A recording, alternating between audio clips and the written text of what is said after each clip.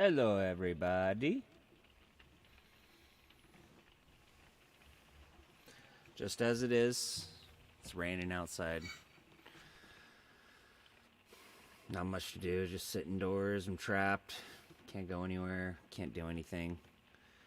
Been messing around the last couple days with trying to get this audio interface hooked up to a analog mixer, and it's just I was like, well, I got this. I got the iRig initially, but it only had the one hookup for the mic, and the mic didn't really pick up the guitar too well. And I was like, well, shoot, I have an electric acoustic, and so I went back and exchanged for the iRig Pro Duo, and that's cool.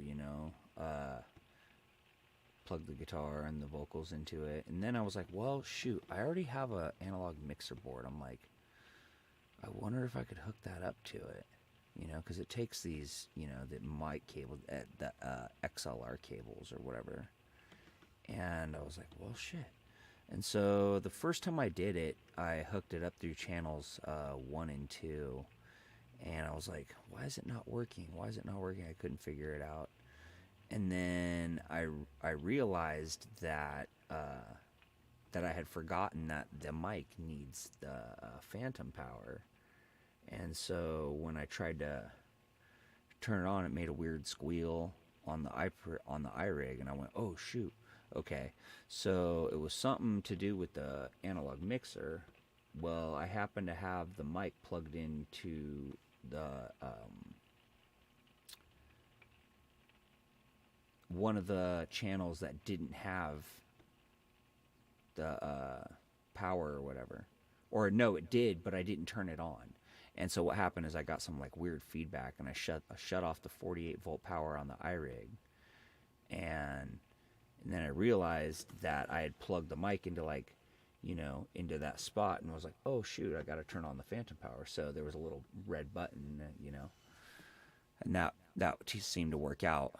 So now we are like, check, live in Cincinnati. And so messing with I had my buddy Jeff like sit on here on the other end of StreamYards, and he helped me like kind of dial this thing in. He was like, oh, it's too loud, or it's it's distorting or whatever. I went on a couple people. I went on I think it was Southern Sonnengroans live, and when I had first initially got the other iRig, and they all said the same thing, because I was using it through my cell phone initially, and they said that they could barely even hear me. And I'm like, man, I got this thing cranked up all the way. I don't know what I'm doing wrong. And come to find out that it was my phone the whole time. The just little out of date Samsung Galaxy, just wasn't going to cut it. And so I was like, well, shoot, I have a laptop. Let me see if my roommate will let me hook up to their Wi-Fi, and see if that, makes it better. Because Jeff had come and tested everything with his pad. And when he went on somebody else's live, they said everything sounded great. They were like, dude, did you get a new mic? That sounds wonderful. And he was like, no, I'm testing out some equipment for my buddy. We're just trying to isolate an issue. And come to find out, long story short, lo and behold, it's my phone. And so, just it's a learning curve, especially with all this kind of stuff. A lot of it's common sense, but then there's like stuff you don't know, and so you're just trying stuff, and that's pretty much what I did. I was just trying stuff, and was like, I was more or less inspired by Buddy East Coast. I freaking love that guy. I am not gonna lie. I love that guy. you know, and he's got a really cool gift. Like he knows like 1,000 songs in his head, and he knows the chord structure of all of them like right off the bat. For me, I don't operate like that. You know, I was never good at like memorizing, you know, certain things. You know, let alone being able to do it for, you know, this guy could play guitar for 2 hours and not play the same song twice. You know, it's really really cool to see somebody that just has that gift to be able to do that. You know, as for me, I just want to be able to play the best guitar I can. You know, which obviously isn't very proficient, but it's something that I enjoy doing. You know, it makes me happy. And so, yeah, I'm just going to sit back and play some rainy day blues, and hopefully somebody shows up and wants to come up and say hi and hang out. Hopefully somebody else has some music they want to play. You know, it doesn't matter.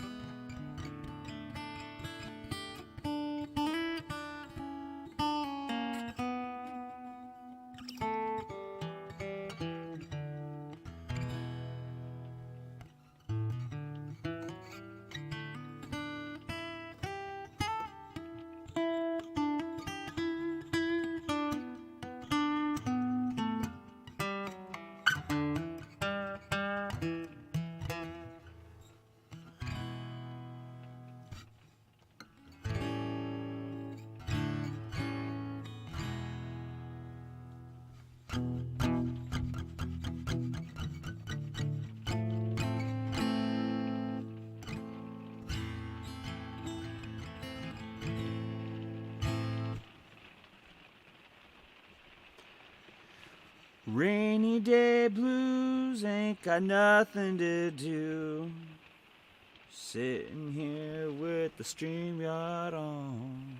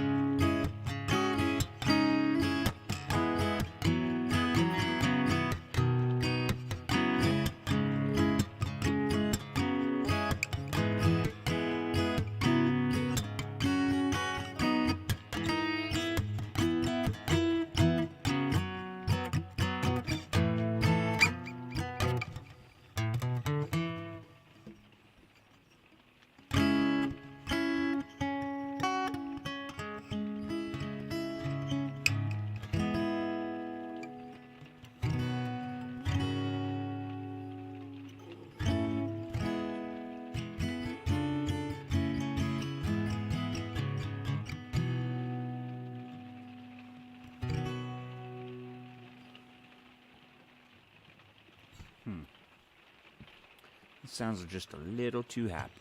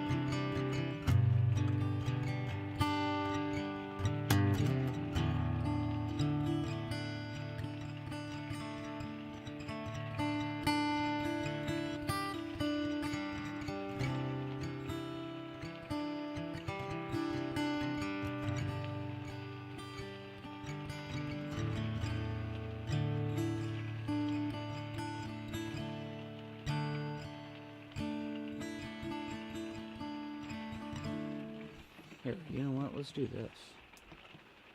Let me point this thing like out the window, maybe.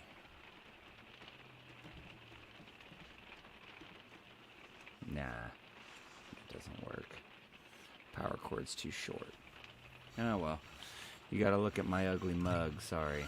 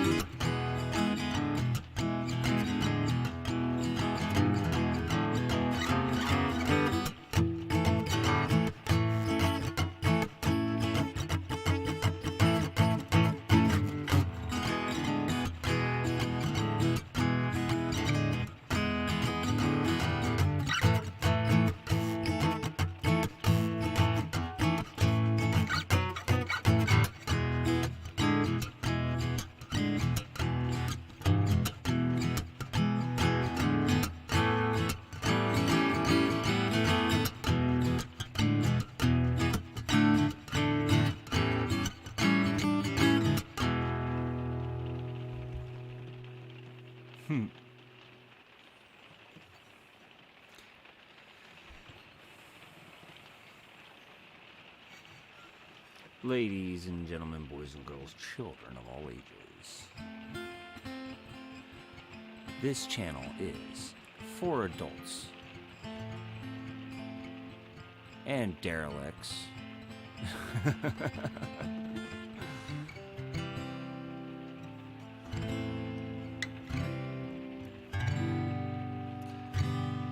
You know, sometimes I wish, like, life was, like, more kind.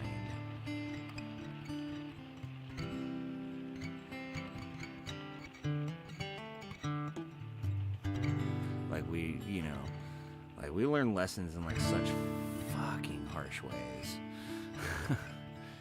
You know, but you know how life is. It's go big or go home.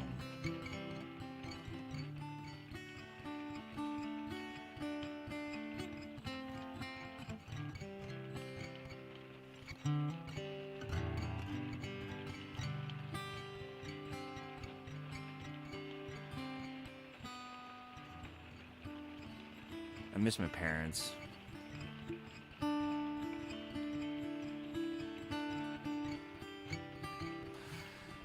They live in Georgia. My mom's sick. She's not feeling too good.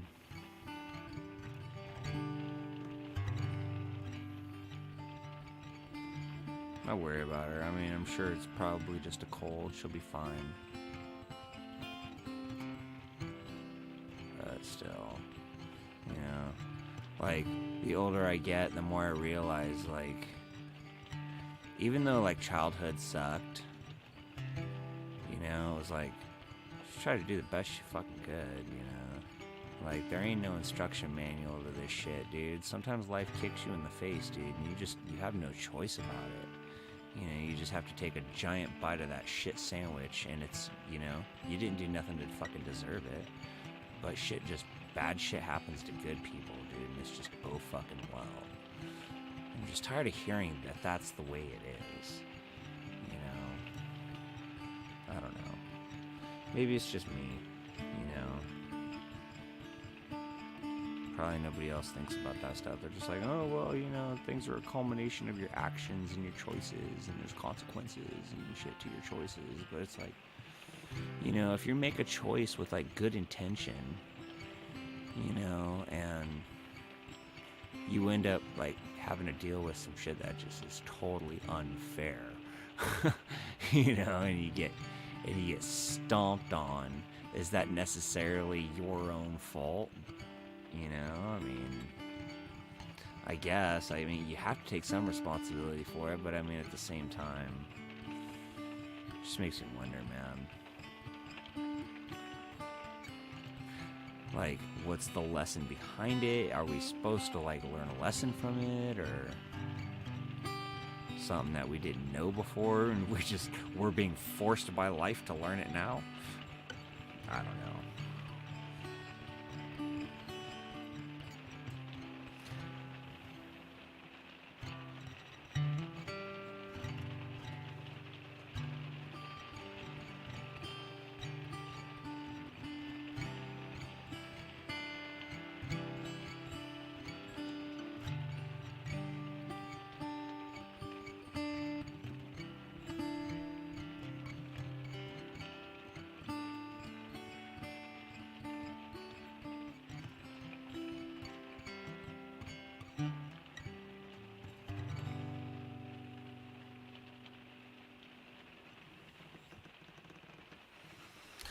It's raining, it's pouring, the old man is snoring. Went to bed and bumped his head and couldn't get up in the morning. Yeah. Not a big fan of the rain, because you're trapped inside. At least, when it's not raining, you can get out and do stuff.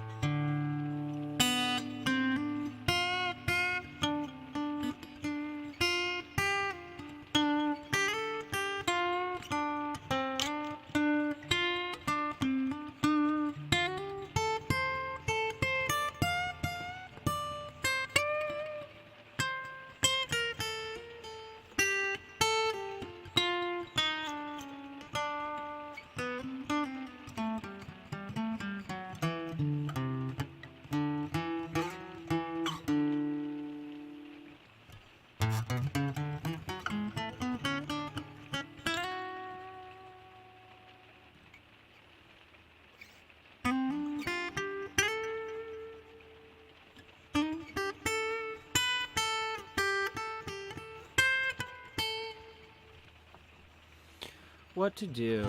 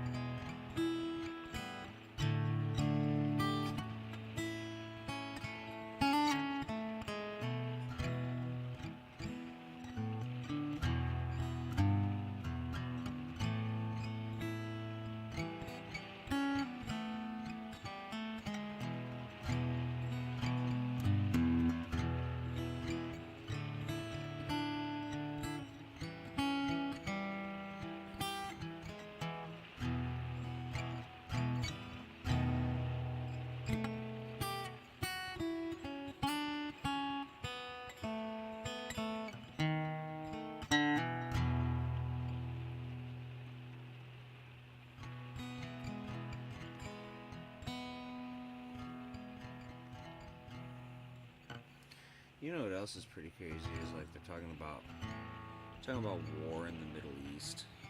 You know, again. Talking about keeping Trump off the ballot. They're talking about digital currency and the New World Order. I mean, you know, talking about aliens. What is it? The government came out and said that, you know, there's shit in the sky. We don't know what it is. I don't know, man. I don't know what this world's coming to. I just want to live.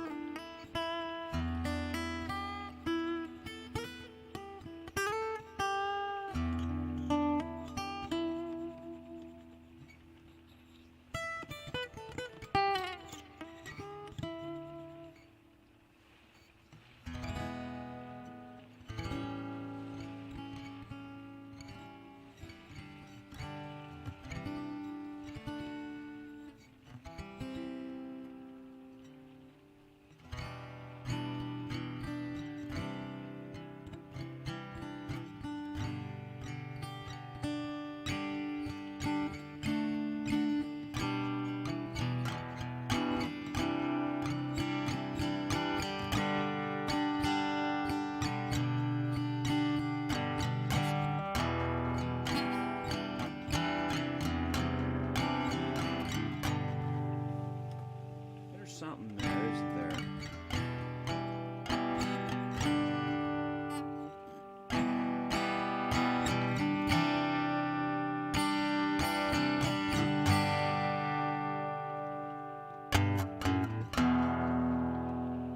That's Smashing Pumpkins, isn't it?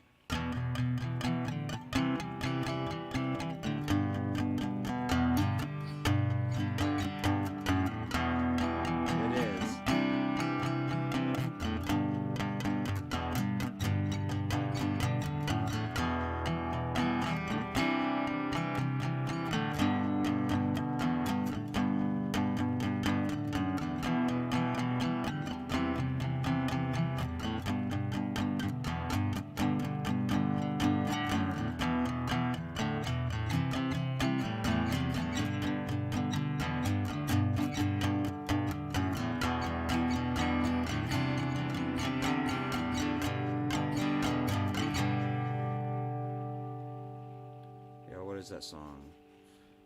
Disarm? I think it's Disarm.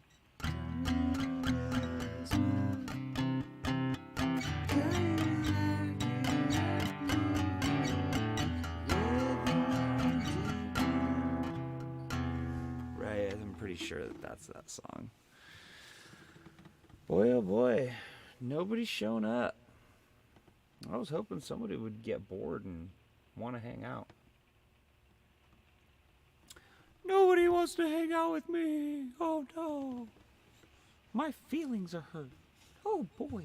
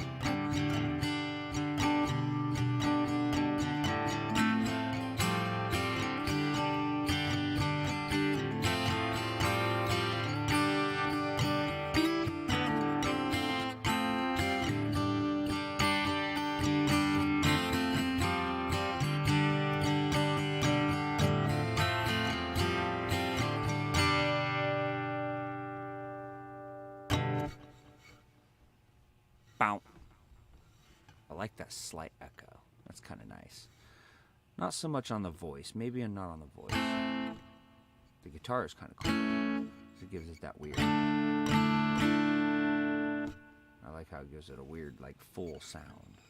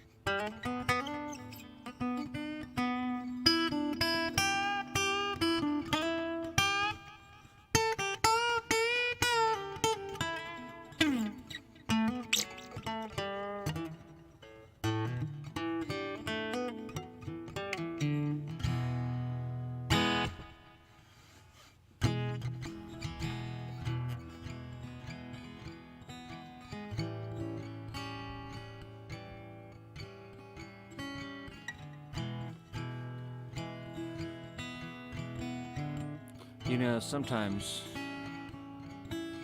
life just seems to kick you in the face really hard and there's nothing you can do about it. But then you gotta like be like, well, am I gonna sit in this pile of shit and deal with it? Or am I gonna get mad enough to somehow dig myself out of this shit?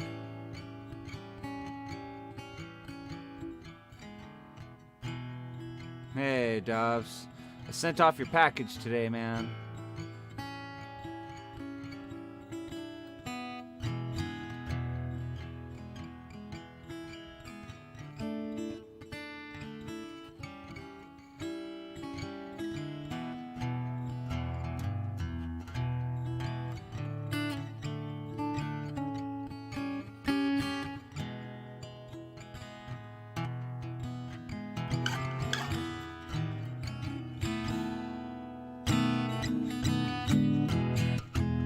What's up, Mr. Dobson?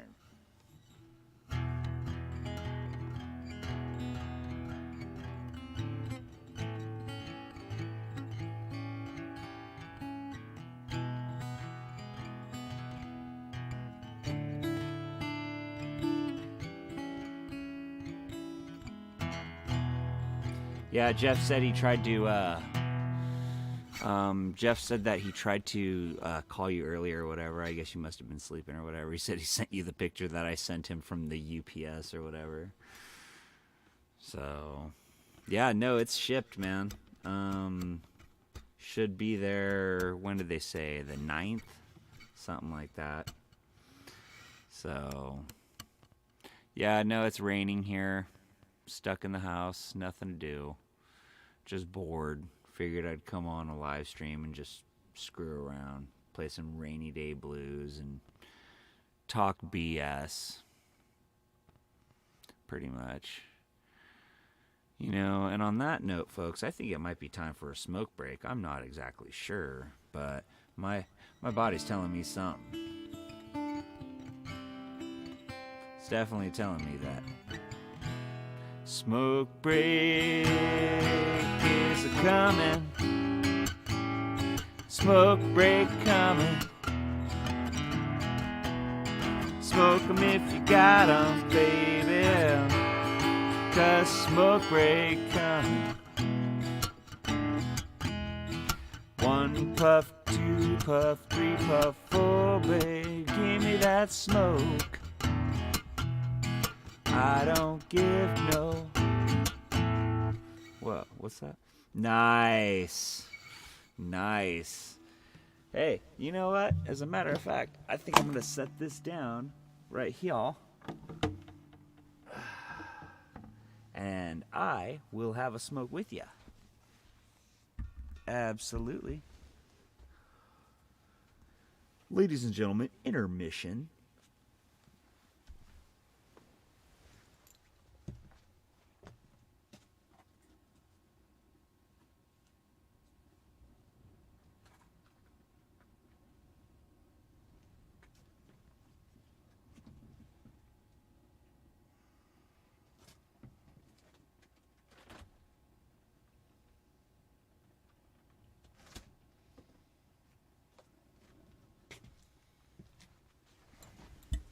Okay. Yes. Yes. Yes, yes. Smoke 'em if you got 'em, ladies and gentlemen. This train is leaving the station.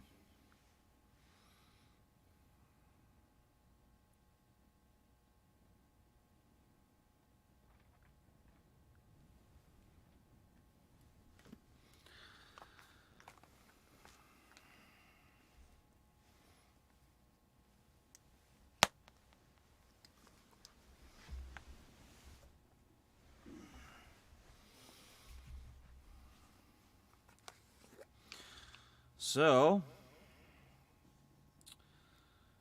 apparently there's been a lot of flooding. There's been a coastline warning for California.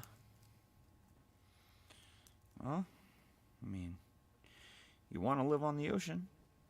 You know, you're going to deal with water. And especially like some of those downtown parts of Ventura, like Seaward Avenue, like where it goes like under the freeway right there. You know?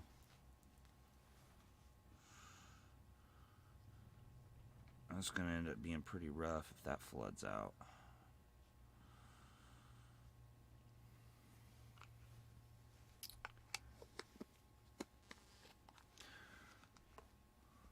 Roaches and Keef, roaches and Keef. I gotta have me some roaches and Keef. That's all I got with my one wet food stamp. Going to the store and you know I can go. I gotta get my buzz on before it's too late. Before my mom kicks me out the door.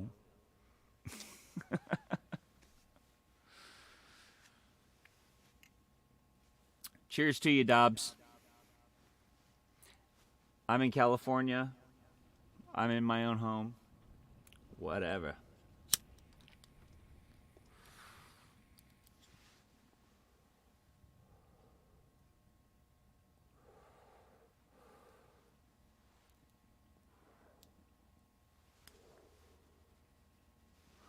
Nice.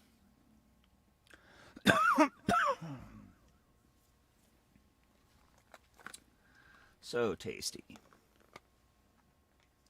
Tasty. Listen here, son. My name is Sean Connery. I proceed to smacking women. Guy's a fucking dirtbag. He went on TV, was all, yeah, you just gotta smack a bitch every now and then. Like, whoa, you motherfucker.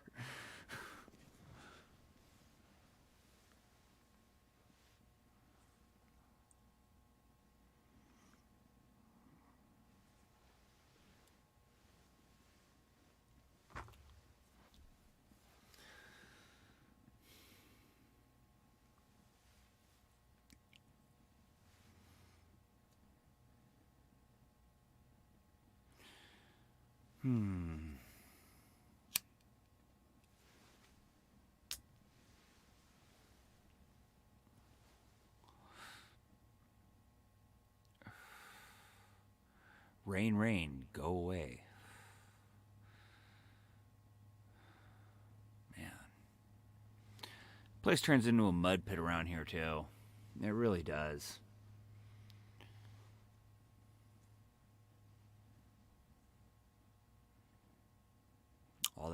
All this red mountain clay. I don't know. I guess that's the price you pay for not wanting to live in the concrete jungle, you know? Growing up in, like, you know, city kind of, you know. I mean, like, when I was a kid, the town that I grew up in, Simi Valley, it was a tiny little place way back in, you know, the early 80s, late 70s, early 80s. It was a tiny little place. Barely anybody lived there. You know, and then over the course of the 18 years or whatever that I was growing up as a kid, like I watched the population at least double and triple even. You know, all the places that we used to go dirt biking out in the hills and stuff is now a giant mall and, you know, track homes and stuff.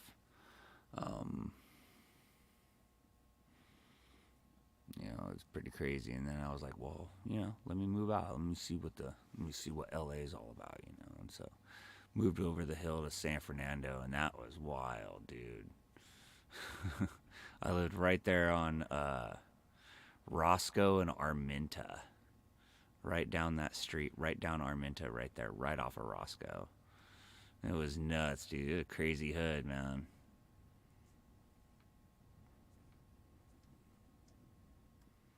Heart of the 818 right there, man.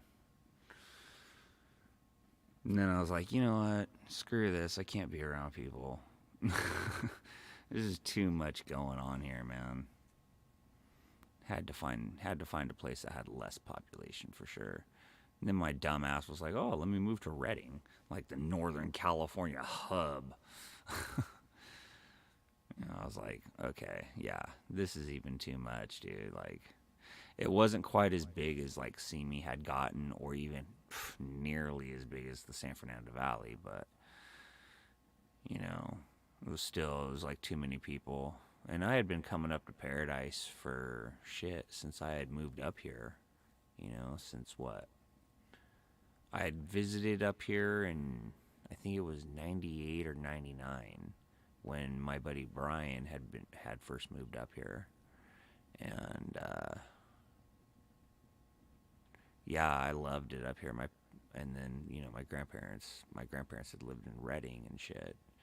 And so I was like, well, fuck, man, this place is bitching, dude. I want to move to Paradise. Screw Redding. And I left and I moved here, man. And you know what? So far, I've just been so in love with this place, But ever since the fire, it's just things have changed for sure. Especially the way like the town council is.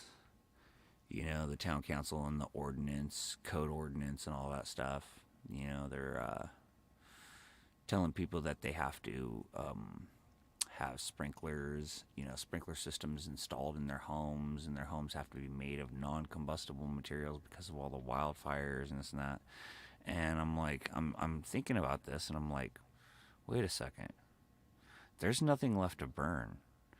All the trees that were up here were like, hundreds of years old, and they're all gone. There's nothing left, And so I feel personally that the state just found a way to, make a profit by enforcing a new regulation or a new ordinance, and then on top of it, people can't even get insurance because all the insurance, all the wildfires and insurance companies, a lot of them went broke, and went belly up, and a lot of larger insurance firms all had to like jack up their rates. And then they came out with this thing that a lot of people are being forced onto. It's called the California Fair Plan, I guess, and it's where the state covers your insurance. But we all know how that went. I mean, our state politicians own PG&E, and look how that payout went. We got less than half of what our lives were worth.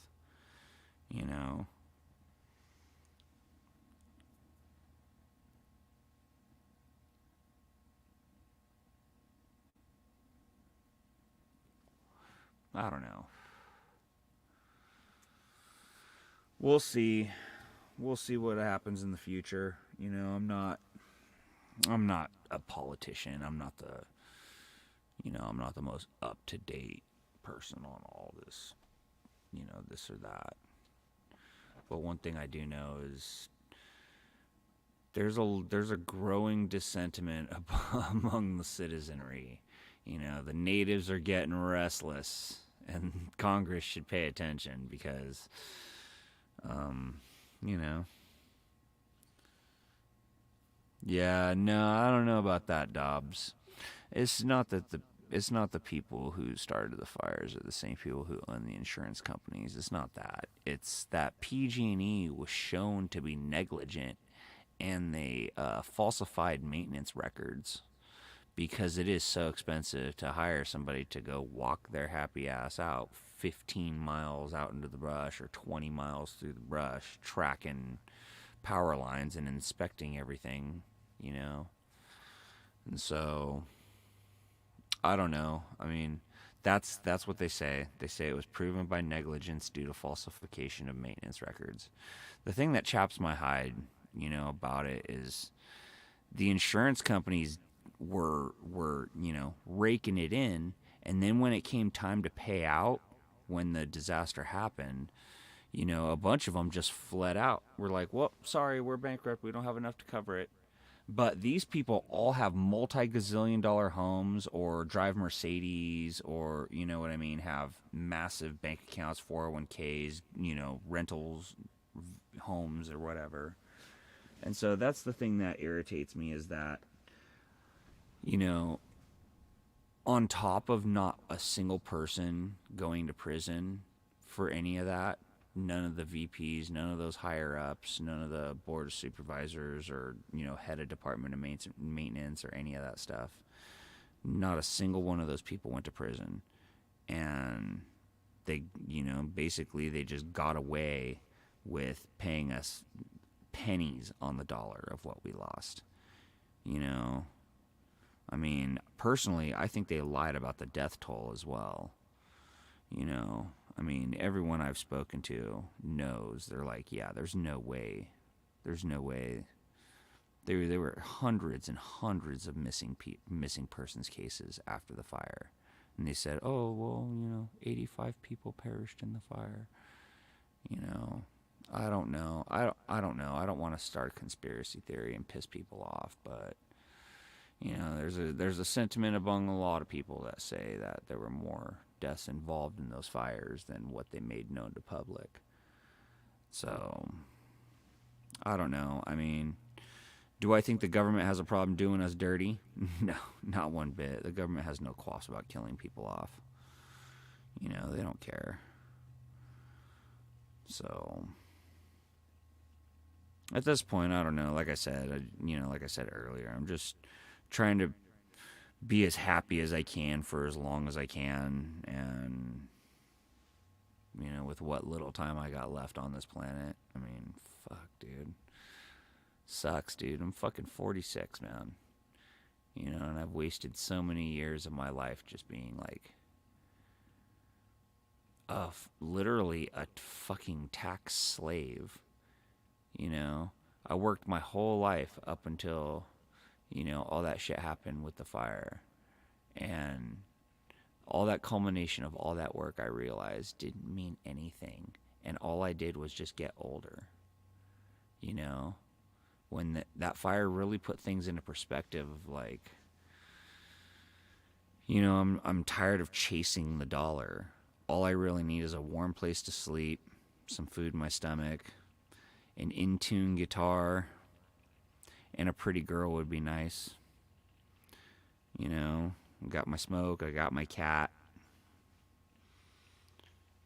Nah, I can't ask for much more, man, other than for, the political entities of society to leave me the hell alone.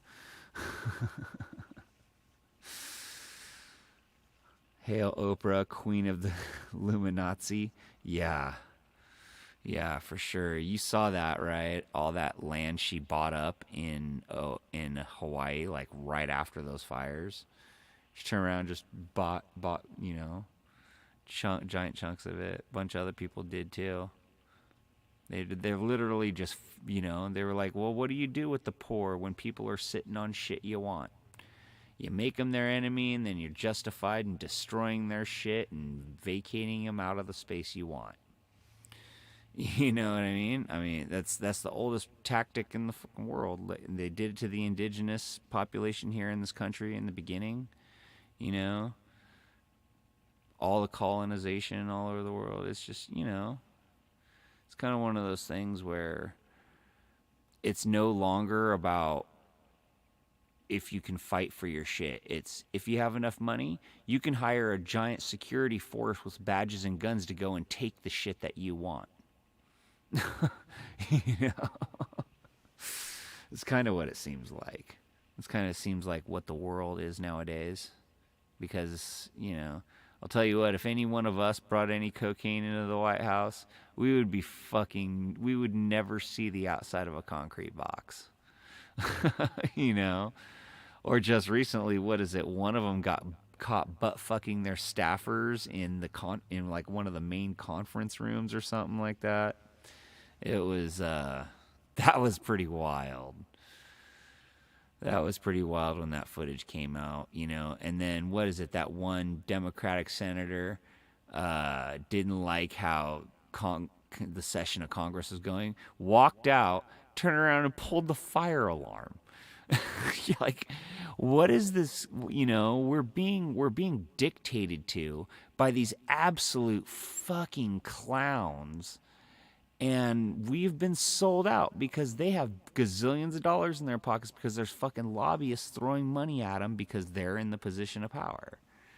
You know, because they're the yes men. They'll say yes. Yeah, Bill Clinton's jealous of that one. Yeah, absolutely.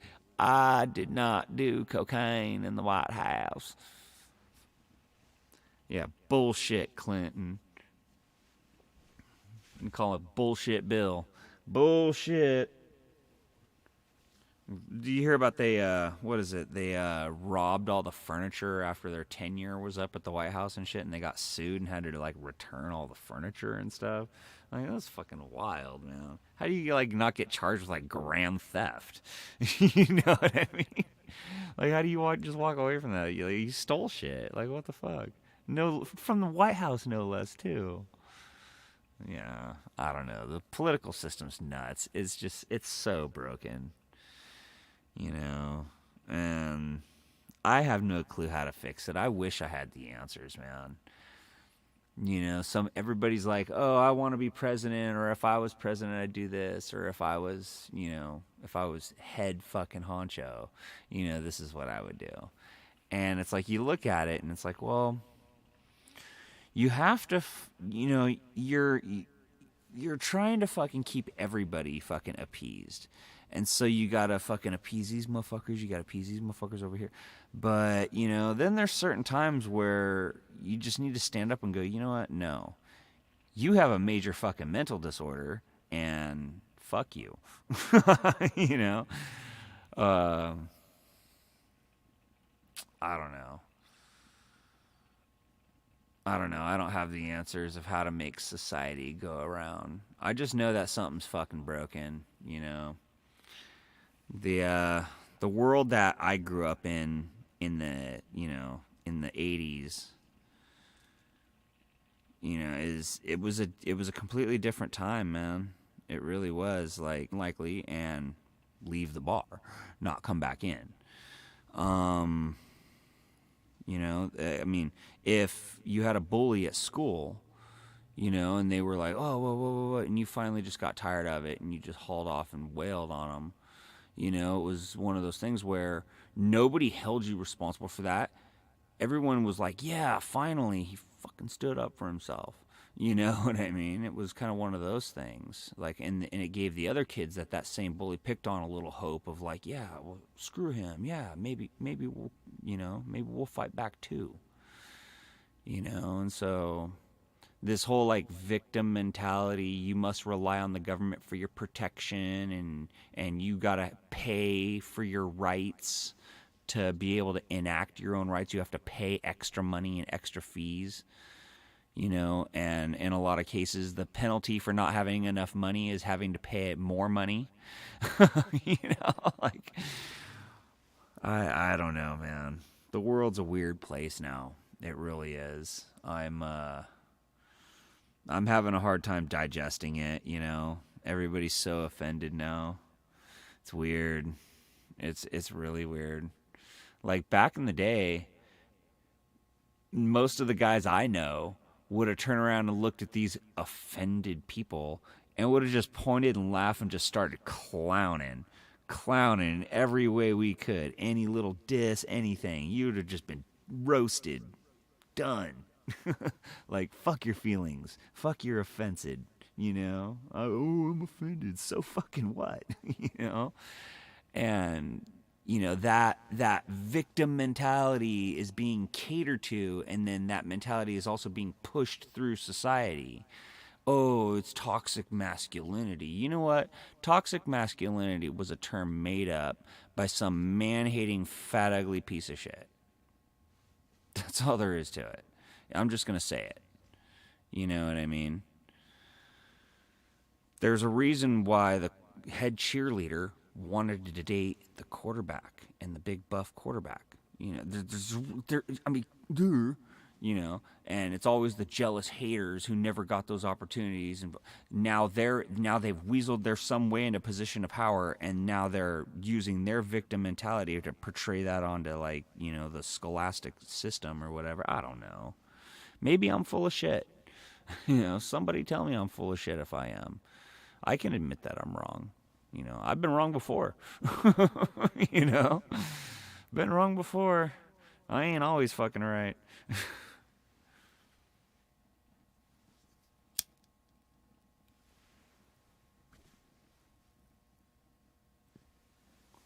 I really appreciate whoever's watching this. I really, really do. Because Jeff said I needed to get watch hours or something like that. And I don't know. They said that there's, I've seen some of these channels, and it's got you got these people that it's just a camera in a living room, and there's a record player playing some old-timey music off in the distance. And, there's 4,500 people watching it. To me, I'm like, wow, that is something else, man. Yeah, right, Dobbs. Having a head cheerleader. Yeah. Yeah. Nope, I was never the guy with the head cheerleader. I was the loner, pretty much all through middle school and stuff, got picked on, all that. And then, when by the time it was 8th grade, that's when I met Brian Brown. And I was dealing with a bully at the time, and Brian actually, because Brian's always been a big dude, he was like, you know what? Screw you. Quit messing with him. He's a cool dude. Fuck you. Rah, rah, rah, and totally stood up for me. And that dude never messed with me again. And me and Brian have been tight ever since. That's my boy, man. That's my bro. And, yeah. Yeah, no. That dude was significantly bigger than me. Oh, hi Maria, how are you? Don't be sorry.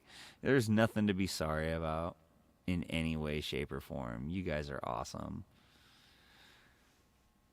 I love being able to sit with you guys on your panels and on your streams and stuff like that. As a matter of fact, I gotta drop that link, don't I?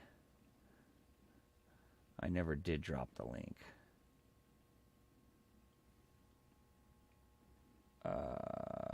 Let's see. How do I do that again?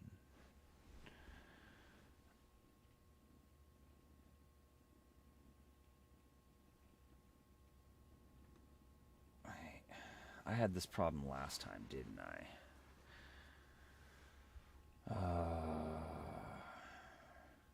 Yeah, hell yeah, man. Oh, you shared me? Thanks, Maria. Appreciate it.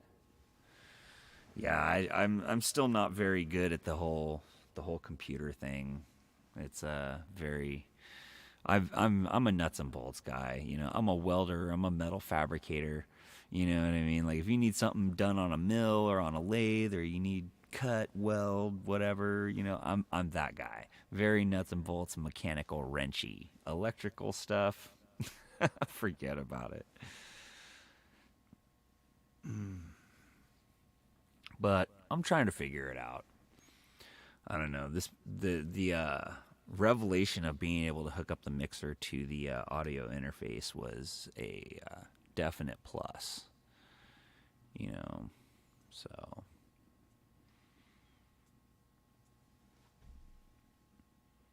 Yeah, no shit. We just totally squirreled on that conversation too. I just took that shit like a left turn, Clyde. It was a Pismo Beach and all the clams I can eat. This isn't the beach. Must have taken a left turn at Albuquerque.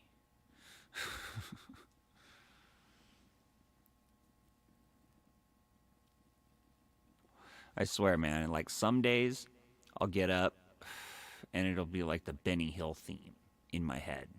Just get up and just start squirreling and gotta go. You know, and then other days I get up and it's like Bob Marley. Boom, ticka, boom, ticka, boom, ticka, boom, ticka, boom, ticka. You know what I mean? Like, take your sweet ass time. What are you in a rush for? I don't know. I think that might be, I don't know, some sort of ADD. I don't know. ADD is fun for you and me. Hey, look, there's a squirrel.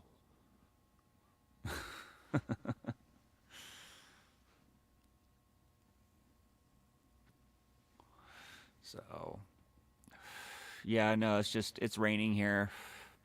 I'm stuck indoors. Not much to do. I just figured I'd come on the live, and just waste some time and hang out, and it's cool. My friends showed up, I'm really stoked about that. You guys are awesome. Yeah, this is a really nice mic. It's a what is it? It's a Rode NT1 condenser mic.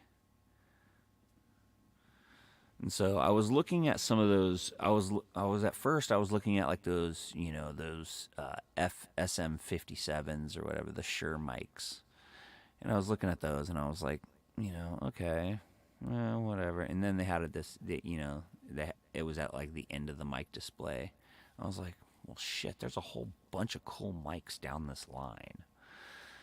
And so I went down and I put on the headphones and I tested like 6 mics that were connected to the headphones here, and then went down to the next set of headphones, tested the 6 mics, and then I got to this microphone, and I was like, testing, 1, 2, and like it was so clear. It was so clear. I was like, whoa, holy shit, and it was cool. They had a bunch of different ones there. They had one that actually looks just like the emoji, all 1950s Elvis style.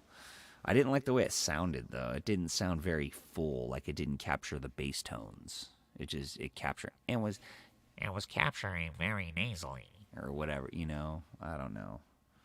It just didn't sound right. This one sounded like the fullest sound, but I think that's probably because it's a condenser mic and not a dynamic mic.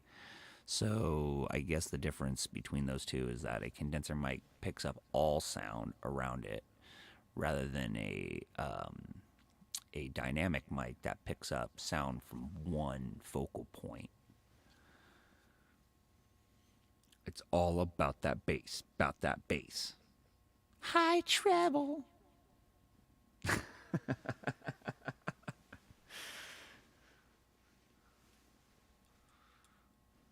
Bass. How low can you go? Hell yeah. Yeah, I was just talking with Jeff about that. Like, man, I remember back in the day, like early 90s, it was like everybody was rocking, two 15-inch Cerwin Vegas, just pumping. It was the baddest shit you could get. And it's like now the stuff that Jeff has would just blow that stuff out of the water. Just out of the water. There's no comparison.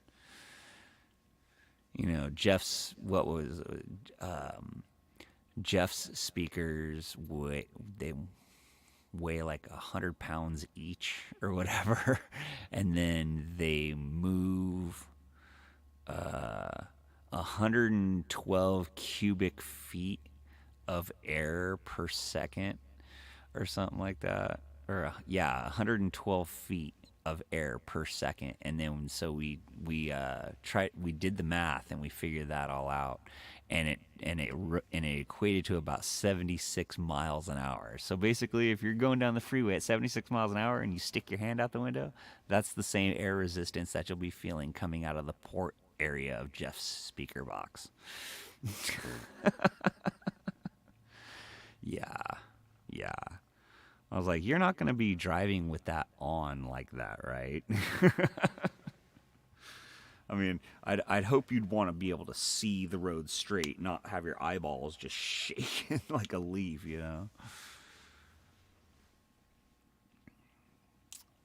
So, yeah, no, I had a really cool stereo when I was in high school, man. I had like the best stereo on the block for sure. I had like two 15-inch Fisher cabinets. I had a full Yamaha stack, EQ, and fucking dual push button tape deck and shit. CD tray that had the 5 carousel CD and shit. I thought I was the shit, man. Had my vinyl record, had the record player on top and shit. Had my like fucking rack of vinyl and shit. I thought I was hot shit. I always thought it would be cool to like be a radio host and be able to just play, just random rock and roll, take all requests, just open like an all request line. Hit the request line, call at 1-800, KSFM or whatever the hell this is. Point the speakers out the back of the vehicle and save gas. Yeah, I'm sure he probably would be able to. Either that or slow down anybody that's kind of trying to get on his ass. My couch right here. I have, obviously the Trooper in the background. I got my, 2019 World Tour banner up there. Yeah, I love Iron Maiden. I think Dobson's going to have a fucking cool setup too. I'm frozen, huh? Frozen. Do you wanna build a snowman? Hey there. We're back. We're back now. It's probably just the Wi-Fi. And especially in crappy weather, it doesn't work too good. I'm going to be getting my own Wi-Fi here real soon. Jeff kind of talked me into it. I think of what I'm going to do is I've had my cell phone number for the last 15 years. I've been paying a T-Mobile cell phone bill, and it usually averages around like $75 a month. And I'm like, well, how much do you pay for internet, Jeff? And he's like, oh, well, I pay about $100 a month. I'm like, well, shoot. Maybe I'll do something like that. Maybe I'll just pay for internet, and then that's it. Why even have a phone? Because no one really ever calls my phone. But I have to keep it till at least April of this year because that's when the last of the lawsuit is supposed to be coming through. The last payment for the lawsuit, and I need to have my phone number and all that stuff so that we can get a hold of me. So unfortunately, I'm gonna have to maintain it for the next few months. But after that, no, I think I'm gonna get rid of the cell phone altogether. And just be online. You want to get a hold of me, you call me through Facebook Messenger, or you send me a message or whatever. It's just easier. I mean, most people that call me anyways call me through Facebook Messenger. So, it's almost made having a phone number irrelevant at this point. It's only for like information purposes of why you have a cell phone. Most of everything's done through email anyway. So, was it Adobe Acrobat, whatever that DocuSign deal is or whatever.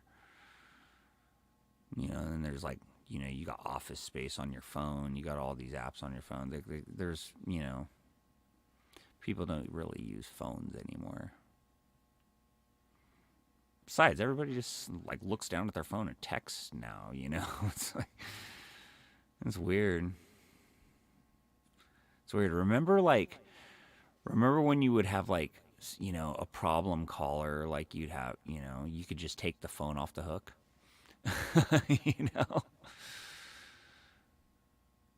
Or that feeling of like when you get in like an argument with somebody and you slam down that phone, you're like, fuck you. You know, now it's like, what are you going to do? You're going to press the button extra hard. Fuck you. Yeah, I don't know.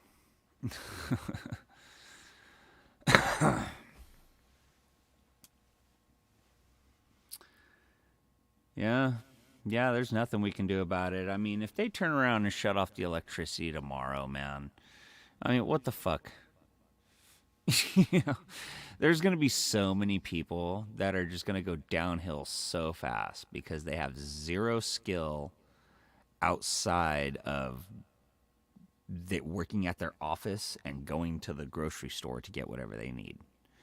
You know, there's people around here that have never held a gun.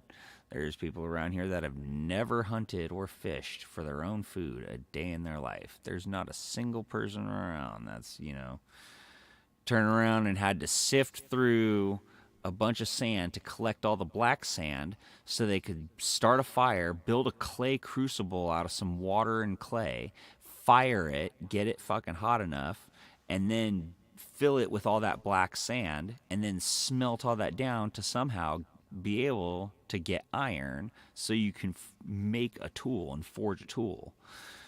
You know, like the old ways of things are really, really going by the wayside, and you know the new convenient way is being pushed so hard. It's like, think about it.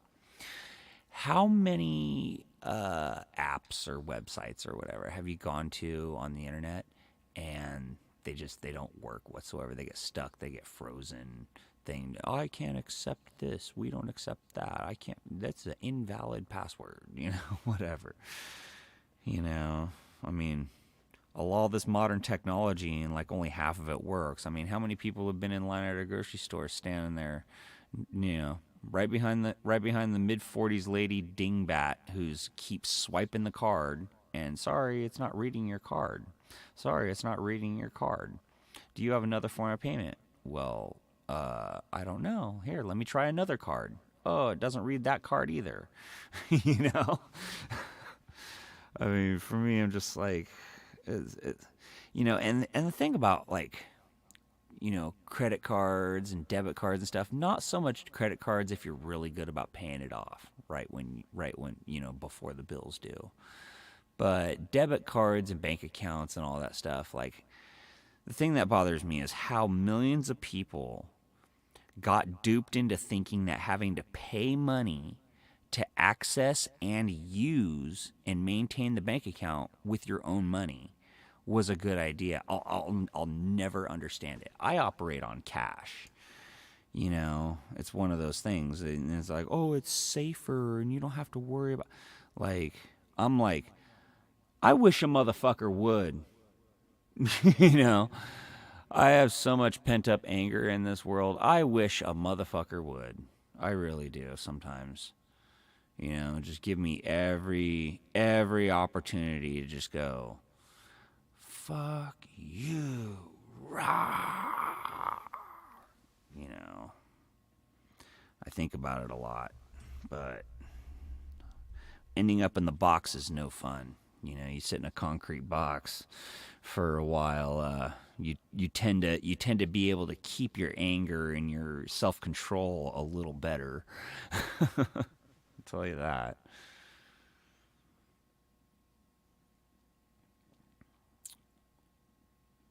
I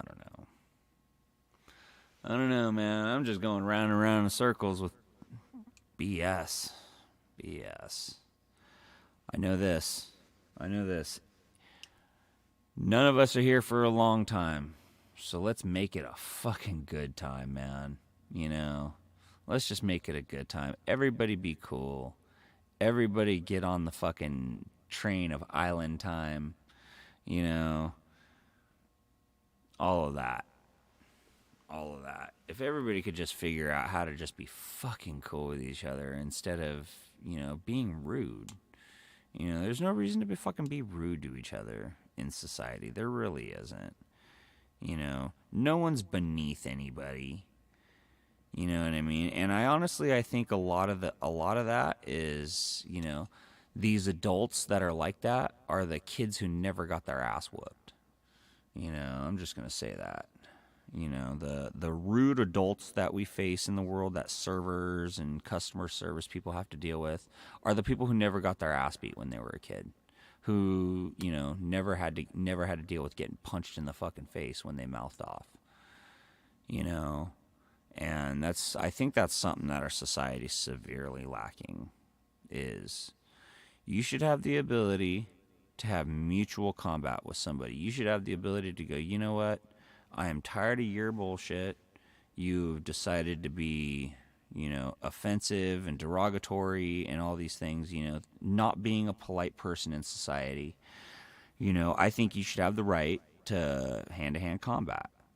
Don't kill the motherfucker. Don't soccer ball their head on the ground. You're just trying to have a disagreement.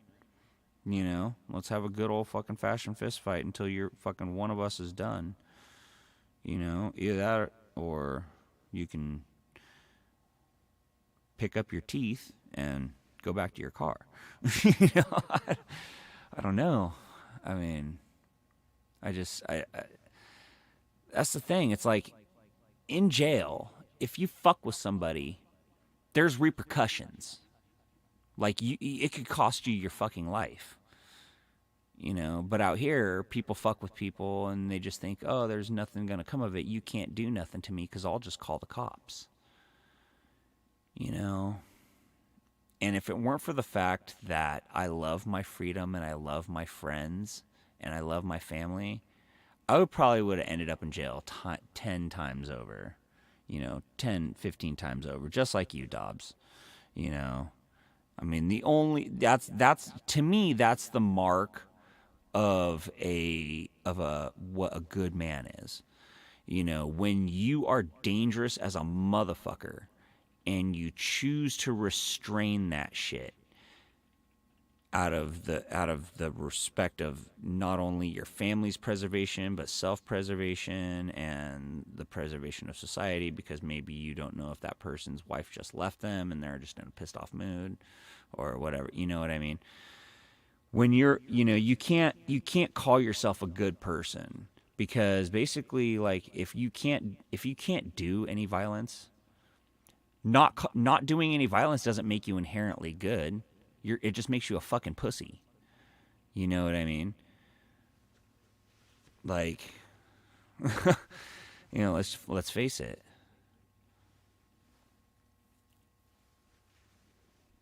I mean, at least that's the way I see it.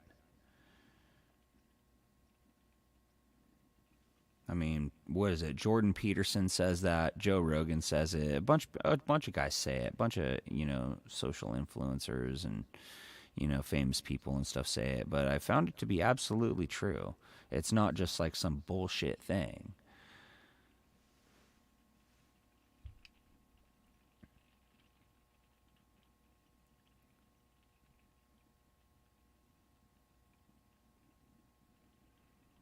And I'll tell you this, man. When it comes, and it will, and we all know what the it is, I will dig my boots in the soil and fight to my last breath, man. Just like I'm sure everybody out there listening to this podcast or later, or whatever, listening to this live stream, I'm pretty sure everybody else feels the same way. I mean, the government overreach that we're experiencing right now is unprecedented. Unprecedented. We're seeing, the extermination of societies all around the world, and it's not being televised. And then in other places, they're not showing the liberation of the societies. Like Sri Lanka literally grabbed their grabbed their president and threw him in prison or whatever. And then they went after the prime minister, and he escaped or whatever. And they burned his house down, and he fled the country. You know what I mean? Like, same thing in like what was happening in France. France is they're pissed off at their government. Like, we're tired of it. Screw you. You guys live in opulence. While you tell us to tighten our fucking buckles. Same thing what the politicians are doing to us here in the United States. Yeah, that's right, Dobson. I might not make it to the end, but I'm going to take as many with me as I can get. Right? That's right. That's absolutely right. And I mean, here's the thing, dude. The government, what is it? Joe Biden talking about, whoa, how are you going to fight back against the U.S. military? You don't have any F-18s. You don't have any. No, you're right. We don't have any F-18s. You know what we got? We got guerrilla warfare and pissed off people in numbers. Only 3% of the colonies fought back against the fucking British, and we won. The British were supposed to be one of the most, the Royal Navy and all that shit is supposed to be one of the most powerful militaries on the planet, and 3% of the fucking colony population back then, put a smackdown on that shit. Why? Because they were shooting from up in the trees and shit. Can you imagine that? Being a British soldier, cruising through the forest, and all of a sudden the trees start screaming and shit at you. Start hearing Fortunate Son coming from the trees. Pow!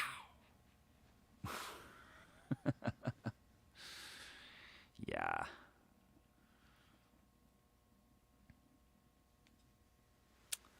I don't know, man. Crazy place, man. Crazy place. But you know what? Life is a trip, though, dude. Life is a fucking real trip. Because, I mean, here's the thing. We could get all fucking paranoid about this shit and talk about fucking war and this and that and all this fucking bullshit, but what if it doesn't happen? What if it doesn't happen? What if fucking aliens show up out of the sky? Do you think, like, any nuclear war is going to happen at that point? The government already said fucking aliens are real. So if we know that, if the government has admitted to that there's shit in the sky that we don't know what it is, that we can't track it, it's faster than any of our jets or whatever. Hey, what's up, Jeff? How are you, brother? And they're saying that, so what if like a giant alien mothership came out of the sky?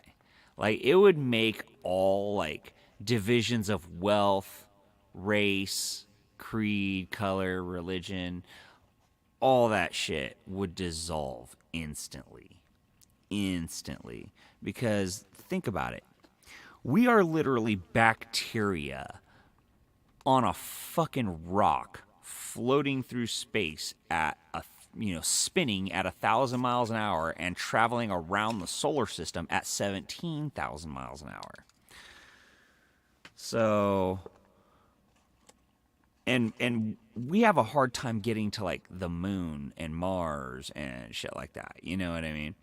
And these fuckers are obviously probably going to come from light years away. And I have a feeling like that's probably the only thing that could snap humanity out of the self-destructive tendencies that we have, as people, jealousy, greed, fucking envy, all these things, you know what I mean? Like, I think a lot of that would dissolve because, you realize that there's these beings and we're not alone in the fucking universe. And,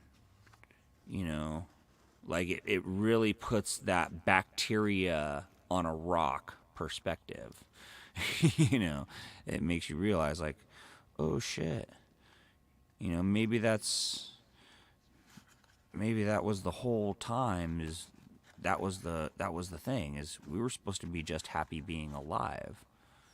You know, not trying to chase after wealth and fame and who's got the prettiest girlfriend or the fastest car, or the biggest house or the nicest clothes or whatever, you know.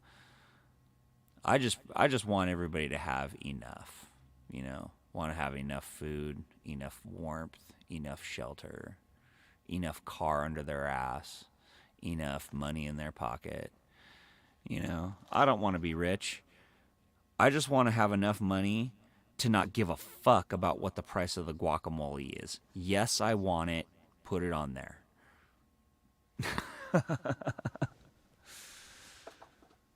That's not asking a lot. Guacamole. You know, I want guacamole, dude. I'm sorry.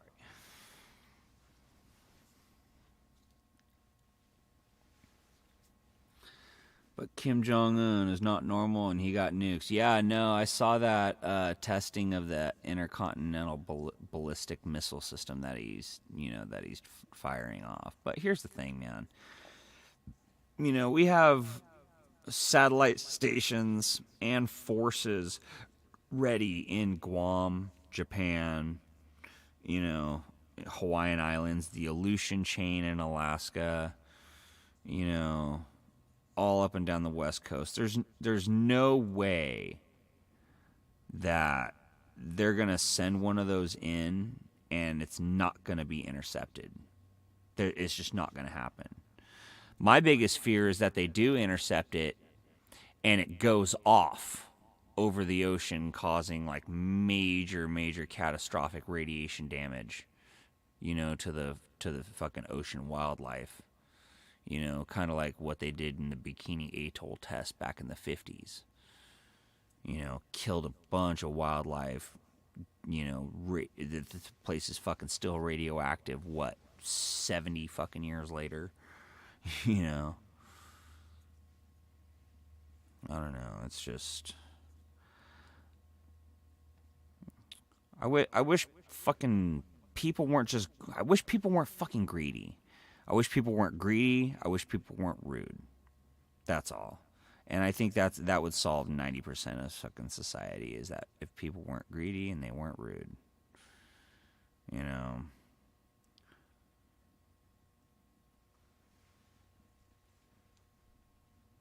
I mean, but I gotta catch myself there, because like I gotta blame myself. You know, in my younger years, I was greedy. I was selfish. You know. And I still am to a certain degree with like certain things, you know, and so it's like, I think that's like just a human nature flaw that we have, you know, that we don't realize any of the shit until we get older.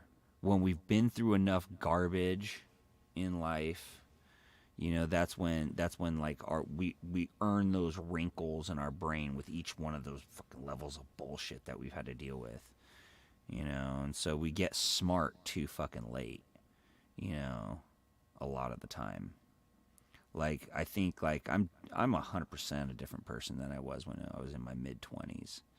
You know, and if probably I would have had the personality that I have now in my mid-20s, I probably would have got a lot further in life.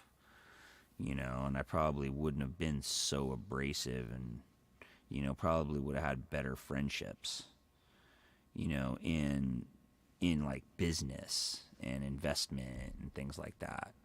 But I was always like, oh, you motherfuckers are square. I want to smoke weed and pick up chicks and race my fucking car and go to concerts and skateboard and whatever, you know. Just being a dumb young idiot. You know, but I think that's a lot of us. You know. I think it's a lot of people. You know, you spend your youth just only giving a shit about yourself and exploring the world. And then when you get older and you got like kids and shit, and you realize like that really switched it up for me. That really switched it up for me, man.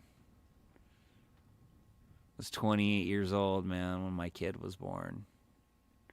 And I was like, oh shit.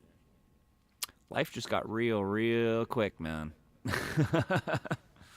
Got real quick.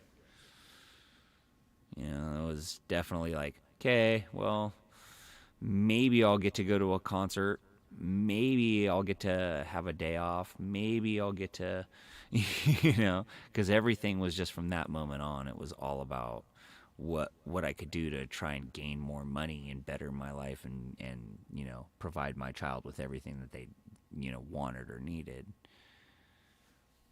You know, that was that was wild, man. I remember looking down at him. He was so little. You know, he wasn't a small kid either. It was 9 pounds 10 ounces. He was a healthy baby, but he was just so little. You know what I mean? And it was like, whoa, this thing's part of me, man. This thing came from me. You know, like it was really weird. It was a surreal moment. I think every dad goes through that. You know what I mean?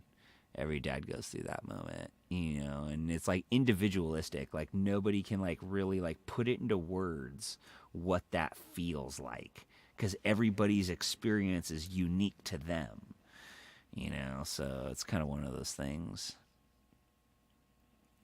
But you know, as much as shitty as life is, there's, you know, it's speckled with like all these beautiful moments like that, you know, like holding your child, or when you look at the woman you love and you just she's got that fucking sparkle in her eye, and you know you guys just give each other a big fucking kiss, or like the feeling of like just walking along, like, you know, and you just feel good. It's a good day. The sun's shining, birds are chirping, the grass is super green, you know, and everything just looks fucking killer.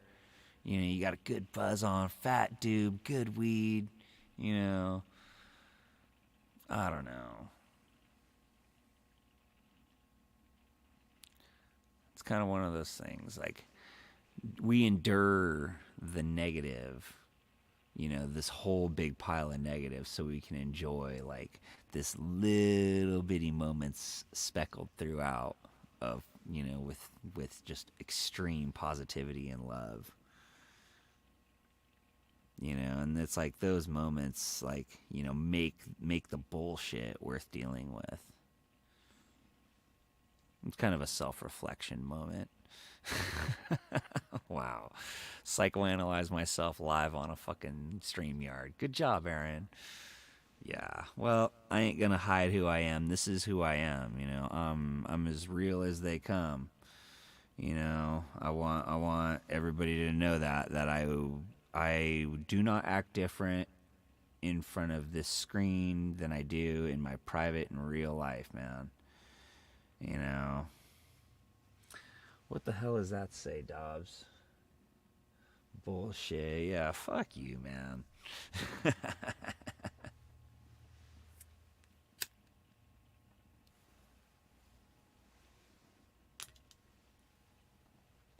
You ask anybody who knows me, man, they'll be like, "Yeah, no, that's how he is. That's Aaron. He's like that all the time."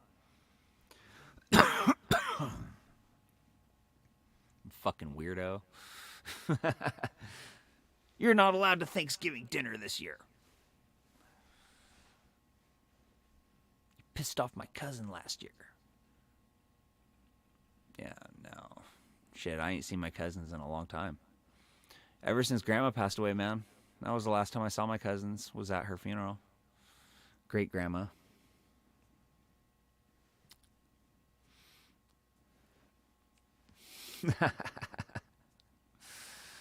Oh, you like the flannel? Thanks, Maria. I appreciate it. Yeah, my parents got it for me. It was a late Christmas present, or early Christmas present, actually. It arrived a few days before Christmas. You know, and I kind of knew they would be sending me something because my dad tried to be all slick. You know, he calls me. He's like, "Hey, what's going on?" You know, and I'm like, "What's going on, Dad?" You know, it's my mom's husband, but I call him Dad because he's a damn fine man. You know, and he takes damn good care of my mom, and he's treated me like family. You know, and so I call him my dad. But yeah, he calls me and he's like, "What's going on?" I'm like, "What's up, Dad?" "Oh, nothing. Just wanted to talk to you. How's things going?" You know, same old shit, Pop. You know. He goes, "Hey, by off chance, what size shirt do you wear?"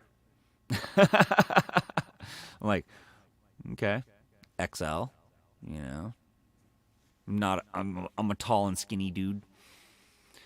And he's like, okay, you know. So anyway, go back to bullshit, and he's like, okay, well, I'll talk to you later. I'm like, all right. Right then and there, I knew. I was like, Dad's definitely sending something. I don't know. I don't have a night bot.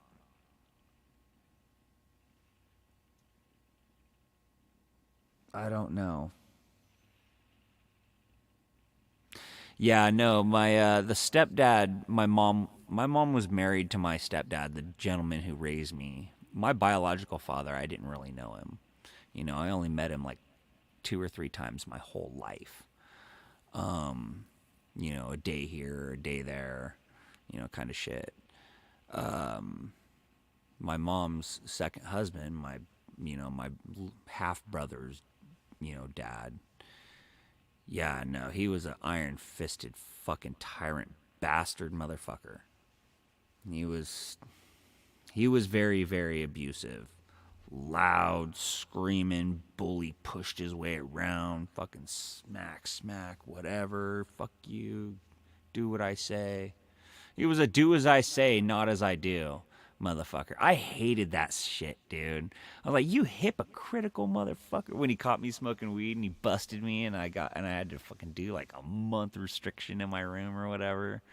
It's like, you motherfucker, dude. You're such a fucking piece of shit. You know, you smoke weed, you fucking do coke, you fucking do all this shit. You catch me smoking a little bit of fucking weed and you bust me on like that, dude. Fuck you, you know. I totally fucking rebelled against him. I was like, fuck you, dude. But I didn't cross him. You damn straight. My fucking chores were done. The dog shit was picked up. The dishes were done. Trash was fucking emptied. All that, dude. All that. Because if that shit wasn't done, you got your ass beat. It's just that's the way it was, you know. Yeah, no, I finally got the goods on that dude, man. I was like 17 or 18. I had like just turned. I think I had just turned 18 or 17. I think it was 17. I had just turned 17, and I was out in the backyard. I was had my buddy Dan living with us, and he was renting one of the rooms in the house from my parents. And him and I used to work out in the backyard and shit. And we'd slap box, and we'd strap on the gloves over at Brian's house and actually box. So like thinking we were hot shit. You know what I mean? And that motherfucker, man, it was just one day, dude. It clicked. It was like, you know what?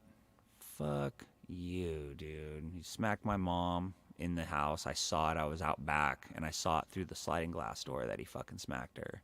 And I just tore that fucking slider open, and I was like, you know what, you motherfucker? Fuck you, you piece of shit. And I rolled around the fucking countertop and shit, and I pushed him, and fucking he came after me and shit, and fucking I kind of ran back out into the backyard, and I was like, come on, motherfucker, come out in the backyard, and he comes out and shit, and he tries to fucking bull rush me, and I fucking grab him and I hem him up, and I'm just like gink gink gink, giving him the Nolan Ryan business, you know what I mean? Just fucking dink dink dink, throw him off of me and shit. I was like, come on, you motherfucker. I gave him a step inside kick, wham, I fucking kicked him and shit. And he's like, fuck you, motherfucker, I'm calling the cops on you, you're going to fucking jail, that's it. I was like, you fucking bitch. You piece of shit. After all these years, after smacking the fuck out of me, my mom, all the mental abuse, screaming at us, belittling us all these fucking years, you get your fucking ass handed to you, and you're going to turn around and call the cops, you fucking punk. And he did. He called the cops on me, man. I fucking did a month in jail for that bastard for fucking battery. It was fucked up, man. My mom divorced him after that. Right after that shit, dude. She was like, you know what? Fuck you, man. Because she knew that she had a protector at that point. She knew that, like, now I wasn't just a fucking little kid no more.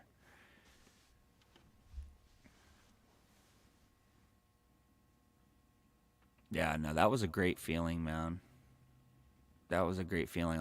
Like the breaking through of that barrier of to like come into your own as like manhood. You know what I mean? Like that was definitely like that moment because I had been in like little scraps before with like dudes my own age, you know, teenagers and shit my own age. You know, got my ass whooped by a couple of college kids before, you know, and but to fight him and get the better of him, you know, was like it was just fucking desserts, man. It felt really good.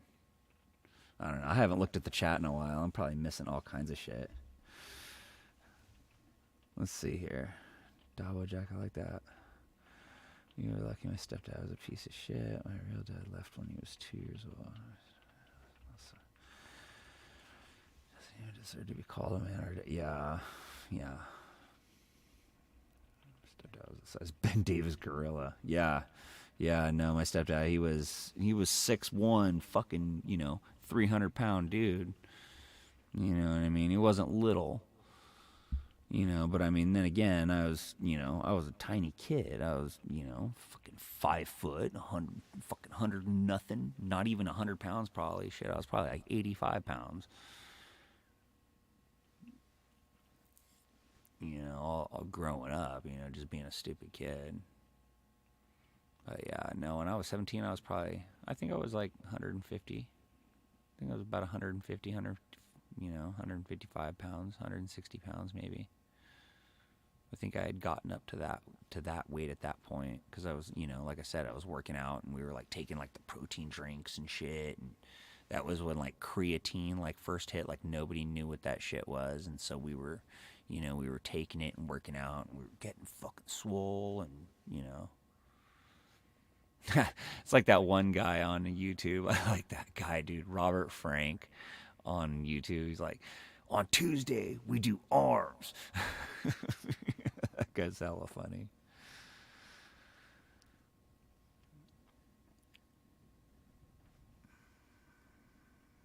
Right. Right.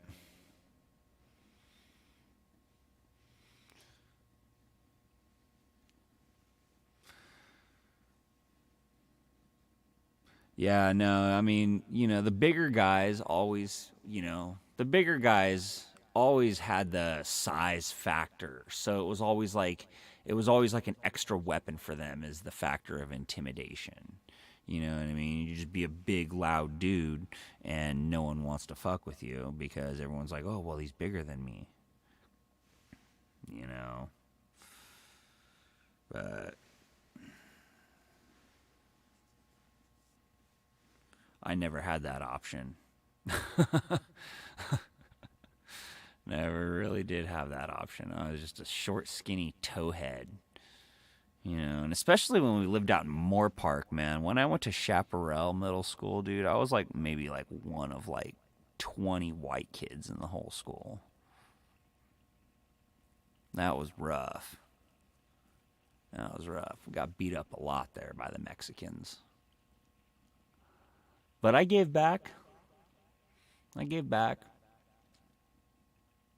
I remember one time this fool Marcos, dude, he fucking grabbed my fucking book bag and threw it on the fucking roof of another building. Oh, dude, we went at it. On the ground. Yeah. Yeah, no, one of the guys from the tire shop or whatever came out and broke us up and shit. Helped me get the, he went over to the next door building. He put me in his tire shop and then he went over to the next door building and fucking asked him to go on the roof and shit and got my fucking bag for me. Yeah, that was fucked up. I could sit on people and win fights after I turned 13. Yeah. Yeah, lucky you, man. Like I said, I was never that big or that strong until I like reached like my 20s. You know, then it was like, okay, you know, I'm fucking benching some fucking, you know, benching some weight. I got fucking at least 245 plates, you know, and then I go up from there, you know, kind of shit. fucking taking some martial arts classes and shit, and you know, all that stuff like really helped, man. It really helped develop like the self-confidence, on top of like, all the altercations along the way that I've had where, it does build your confidence in that sense of like, that, if anything happens, you're somewhat able to defend yourself, like I ain't the baddest dude whatsoever in any fucking way, shape, or form. You know what I mean? But yeah, can I hold my own? Against the average person, yeah. I can hold my own. Against a trained fucking MMA fighter, probably not. I'm probably gonna get my fucking ass beat. you know? So, I mean, that's it. And now I'm old and I'm a smoker and fucking dirtbag loser, so I don't really care about physical confrontation anymore. But sometimes I really do wish a motherfucker would. Sometimes. Dust off the beast every now and then. you know? Man, the rain's starting to come down now. Can you guys hear it? Yeah. I like it. I like being indoors in the rain, especially with a heater. It's really nice.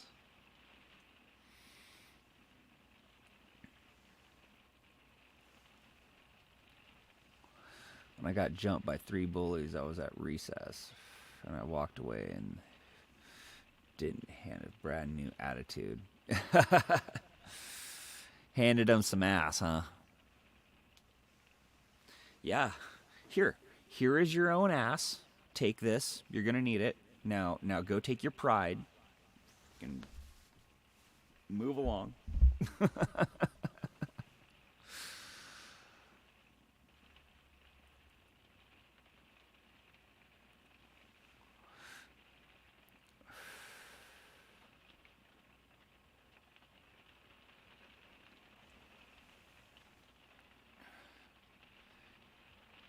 Yeah, when I was down in Orville dropping off your package, I stopped by my most favorite taco truck in Orville. So they got a real al pastor on a spit, on like a turning spit or whatever.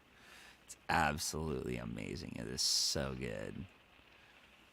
They carve it right off onto the tortilla, you know.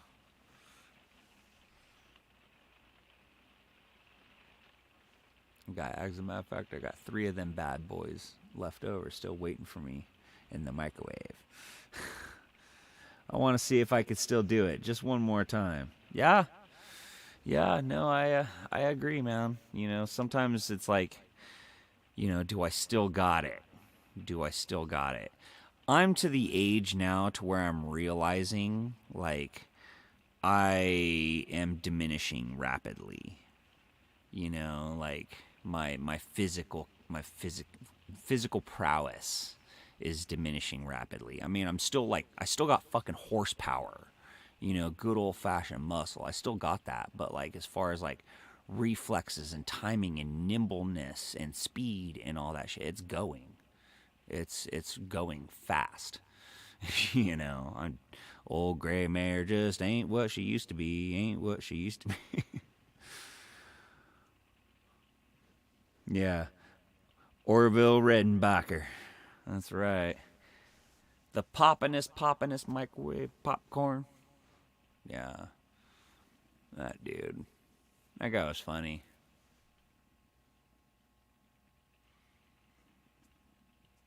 That's a total Gen X thing, man.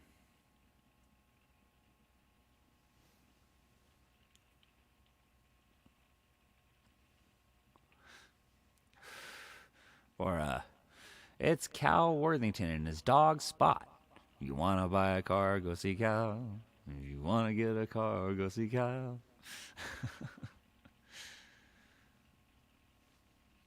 That guy used to show with like tigers and elephants and bears and dogs doing tricks and all kinds of shit, man. It was wild.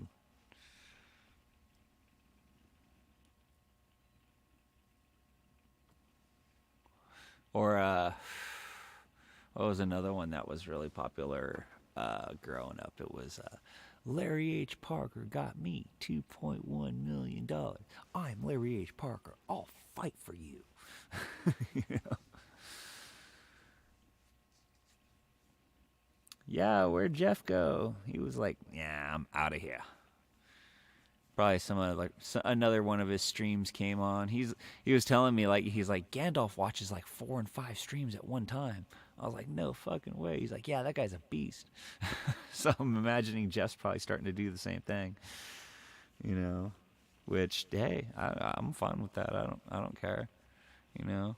Like I said, I'm pretty much doing this for me. You know, it's more or less like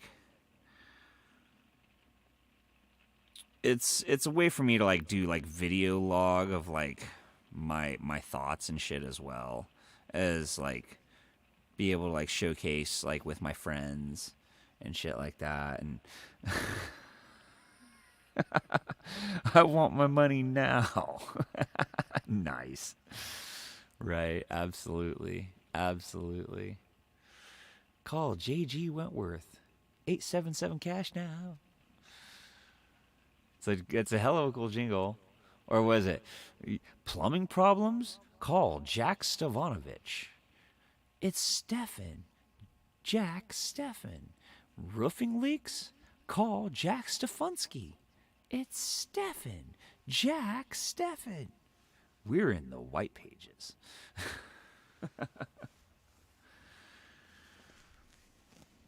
Yeah, that's cool. I mean, I'm fluctuating between 2 and 3 and 4 viewers. That's awesome. You know, some people are stopping in and checking it out. That's cool. You know, eventually it's going to get to the point to where I'll be able to like play music more proficiently. I'll have more equipment and more stuff. But I figured just, you know, do rainy day blues talk, you know, because I was just sitting inside and like, well, nothing to do. Might as well go live and mess around, hang out.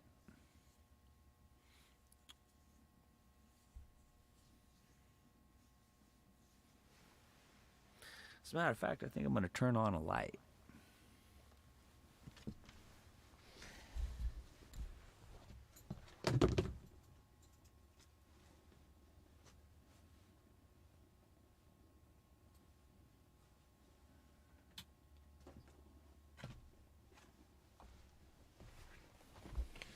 There we go. I can see in here now. Okay. Ladies and gentlemen, boys and girls, children of all ages, please keep your hands and feet inside the vehicle at all times and buckle up and enjoy your ride. Call Floyd Miller. Yep. He's your glass man. He'll fix it fast, man. Yep.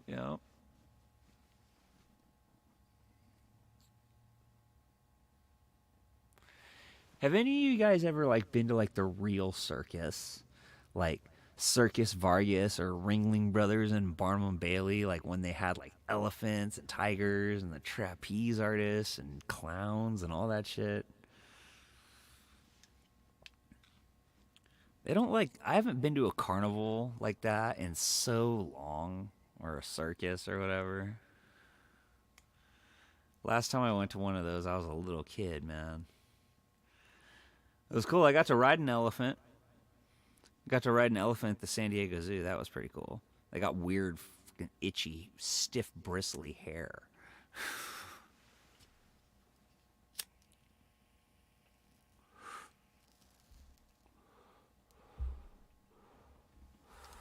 They still come to Willows? Nice.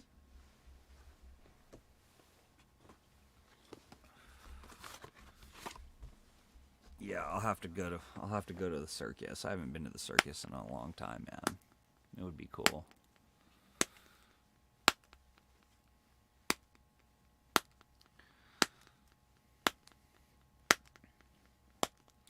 Tell you what I really like to do.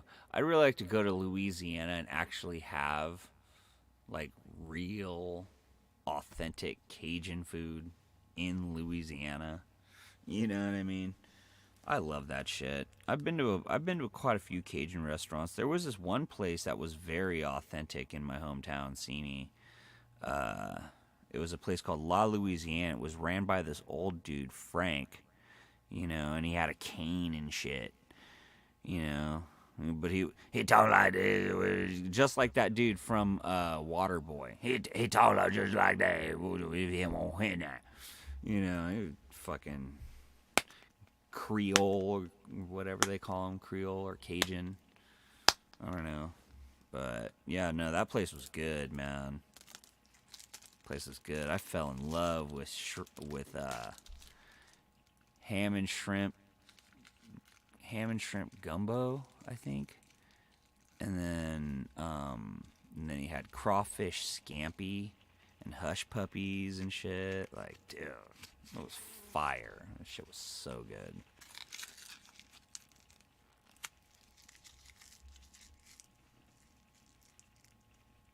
Take some Cali weed with you, and the food will probably be free. Yeah. No, I mean, cannabis is one of the 7 sacred herbs. I think it's seven herbs that are sacred, and they call, and cannabis is one of them. Honestly, dude, I think they should just federally deregulate it, man. I mean, they're basically the DEA and shit like that. They're pissing up a rope at this point with, trying to keep it fucking illegal.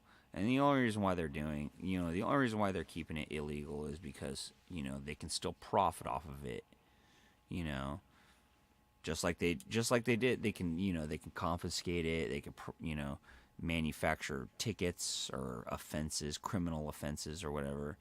Just like they did with me, Shasta County put a ban on growing. They said you couldn't fucking grow outdoors unless it was in a greenhouse, and it had to be permitted and fucking all this shit by the city, and they had to know exactly how much wattage or whatever you were running, or all kinds of stipulations. And like, you had to be so many feet from a school or a hospital or whatever, or else you couldn't fucking have it at your house or what. They put all these kind of weird stipulations, just like they did, just like they're trying to pull their bullshit in Ohio. And so I had to grow my harvest out in Trinity County. Well, the road that runs through is Highway 3, going from Red Bluff out through the mountains out towards Trinity. Well, part of the highway runs through a federal park, and so they always just stake out cops there and then just pull over anybody in that section, coming to or from during harvest time. And that's exactly what they did to me. I'm driving a 1966 Volkswagen bus, coming back down that road with, my harvest in the back of my bus. And sure enough, they waited, they sat behind me and waited and drove behind me for miles until I got into the federal park area, and then lit me up and said that the reason why they pulled me over was for a tiny little speckle crack in my front windshield, and that they felt like it impeded the view. And then they said, "We smell pot. We want to search your vehicle." Tell me how that's not absolute fucking horseshit. And they did. They turned around. They tore my vehicle apart. They seized all my pot, seized my firearm. I had a firearm with me, of course, because, I got a bunch of weed on me, Yeah, I'm a target. I'm not going to not protect myself. And so, yeah, no, they just turned around and just manufactured a criminal, and manufactured some sort of a fucking bullshit crime out of it, because you can't have marijuana on federal land. And I tried to fight it, and they just basically fucking railroaded my rights in court. It was absolute trash. It was a complete fucking disgrace to anything resembling somewhat of a fucking justice system.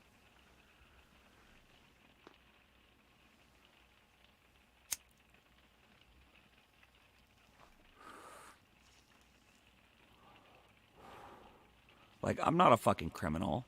I'm not robbing a bank. I have a fucking loaded firearm in a fucking bag in the back. I have fucking cannabis that has been grown legally in a fucking legal manner that I'm legally transporting. Like, you know, but they waited until you got to that federal spot of land. You know what I mean? Like, to me, that's complete garbage entrapment.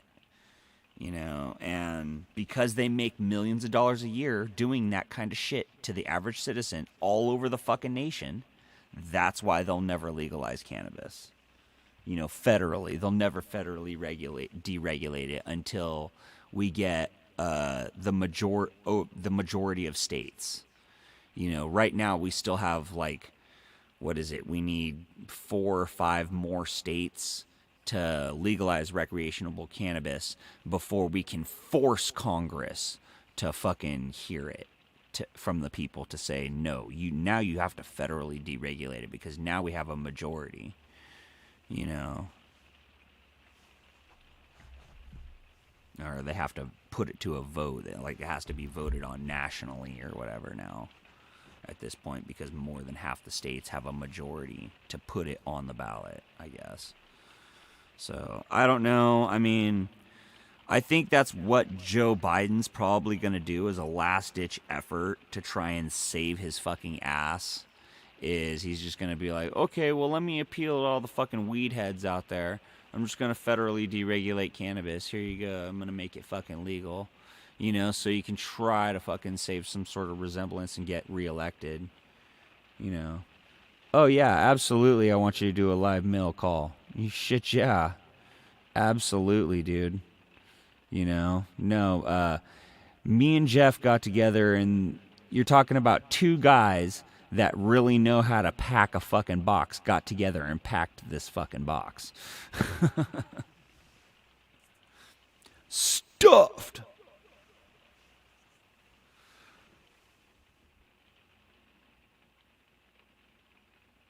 What is this shit? Leave your device on and plugged in. We'll restart and install important update at 5:40, or restart now and keep your device up to date. Wait an hour. Because I'm hanging out with my homies. But yes, I would love for you to do a live, Dobson. That would be awesome.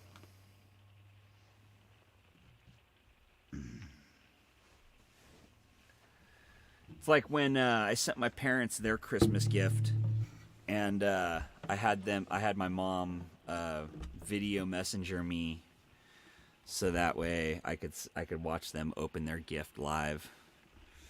My mom was so happy. She was so happy because she can't get no. Hey. And that's what I say.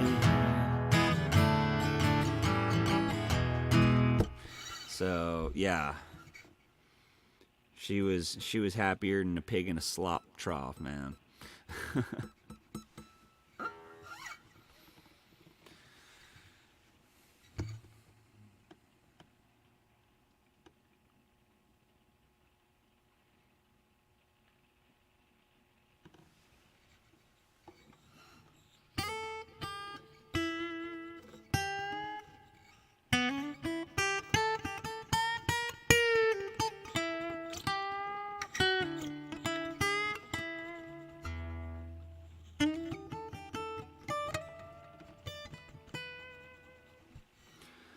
Okay.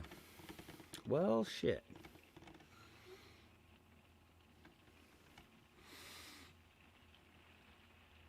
Rainy day.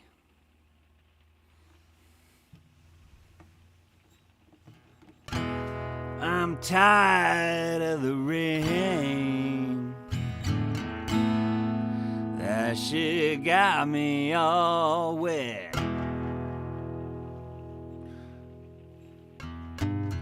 I said I'm tired of the rain. That shit got me all wet.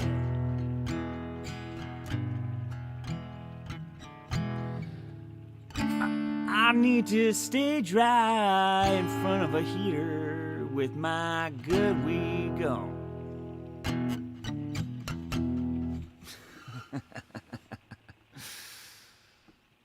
Did Freedom 420 send your stuff yet? Forgot to send him my address till yesterday. Ouch. Oops.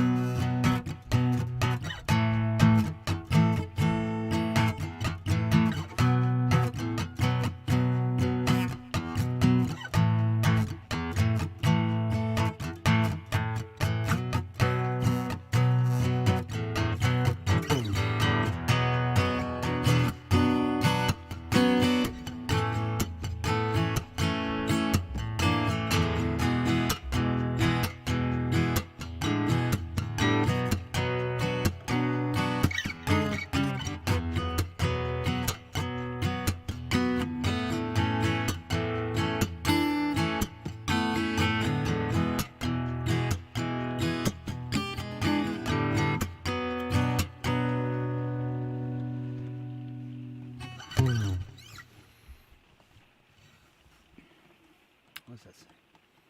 Forgot to send in my address too yesterday. That was my fault. Okay. Since it's not like up here. Yeah. Yeah. Let us not confuse I with that guy. Please.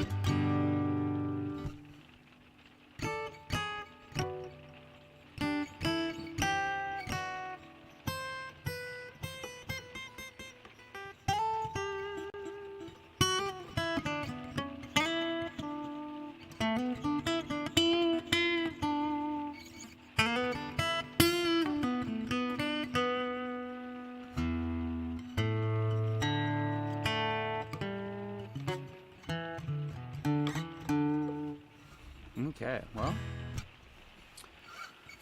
when I first seen Aaron Jeffrey live, I thought you were the other guy, and I messaged Jeffrey, and he explained it to me in hillbilly terms that I could understand. Yeah, no, I'm not a fucking douchebag. Does that work?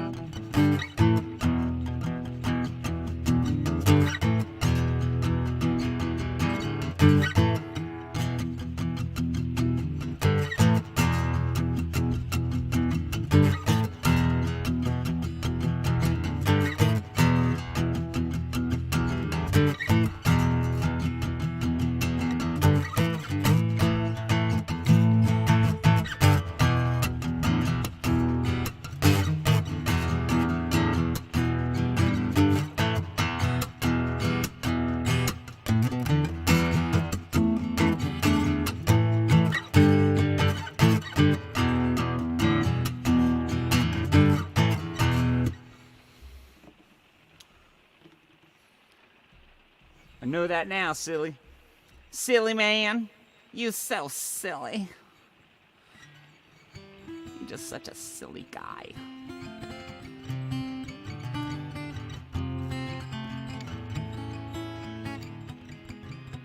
That's so silly.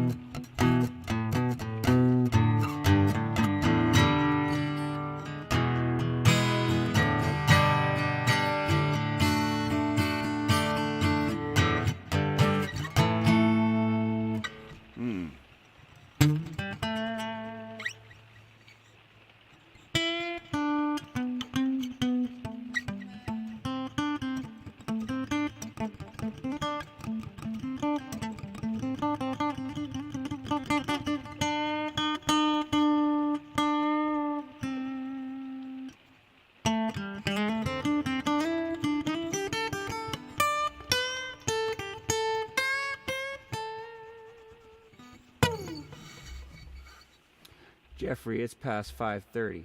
It's quit working and start smoking time. Hell yeah. Smoke break. We doing a live smoke break. Live in Cincinnati. WKRP in Cincinnati.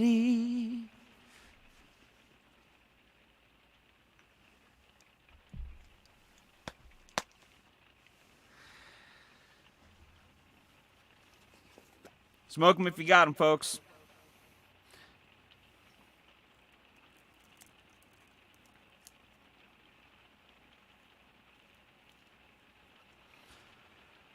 Communal smoke sesh, engage.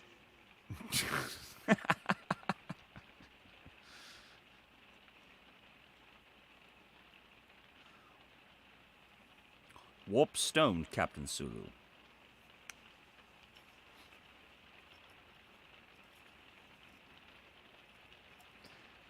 No, I haven't heard "Smoke Break" by Carrie Underwood.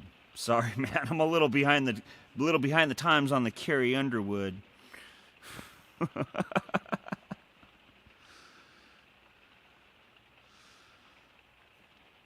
mean, I'm a bachelor, so yeah, I probably, I wouldn't know Carrie Underwood for sure. I know she's super cute, talented chick though. Probably half crazy though, I guess. From what I keep hearing, or is that the other one? I don't know which one they keep talking about. I love most genres. Yeah, me too, man. Me too. I like rock, country, and blues. I mean, classical, heavy metal, 80s thrash, punk rock, I mean, even foreign music too. Some foreign music is really cool sounding. I mean, if it's got like a really like good meter and like good tempo and shit that I can get into, and I can groove on the beat, and I can groove on the riff, like yeah, hell yeah. Also a good song to be. I'd Like to Be Her Underwear. Also a good song by Bryan Adams. Is that the name of the song? Is I'd Like to Be Her Underwear? I mean, that sounds like a Sam Kinison comedy special right there. I love women!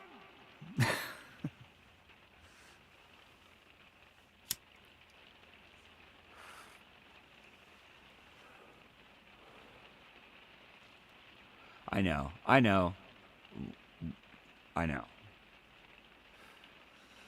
It's all right. I can accept it. I'll be the scapegoat. I am the reason why we cannot have nice things. I'll take full responsibility of it, because the dignity is at like a fucking all-time low. So there are 0 fucks left to give. I have no fucks to give. My fucks have runneth dry. I tried to go fuck shopping, but there's no fucks left to buy. The more fucks that I give, the less fucks that I'd get. And I'm over my fuck budget and now I'm in fucking debt. I love that song. That guy's fucking hella funny. That guy's singing that mandolin in like that barber shop or whatever.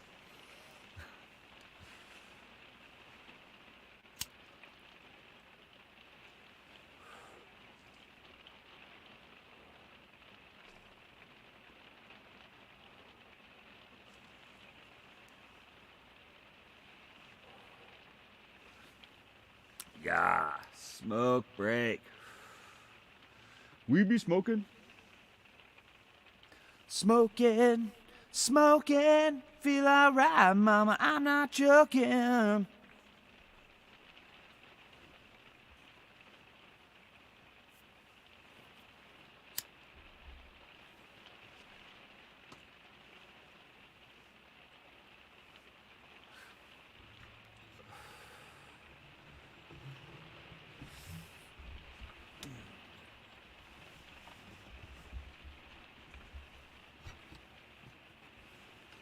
Oh, goody, goody gumdrops.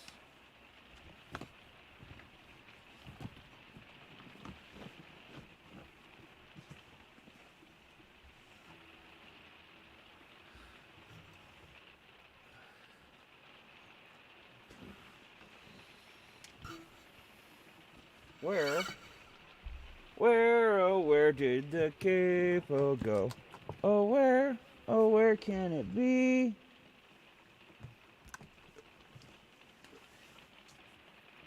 That thing was like, nope, you're playing in standard tuning for the rest of the night. Fuck you. I'm out.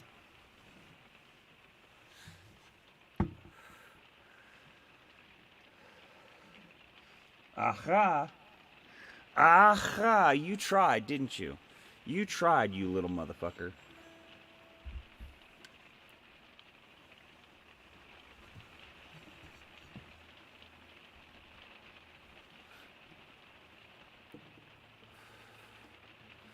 You tried. Let's drop this thing down.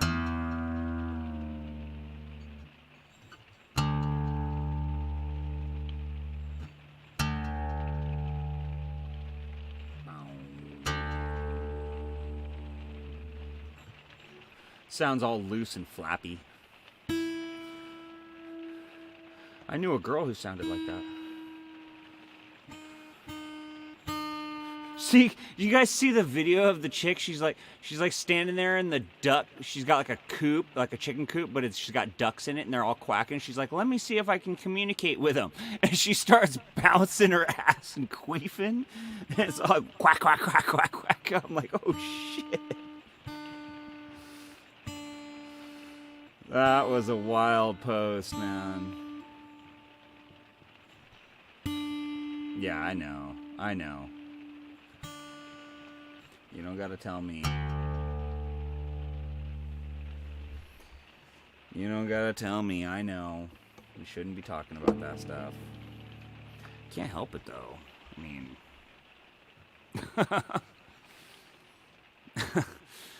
I ain't never seen no shit like that, man. You know.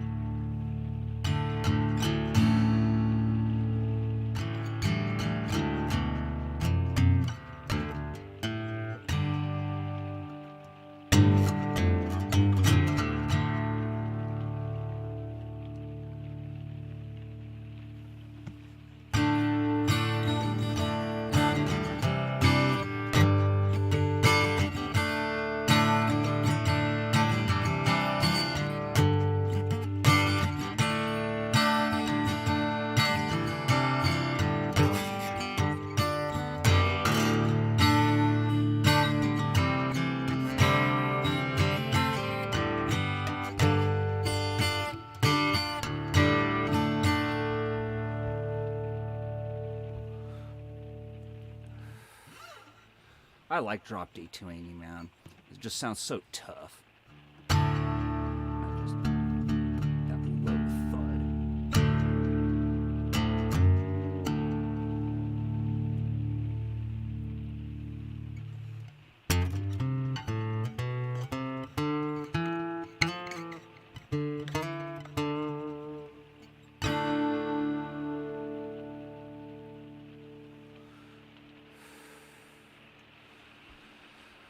Oh, the rain.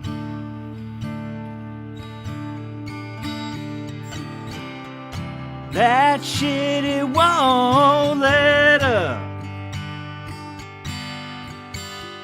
That fucking rain.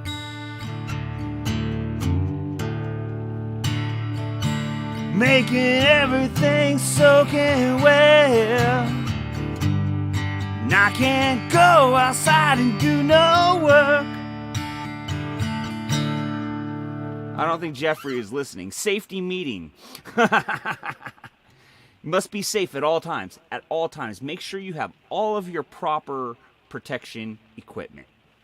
Or it's personal protection equipment, right? Not proper. Proper preparations prevents piss poor performance.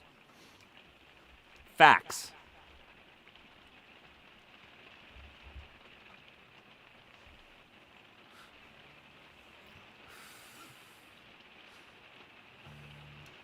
I love hanging out with you guys.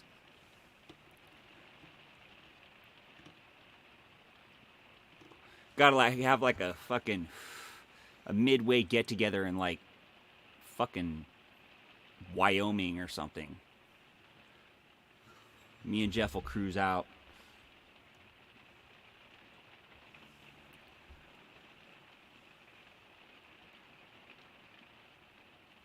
Do like a fucking week-long camping trip.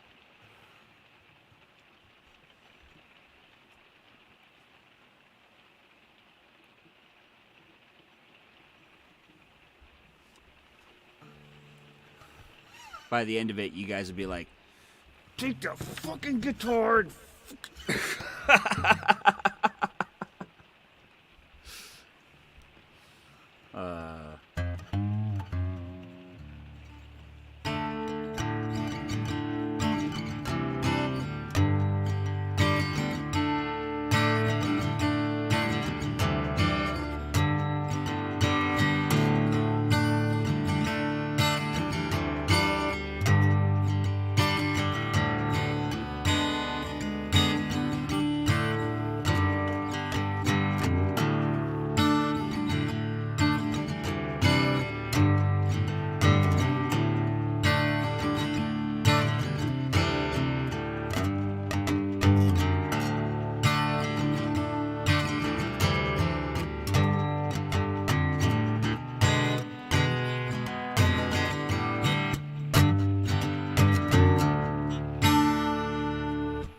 I love the way that sounds with drop D tuning.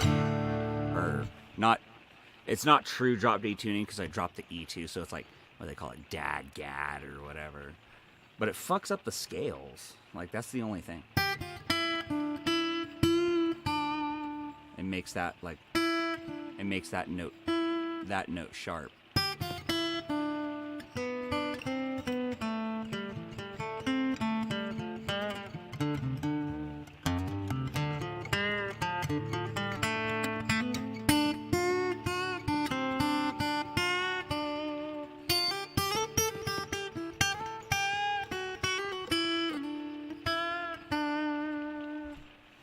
I don't know. But it sounds cool when you're strumming. It sounds fucking cool.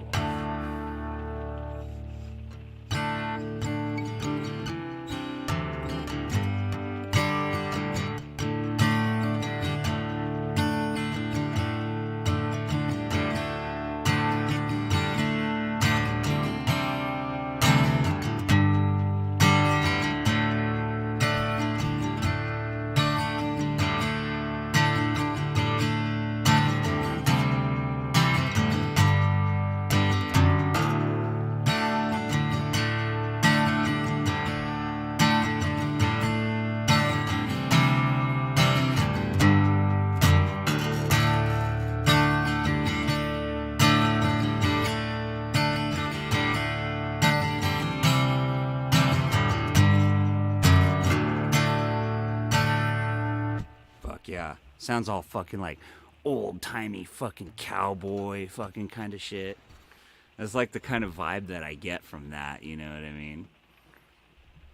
Total like outlaw country vibe.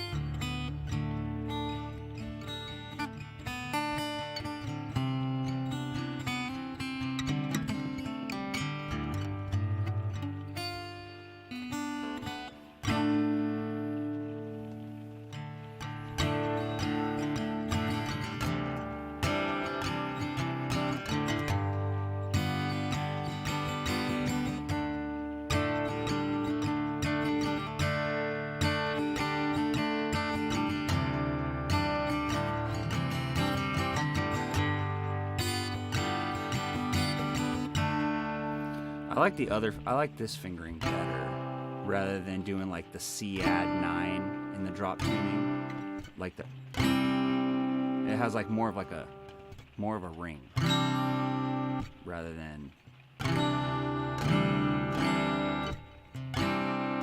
it's like that lower octave. It's like better. I feel like it's like a better transition into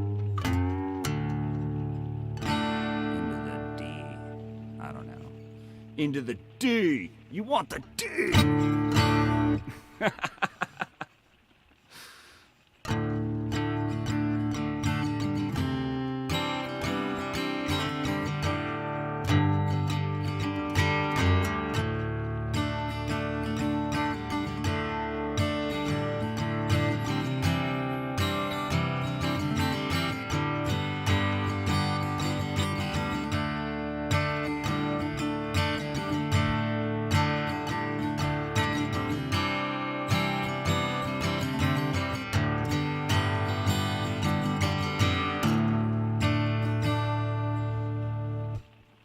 I don't know. Opinions?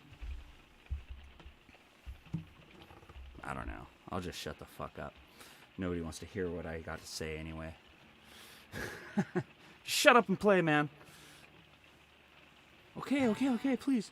Don't hit me anymore. I'll go back to the basement.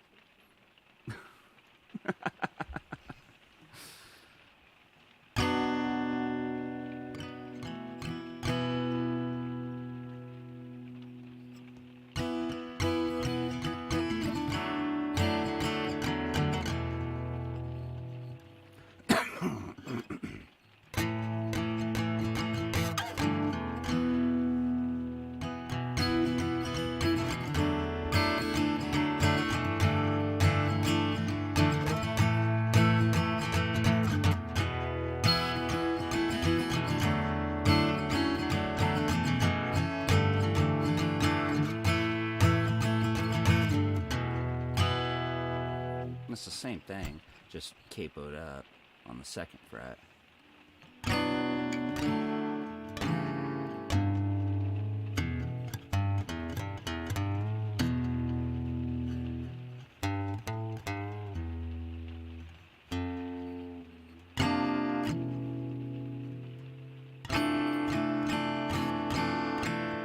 So that should technically be a G chord, but it's barred right there, so. But I'm D, so it's D,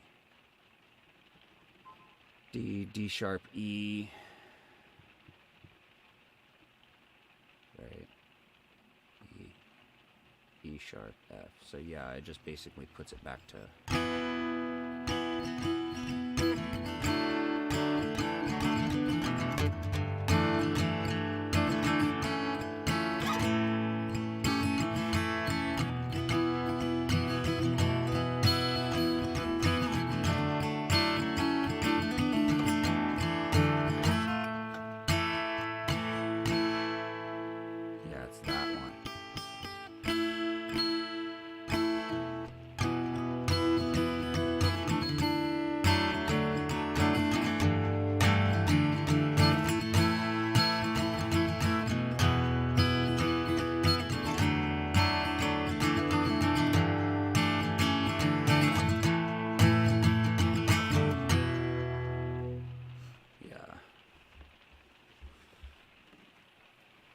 Just playing around, just messing around. Not really like. I think that's exactly like. I think that's exactly that fucking song though.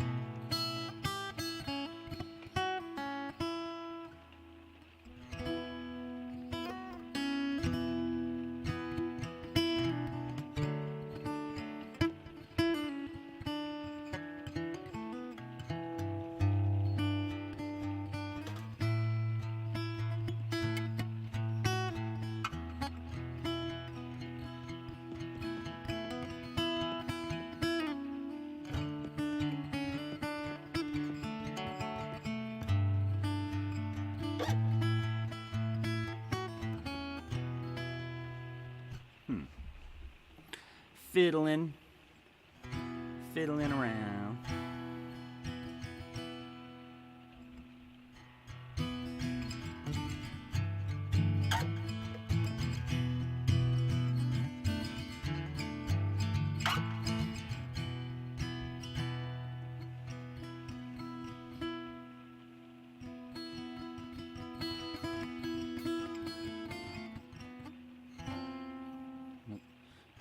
See, that doesn't work for D minor. Damn, what a drag. Alternate tunings, man. What's...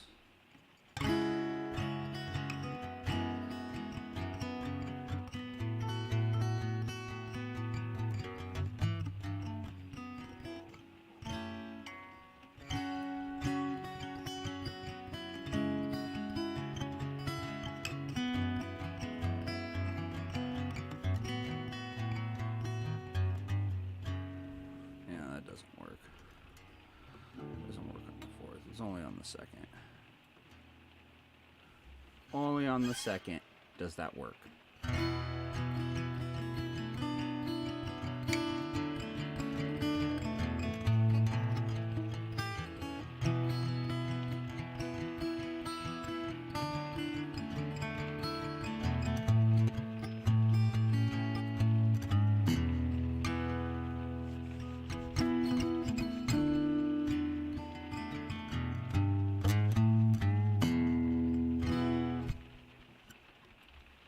Sounds so much better.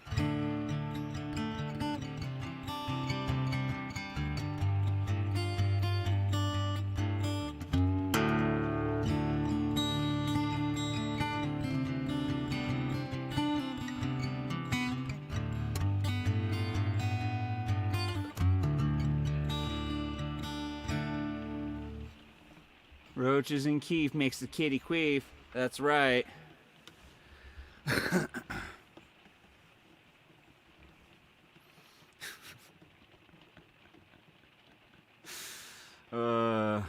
You guys gotta look up that guy, Robert Frank.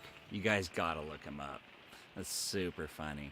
Your arms better be fucking swole.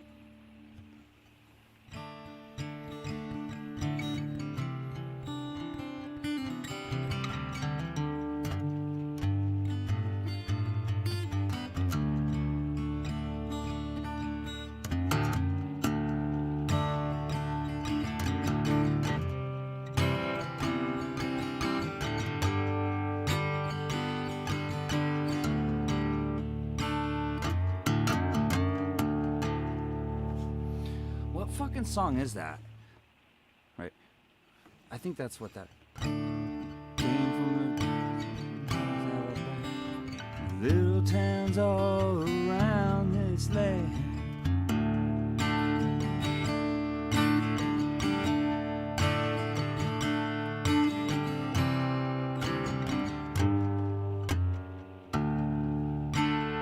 Right? Isn't that Country Boys Can't Survive? That's Country Boys Can't Survive, isn't it?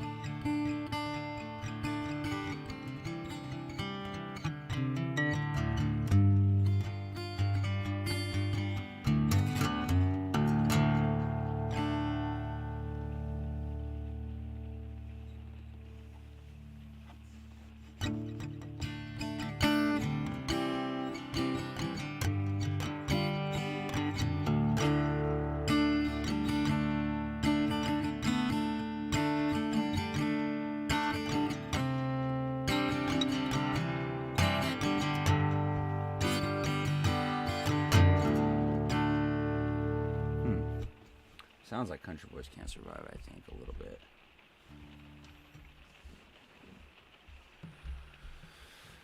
I don't know. I'm thinking it might be time for another mother effing smoke break.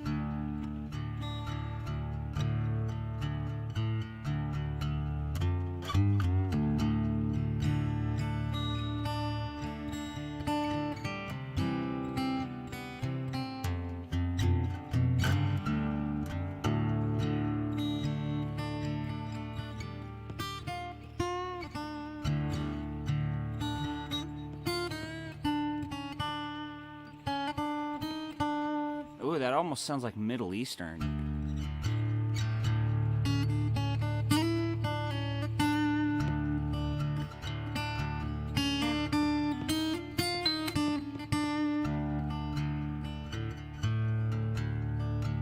We're going through the desert on a camel.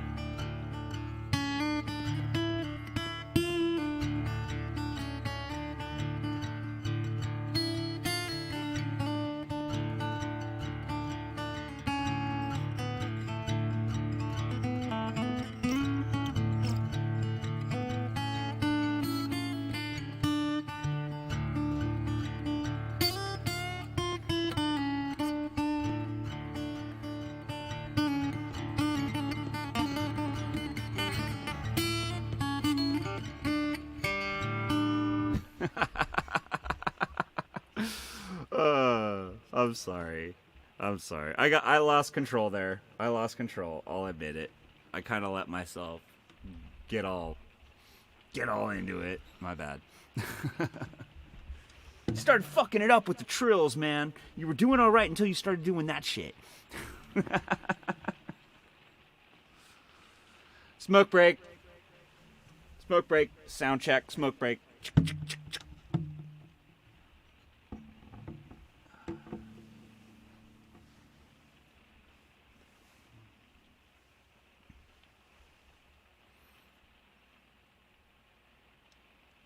Camel would last longer. Yeah, no doubt.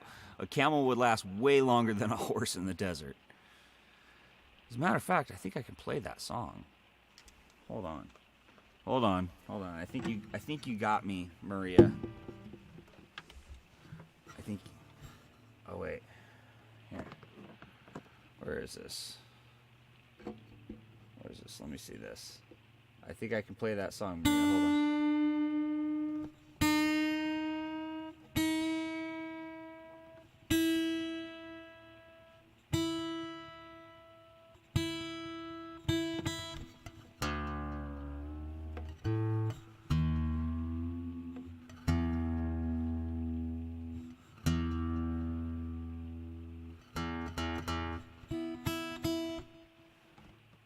I got this. I think I got this. All right.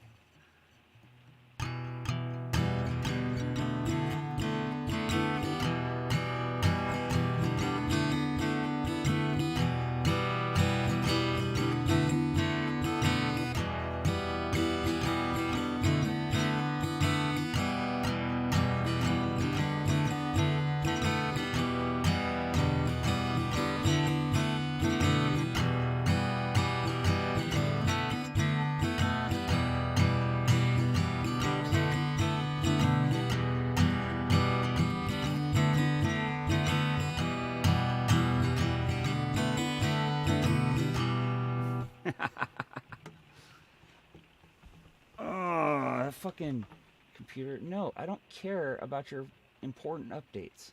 Yeah, wait another hour. You can wait fucking forever for all I care. I need an update. No, you don't. You're trying to somebody's trying to upload some shit to my fucking computer. I don't want it updated. I want you to leave it alone. But it's probably because I'm connected to Wi-Fi, so it's like trying to like automatically like do stuff. I want to do stuff.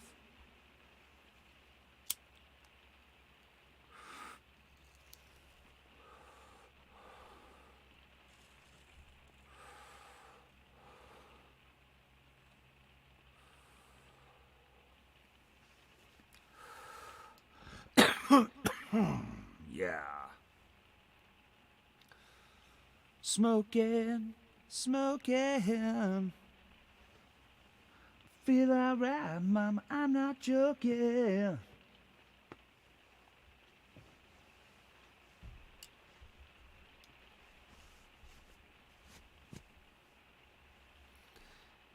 Hey man, I got some shit that'll blow your mind, man. Yeah, I got a joint too, man. What's in this shit, man? It's it's Maui Wowie, but mostly Labrador.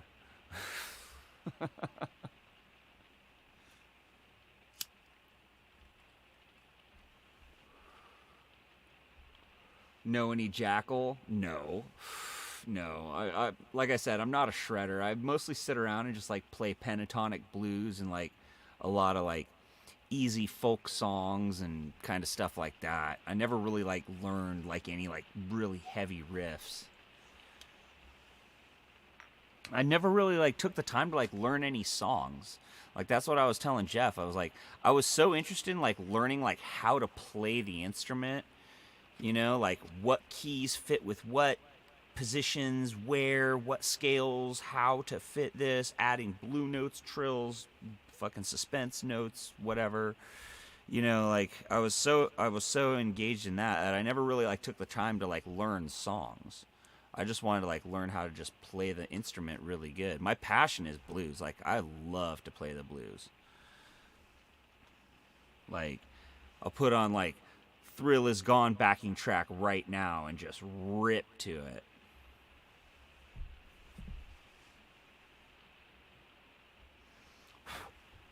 Actually, here, you know what?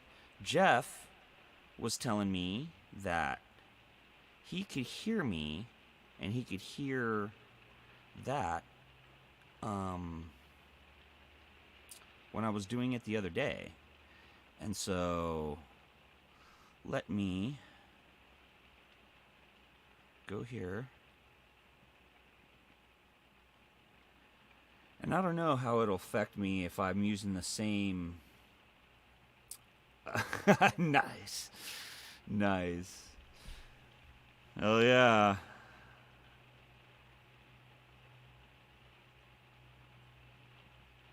So...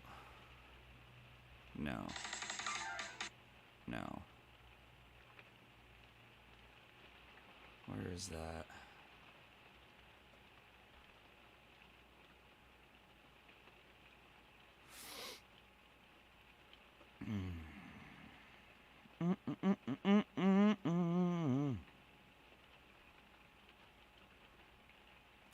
Oh, come on.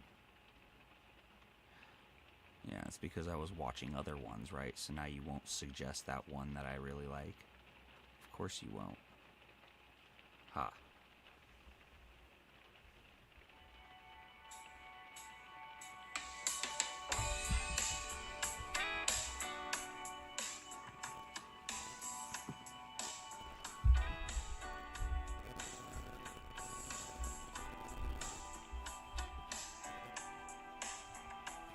Let's do this.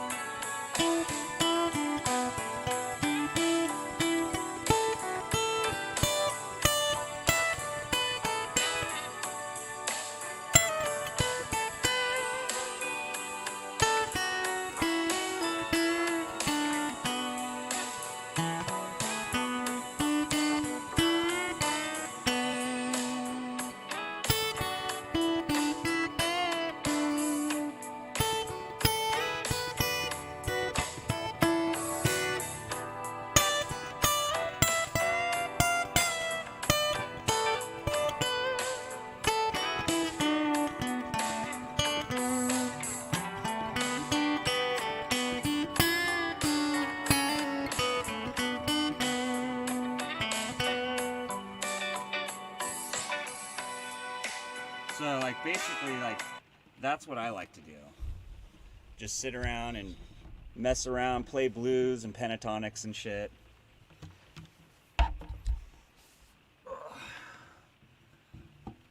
But yes, smoke break, smoke break, smoke break.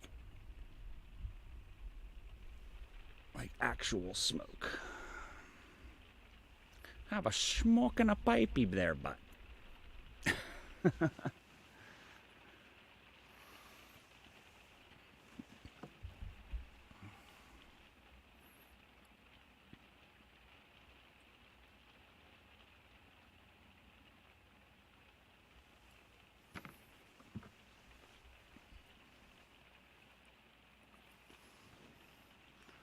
Oh well, I'm sorry if nobody liked that.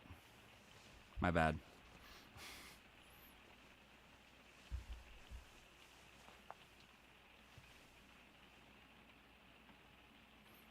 I'm rolling. Nice. Thank you for that visual, Dobbs. I appreciate it. I got a full frontal visual of your ass on the pooper, tray on your knees, just rolling a fatty right there while you're before you even pinch it off. You're gonna set that thing aside. Yeah. Oh man. Totally went there. Thanks, bud. I appreciate it. Yeah, you thought it was good, man? Thanks, dude. I appreciate it. I mean, not bad, you know. It's just something. I'm an amateur, like I said. That's why I renamed the channel. I was like, instead of like, you know, Paradise, I'd just be like, you know, amateur music, because it's basically, you know, that's all I care to be. I'm not trying to be famous. I just want to be able to play the best guitar I can and sound as good as I can and just have a good time doing it. You know, like some people are like, you know, oh, this is gonna be my career and this is what I'm gonna do, and you know, and then like all of a sudden like what you love becomes a fucking job, and then all of a sudden you lose the passion for it, just like I did with the Volkswagen hobby, just like I did with growing weed. You know, like fuck, man, don't let guitar playing turn into a fucking job, because then you'll lose your passion for it, and then you'll fucking be like, yeah, fuck that, I don't want to do that. Because then you got like, you have to show up to places and you have to do stuff and you gotta be on time and fucking do and go and, you know, I don't envy those guys, man. They're gone from home like all the time. You know, I don't feel bad for like the guys who like have like the bitchin' ass like $250,000 like shit, even more than that now. Shit, probably some of them are over $1 million. Those like giant Prevost motorhomes, you know, those giant rear diesel pushers. Some of those tour buses are like, you know, just immaculate on the inside. Absolutely amazing stuff. So it's like being away from home, you know, if you got those accommodations, sing me Lucky Charms. What? Arr, me Lucky Charms. Oh wait, that's a pirate, isn't it? He's a leprechaun. Arr, me Lucky Charms. I am not a troll.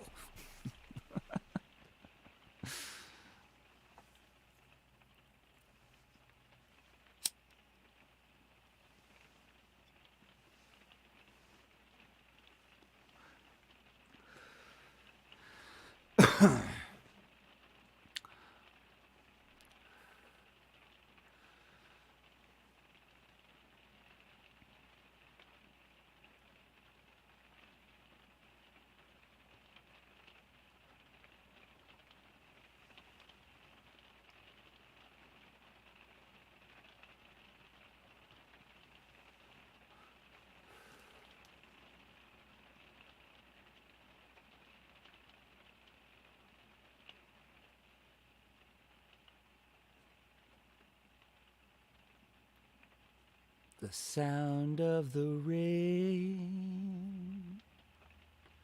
Ooh.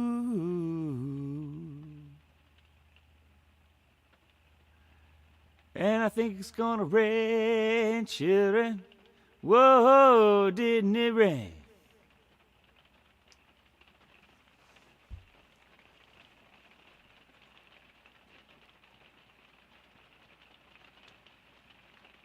That's right, Dobbies. Get your puffs on. Get your puff on. We be puffing.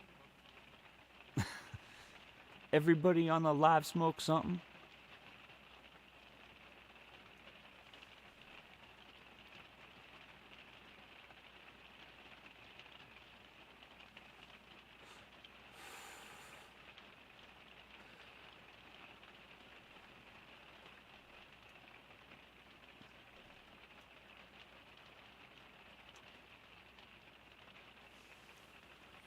Ladies and gentlemen, boys and girls, children of all ages.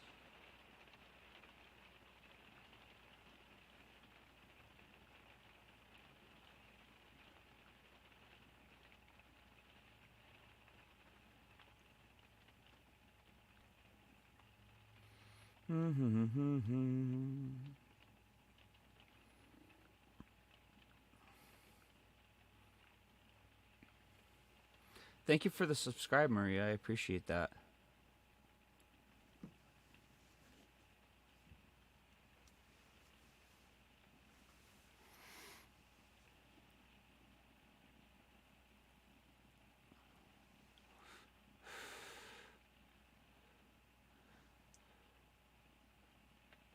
Yeah. Out of curiosity, I had clicked the little money symbol down in the right hand side, and I read that shit, and I was like, oh fuck. Like, that's got to be your life then, basically, because like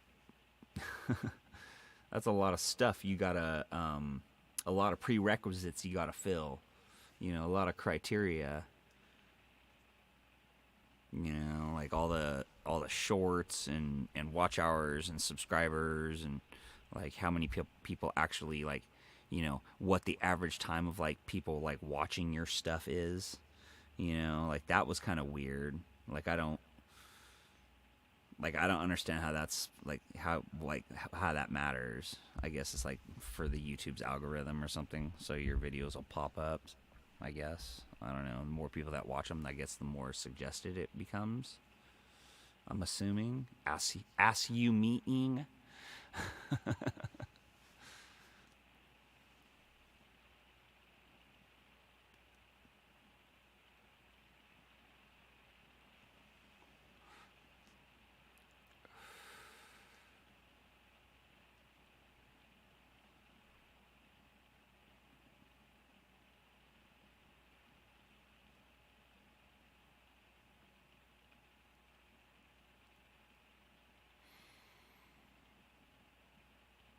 The rain sounds really cool on these headphones.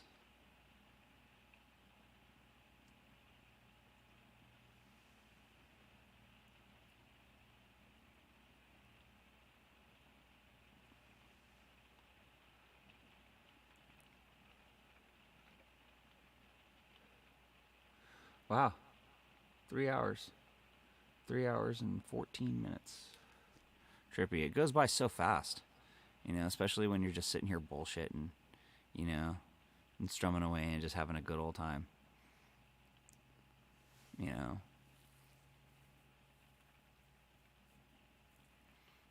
I'll bet you guys just eat through your hours like super quick. What is it? You're allowed like 20 a month, I guess, on the free thing. I don't exactly know. I think Jeff said 20. You're allowed 20 hours. So what, I've probably used up like maybe 5 hours of my 20. But I don't know, does it reset at like the first of the month? So I've really only used 3 hours of the 20? Or is it like, you know, from the time you like posted your first shit? You know, I don't know how they would keep track of that, you know what I mean?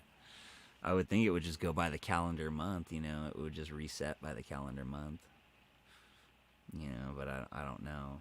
Maybe it's like goes by like the actual date, like you invented your channel or whatever. You know, it's like, since you invented your channel in like December 13th of 2013, you know, the 13th is when your cycle, you know, comes or something. I don't know. I could be full of shit. I'm probably full of shit.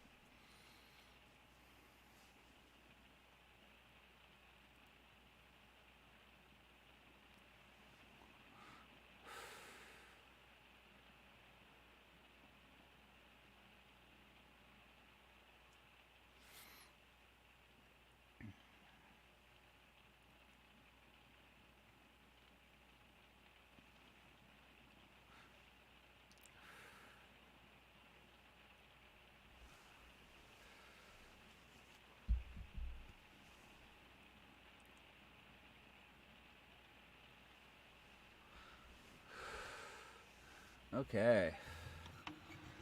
Fuck. Mm-hmm.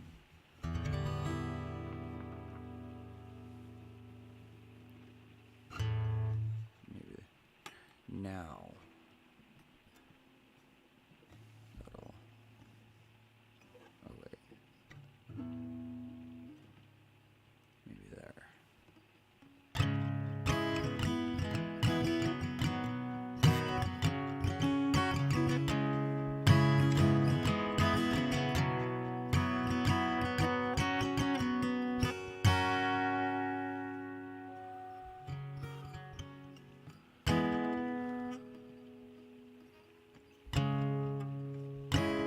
What song is that? That's a song, isn't it? That's a song. I know it is.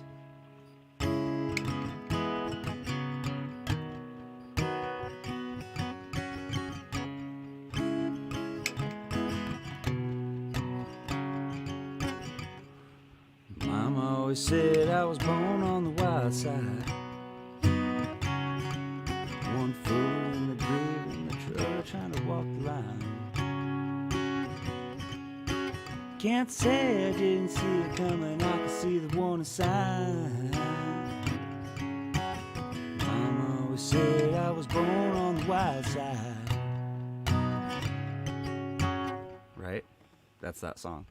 I guess Mama was right, 'cause when the clock strikes midnight. Right. Yeah. That's also, fuck, what is it? That's also another song, too.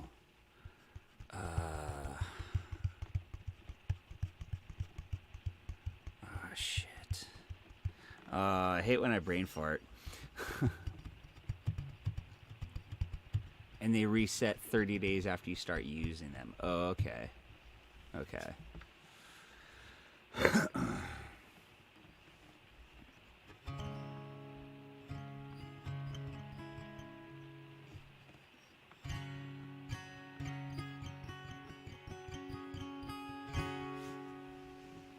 What fucking song is that? Damn. The first one was Warren Ziders' Ride the Lightning, but like, what the fuck is that other song? Dude. Damn it, I hate this because it's going to bother the shit out of me. Oh, come on.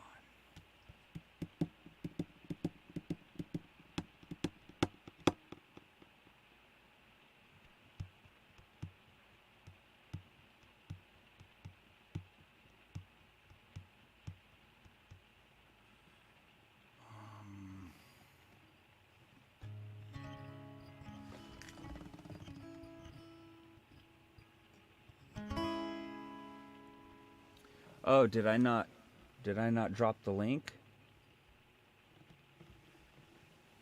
I don't forget how to fucking do that.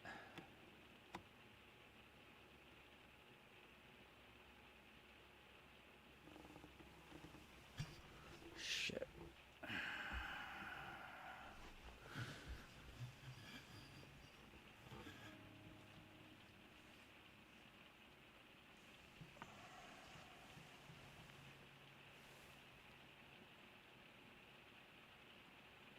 Yeah, invite, copy.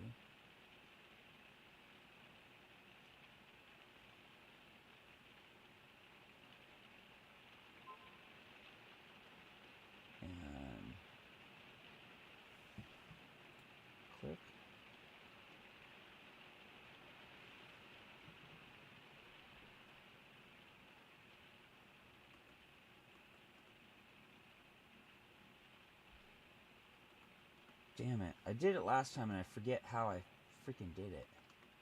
This is a laptop, so... Shit.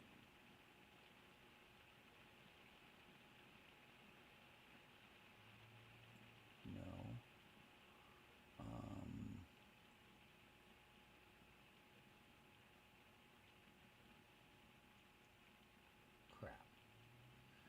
Crap. How do I paste? Is there a button on here that says fucking paste or something?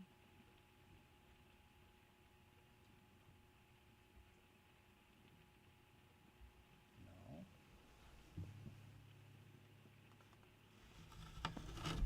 Whoa. Hey now. Chill out.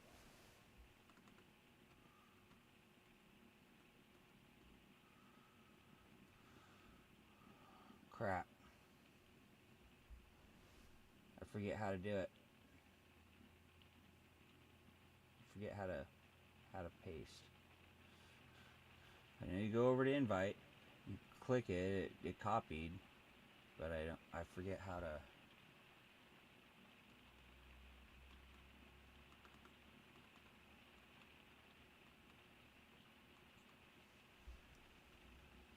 Yeah, I had to do something. I forget exactly what I had to do.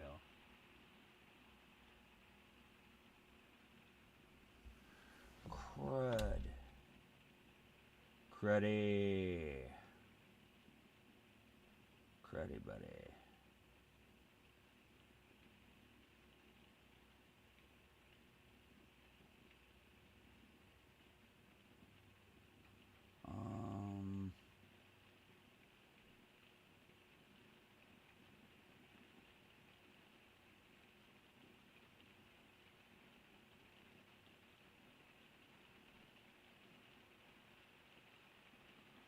Yeah.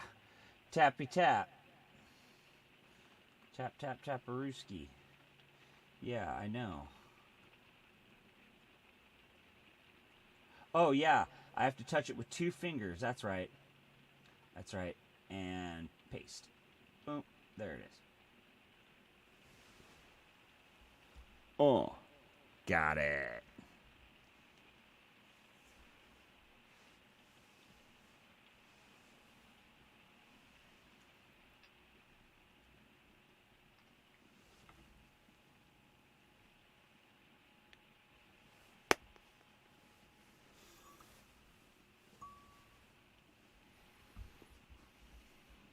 Give it a little tappy tap.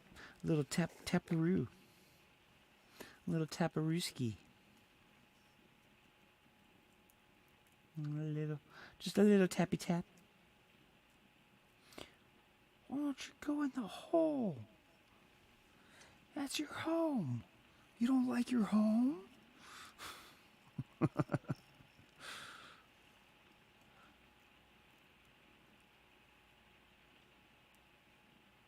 Just tap it in.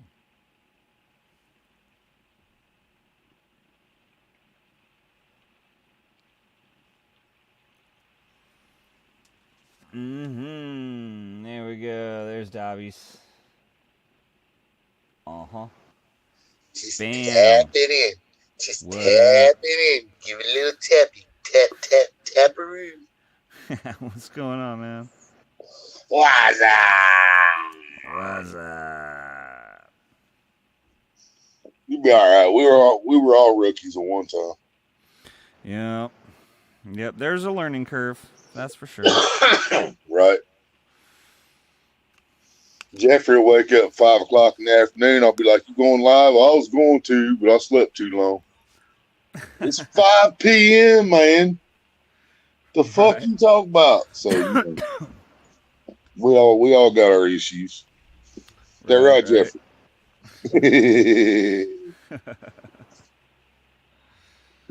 Yeah, what is it? It's 9:30 there, or 6, 7, 8:30 there. Give me a bit. Yeah, it's Give you a 8:30. bit. Fuck, he been live for like fucking 2.5 hours or some shit. 3.5. 3.5 hours. Yeah. Nap time was too late. if you wake up at 5 o'clock, that means you are well rested and ready to rock and roll for a live stream. You could go live at like 8 p.m. and stay live till 8 a.m.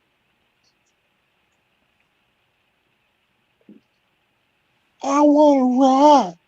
Rock! Damn straight. I want to rock, rock. And 5 p.m. for y'all is like prime time for Ohio people. So anybody on the East Coast that watches y'all, if you go live at 8 p.m. there, or no, let's see, wait a minute here. We're 3 hours behind.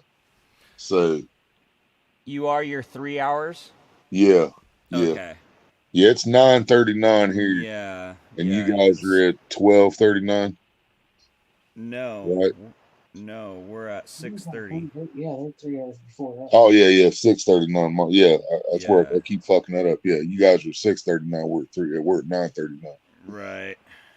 Because yeah, when I did the New Year's thing the other night, I went live at 11, and then we had celebrated fucking Central, celebrated Mountain, and celebrated. Yeah, You guys. that was cool. That Yeah. was cool. I remember when I was younger, man. The news did a thing where they showed the whole every New Year's for 24 hours. Right. Every single one of them, every little island that you never heard of, and everything, dude. And I sat and watched that thing from start to finish, dude. Yeah, I watched every one of them. That was so cool. that is cool. I mean, there was little tropical islands out in the middle of freaking nowhere, man. You know, like population 26 people, and you know some of the coolest, better celebrations than cities that had 100,000 people in. Yeah. What up, Jeff? There he is. Hell yeah. Dopeness. I shared him out. Maria shared him out. I don't know where the fuck everybody's at. It's 9:40 p.m. over here on this side of the world. Yeah, nobody gives a shit. Oh, I feel you, man. I've been there. It's all good, dude. I've sat with one or two people in there for hours before, man. Right. And then all of a sudden, man, one day you go live, and this will happen to you, man. One day you'll hit the live button, nothing wasn't planned or nothing, not talking about anything, just like tonight. And then you got 40 people in the fucking chat, and you're like, what the fuck? Right. You know, it'll happen, man. You just ain't I'm nothing you can do to make it happen that I know of. You just got to be you, man, like you're doing. That's what I do. Just get on here, be yourself, and Yep. people will come, man. Yeah, and like I said, I was saying this before, like, I really don't care. I'm only on here to, like, really hang out with you guys. Right. Yeah, you're not going to hit 1 million subscribers because you're too real like the rest of us. But Right. real notices real. Real knows real, however you want to say that, you know. Right. So, I mean, eventually everybody that comes to my channel is probably going to come to your channel, you know, and then we'll just keep growing. Which, you know, I've got over 2,500 subscribers, man, but my live streams average like fucking 10 to 17 people watching. Really? Out of 2,500 subscribers. And my number one watched anything on my channel is a Rucka Ali reaction to a thrift shop party. I am Obama, or I am Osama, something like that. Yeah, I'm Osama. And it has 23,700 views and counting. Wow. That thing gets about 700 views a week average. Huh. But that's the only one that does that. Right. You know, it's the only one anything close to that. I've got some ACDCs up in tens of thousands, but Rucka is out there by far. Heck yeah, that's cool.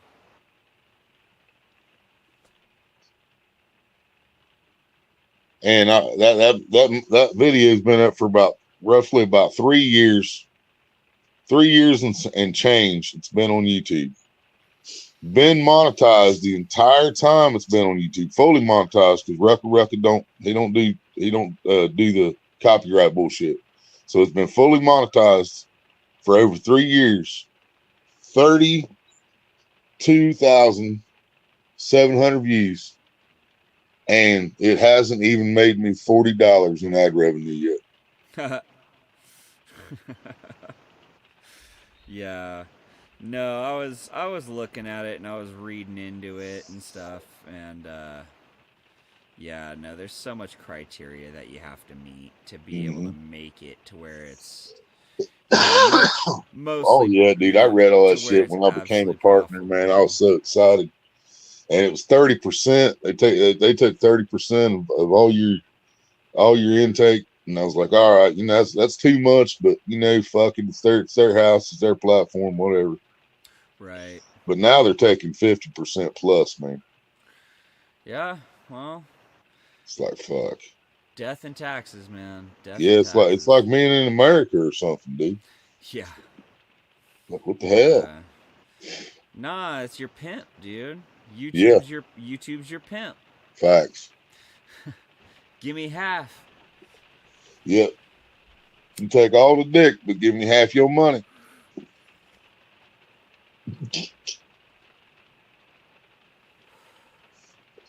It's true. That's real, man.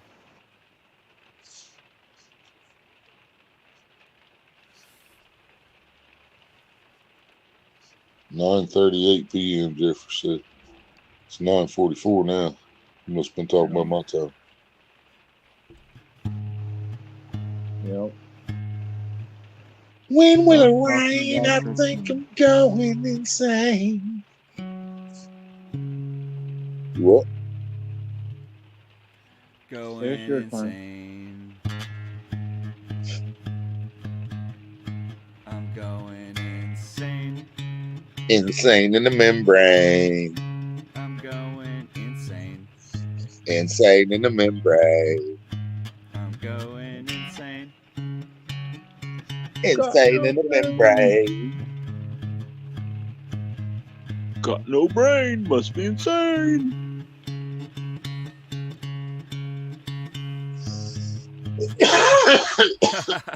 That's awesome. I'm gonna create a group call after I start growing for all my people I get advice from. I'm gonna call it Dr. Green Thumb. Paging Dr. Green Thumb.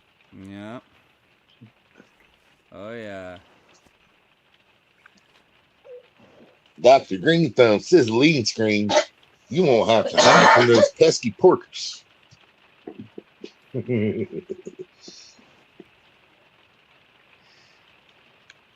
Hell yeah.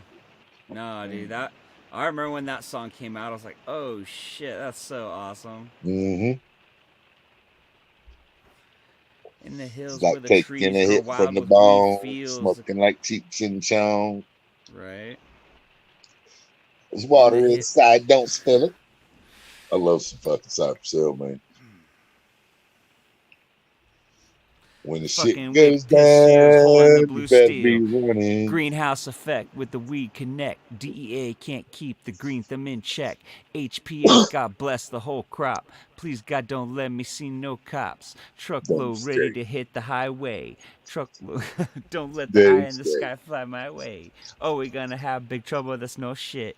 Can't be growing without no permit. But fuck that, I studied the 215 script. That way when they come, they could suck my dick. Damn straight.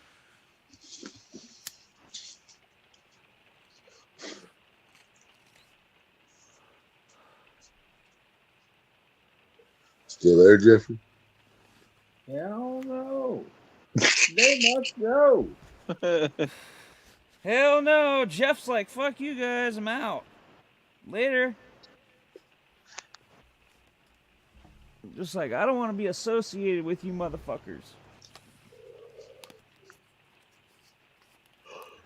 But like Jeff said, there's a hack to the system, and so I just got to get his help with remembering exactly how to do the hack.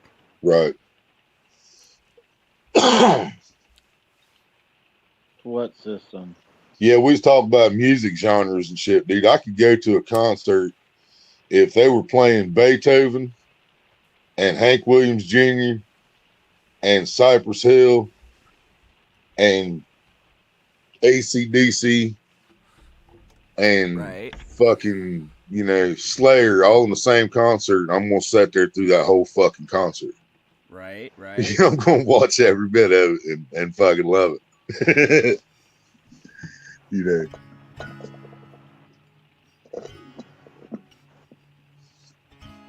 With some Louis B. Armstrong and B.B. King in there. I don't give a fuck. Love it. Very limited Luther Vandross style.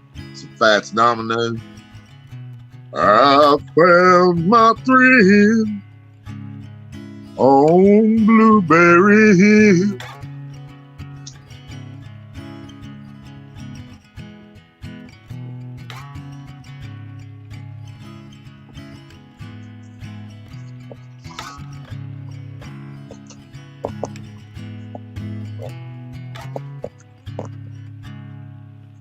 Damn. That's still bothering me. I know that that's a song, but I can't remember who fucking sings it. Or how, whatever. I showed Maria the price on that fucking receipt, and she's like, Jesus Christ, what they put in there? Yeah, no, it was me and Jeff have been out of the game too long. Yeah. Because we guessed that it was going to be heavier than that. Right. And it wasn't. Was the box even close to our dimensions? Yeah, I think so. I don't know. Check the fucking receipt. I didn't give a fuck. I was just like, here, send it. I don't give a fuck how much it costs. Just fucking send it. Right. What did you send it? Oops. Huh? Did you send it oops? Yeah, UPS. Yeah. Yeah. I'm surprised them and FedEx haven't joined and just called it fuck up, fed up shit. Fuck ups. Yeah, fuck ups or fed ups, whichever. Fed ups, yeah. That's called DHL. Right. Hell, you think at this point if UPS and FedEx join forces, hell, if UPS, FedEx, and Amazon join forces, they can shut down the United States Postal Service. Put them clean out of business. Yeah. You know, I thought that for a while, but here's the crazy part. Yeah. When Amazon was shipping out their packages, they were going through On Track through California, and we'd take half the load and deliver it to the post office. And UPS and FedEx still had a fucking quarter of their loads too. Right. To where it forced Amazon to have drivers, and now they've got like, I think it's like 9 or 10 drivers just for Orland. Wow.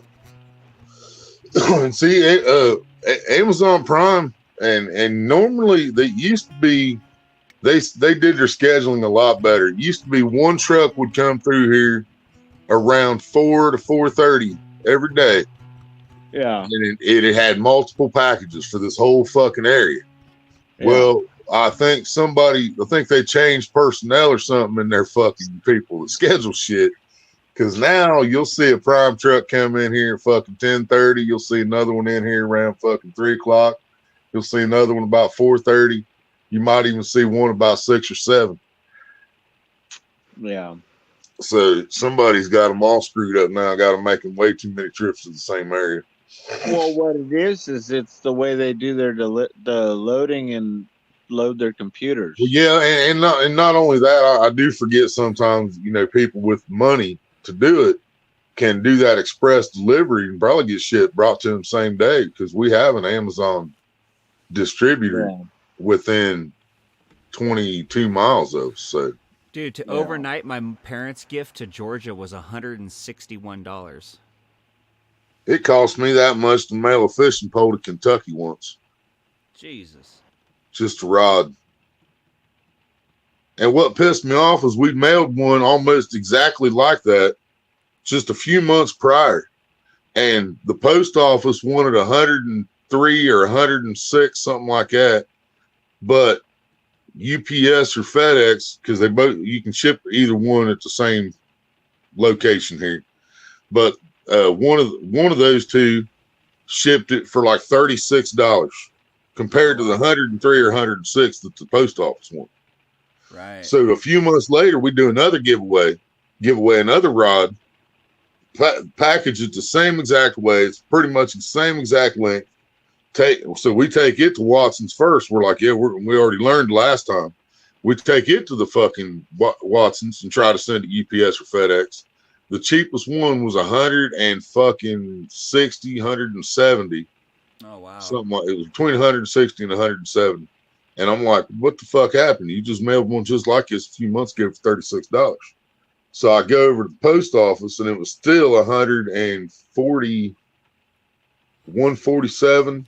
Yeah, somebody fucked up the first time. That's all. Yeah, that's all I can say 153 about after that. tax, I think, at the post office. But the 153 at the post office was still cheaper than what it was going to be FedEx or UPS. So, but yeah, the first time they mailed one just like it for $36, you know. Right. And I'm like, what the fuck? That one, but the one they mailed for $36, there was a distance difference, but it was literally one fucking state. The first one went from here to Columbus, so it stayed in Ohio. But the second one went from here to Kentucky, and it cost over $150 to send from here to Kentucky. Jesus. That's so crazy. Less than 200 miles. Right. Because me and Mom could literally make it to my grandma's house in under 90 minutes. And sometimes we still made it in 90 minutes, even stopping at White Castle. Because we had to stop at White Castle in Milford, man. That was just a given. Had to have them sliders, baby. Sounds good right now. Hell yeah. Yeah. What was that pack that I got? Do you remember that? What pack? White Castles? Yeah. Did you go to White Castle? I want to say I got the sampler pack or whatever it is. You went to the restaurant, right? Yeah. Yeah, you might have got the one that had like 2 hamburgers, 2 cheeseburgers, 2 chickens. Yeah, all sliders, like 16 sliders or some shit like Yeah. that. Yeah, probably the jalapeno was in there. Dude, I could probably crush like 3 of those orders. Dude, every time when I was fucking 14, by the time I was 14, 15 years old, Mom was getting me the 30 fucking pack crave case and a large fry and a large orange drink every time we stopped there, man. Right. And then at that point, I switched from the one? fries to the onion chips too. Sometimes I got fries and onion chips, but I had to have the onion chips. How many little sliders go into the basket, into the little box?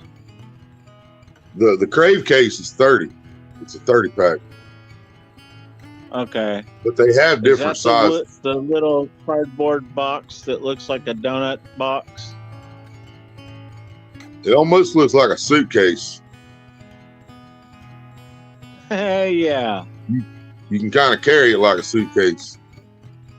Okay. That's crave case, yeah. And there's 30 in that. I'd have to ask Mikey what I ordered. But I think they do have a 15 or 16 box too. And I do remember the one you're talking about that had, I think it was 2.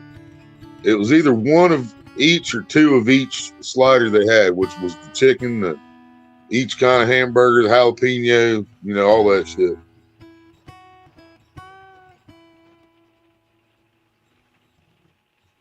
Yeah, And then hell chicken rings, I like the chicken rings there too. yeah. Hell yeah. Chicken rings and marinara. That sounds so good. Yeah. It does sound so Dude, good. I tell you what, when you leave the Like, bar my- at 2:30 in the morning, My inner fat kid's just screaming at me yeah, right now. when you leave the bar at 2:30 in the morning, dude, you got you a nice buzz going. Ain't nothing better than some chicken rings, some mozzarella sticks, some marinara, and a shit ton of White Castle hamburgers, baby. As long as you got brown mustard to put on them bitches. You got to put the brown mustard on there. Just Right. mwah, perfection. And see, the ones at the store you can buy frozen, they are good. But they don't taste like they're grilled. They are cooked, but they don't taste like they're actually grilled. The onions don't taste like they're caramelized on a grill. And there ain't no pickle. And you can't buy pickles at the store as thin as the pickles they put on those White Castles at the restaurant. Because those pickles they put on there are like paper thin. I mean, they're so thin. Right. But it's a really thin piece of meat too, you know what I mean? Deli it's perfect. sliced pickle. Yeah. Yeah, you can't buy a jar of pickles sliced like that to put on those burgers. No. You know, so you can get the brown mustard and whatever, but you can't make that frozen White Castle taste exactly like a White Castle. You can't do it.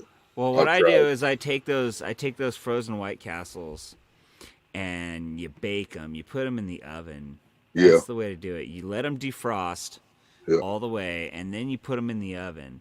And Buns what I and do- all, just take the meat off there and put it in. And so what I do is I take the thing and open it up, and I'll put like a little bit of barbecue sauce and a little bit of like the red pepper like relish or whatever, and a pickle on that thing, like a sliced pickle. Like I got these hot pickles, those hot spicy pickles. Right. Dude, they're fucking good. What was them ones I liked? Them devil spit Yeah. pickles. Them things are good. Yeah. I can't eat them no more, but they're good. Right. Right. Yeah, I like them hot pickles on my White Castles too. I remember doing that. And I also had some habanero relish I also tried on White Castle, which I thought was good. But I think I've done barbecue sauce a few times. But I always come back to the mustard thing. I love the mustard on my White Castle. Just regular plain old mustard if I ain't got any good brown mustard. But some Grey Poupon and some good shit on a White Castle. Right. Grey Poop on your White Castle, that's some good shit. It's still not quite as good as the spicy brown mustard that you get at White Castle. It's not perfect like that, but Grey Poupon's pretty good on there.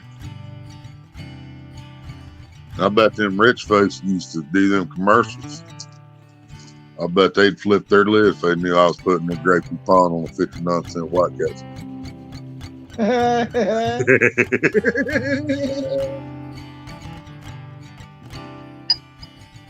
But I did, and it's good.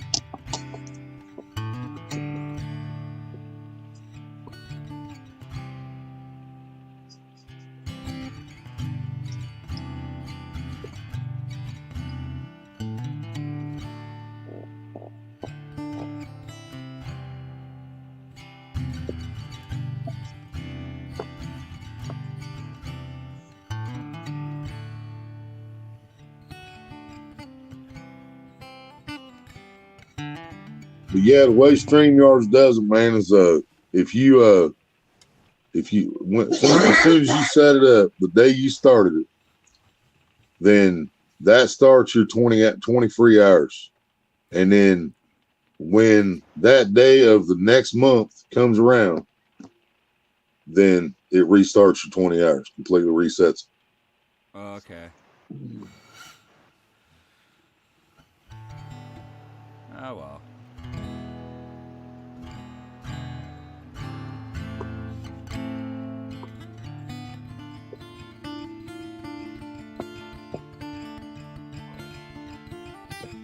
I think I'm gonna get find me something to eat. Y'all got me hungry now.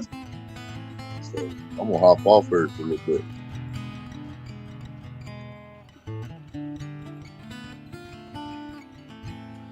All right. Well, shit. Thanks for cruising on up, man. and Hell hanging yeah, out. brother. I'll still be in the chat. I appreciate it. I'm gonna find something to munch on. Yeah, hell yeah, dude. Go do it, man. Go feed the beast, brother. Yes, sir.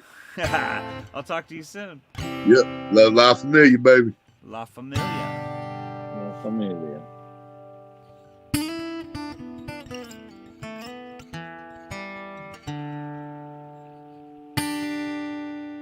Hell yeah, Jeff.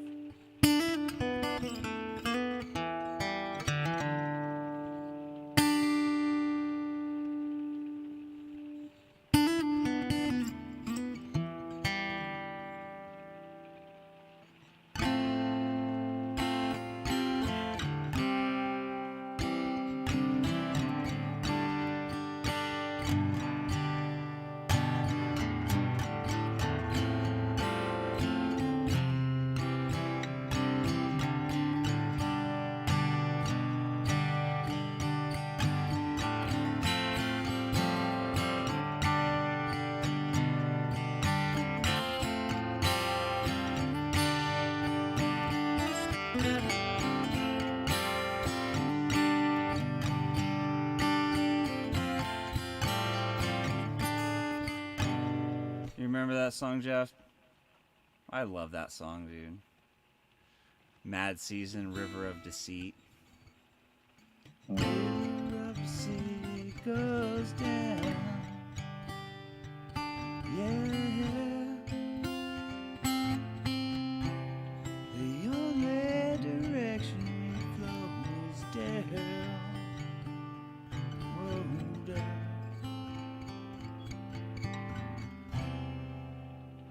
Hell yeah. That was Pearl Jam and Alice in Chains before either band was formed. Yeah.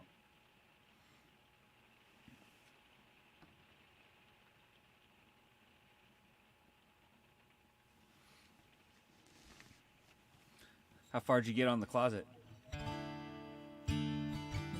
Pretty far till the router bit blew up. Oh no, really? Yep. Oh, Jesus, man. Sorry to hear that. Yeah, well. I just gotta go dig out another one.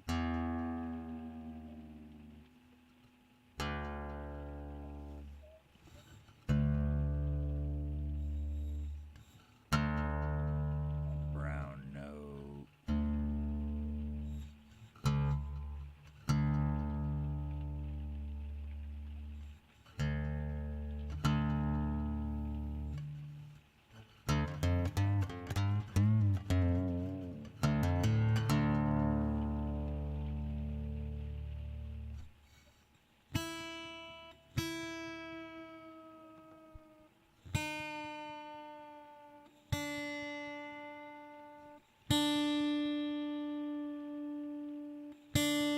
Nice.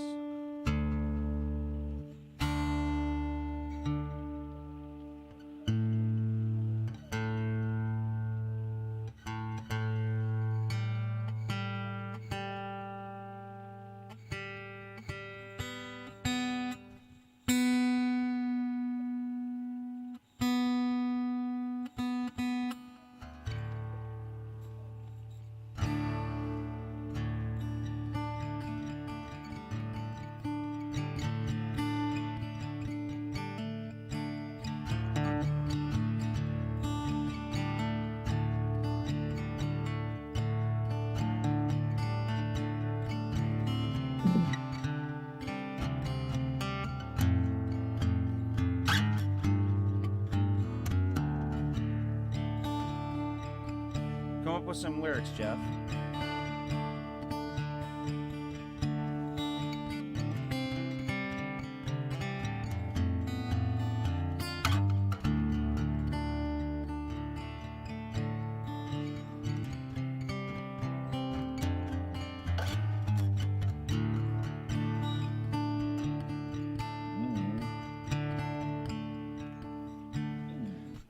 Sends off a cool vibe, though, huh? It's like such a chill vibe.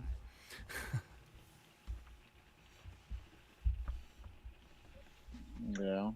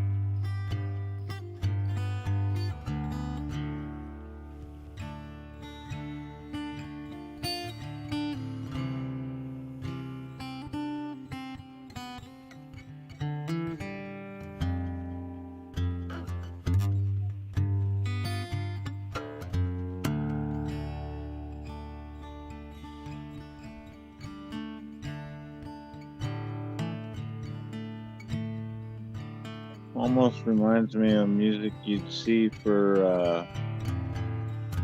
an opening of Riding Through the Desert. Right? That's totally the vibe that I get from it too, bro.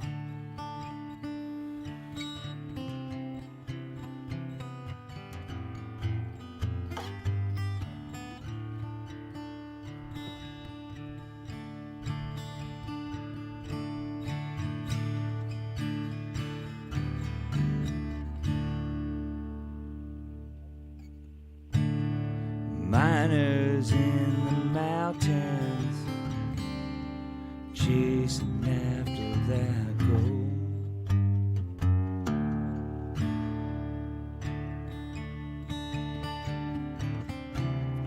Outlaws in the saloons, shooting up each other just for fun.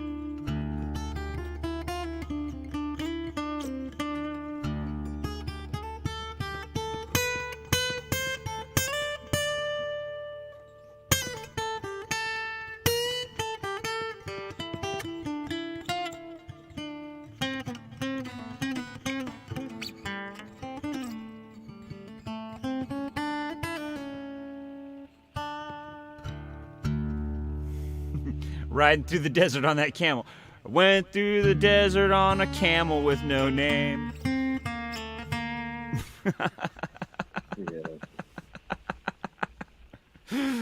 You could actually probably slow something like that down.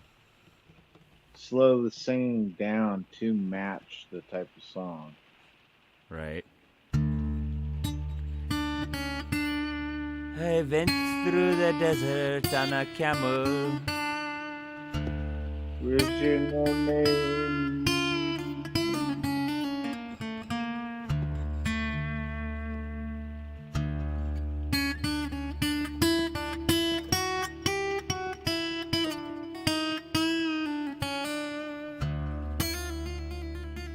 Your favorite something has only to blame.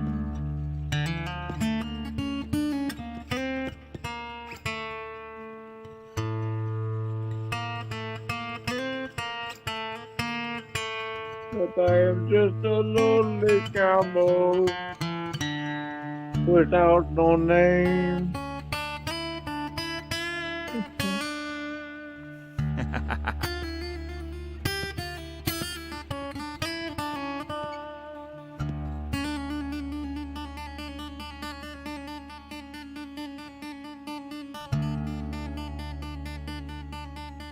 If I was a man, the struggle wouldn't be the same.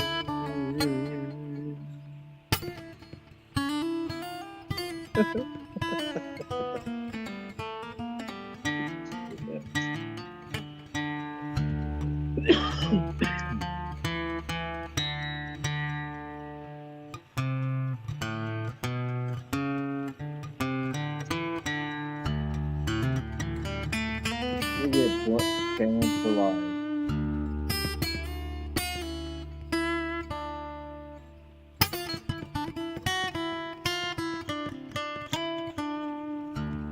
I've never played in this, like, I've never tried to play any scale runs in this tuning before, so it's like super experimental right now for me anyways.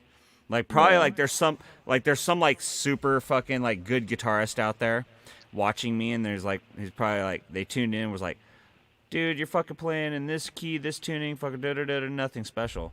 But for me, I'm like, this is fucking cool. I just discovered some cool East Indian fucking scale tuning. Yeah.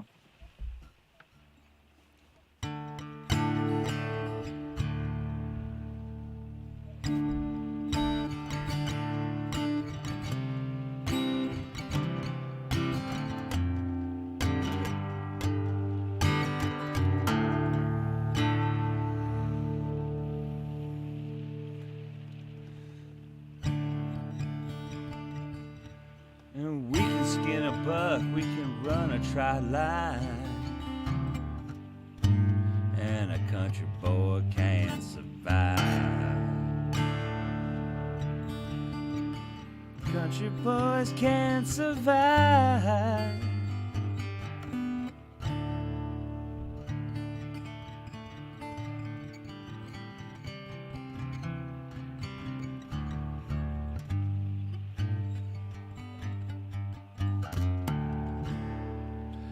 I wonder, since it's tuned like that, I wonder if it would work for that David Allan Coe song too. Here. I was thumbing from Montgomery. Had my guitar on my back. When a stranger stopped beside me in an antique Cadillac. He was dressed like 1950s, half drunk and hollow-eyed. Said it was a long walk to Nashville. Would you like a ride, son?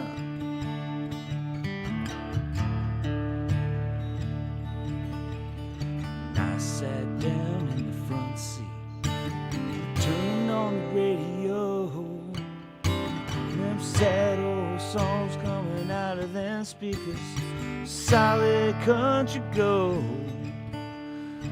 Then I noticed a stranger was ghost white pale when he asked me for a light.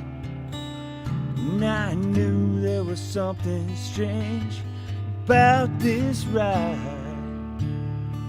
And he said, Drifty, can you make folks cry when you play and sing? Have you paid your dues? Can you moan the blues? Can you bend them guitar strings? See, it doesn't work that chord anymore because of the fucking, yeah, damn it. So it doesn't work in that key. That'd be cool if it did, though.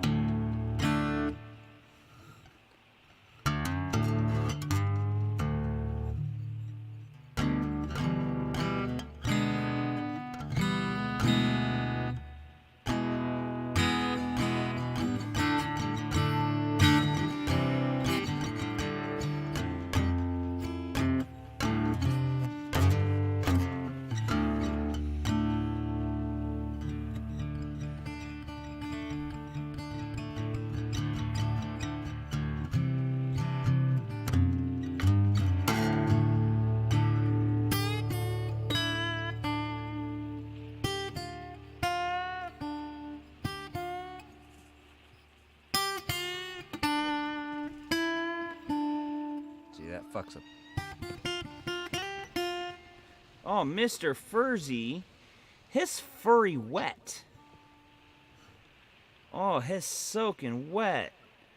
Mr. Furzy, poor guy. Oh, man. Please don't jump on me.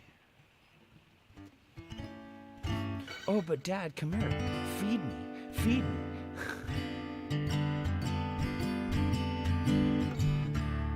Got the wet cat blues.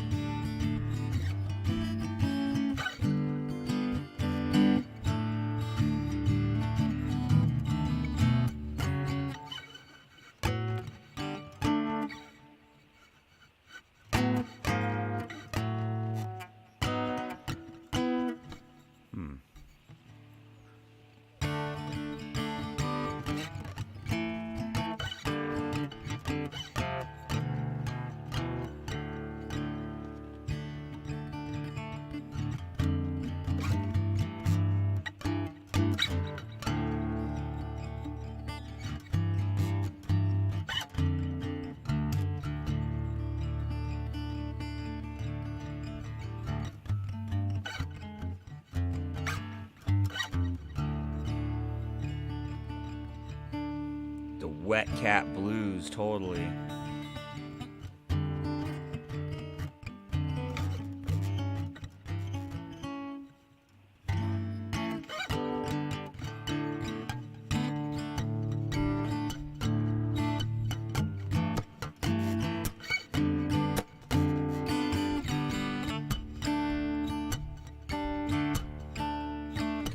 I got a wet cat. Don't know what to do. He's chilling on my floor.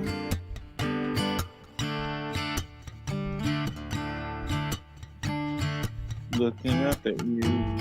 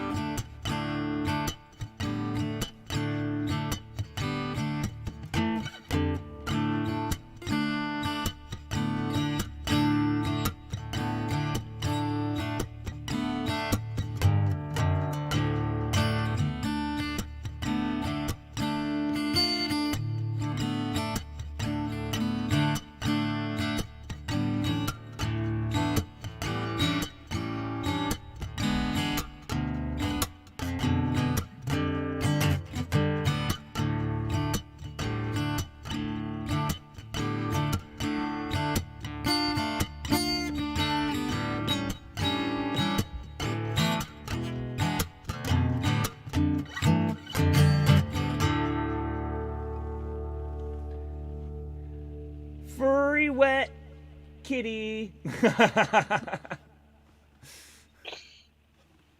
I was gonna say something else, but probably don't want to scream that.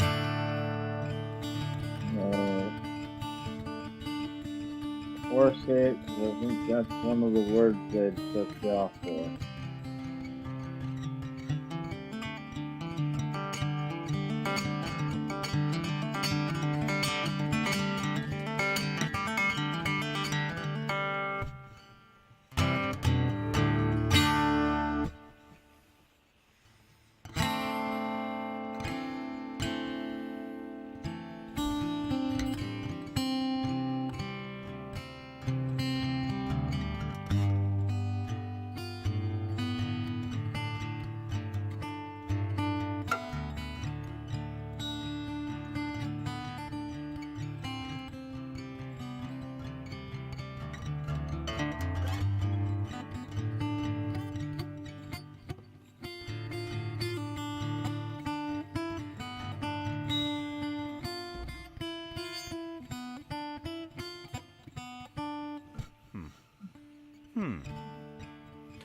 Mr. Furzy. Oh, Mr. Furzy, here's a furry wet kitty. Don't you step on any of my stuff. You're all muddy and I wanna know why the fuck you are. Muddy as cat sitting on my fucking floor. And I don't, no I don't have to know why.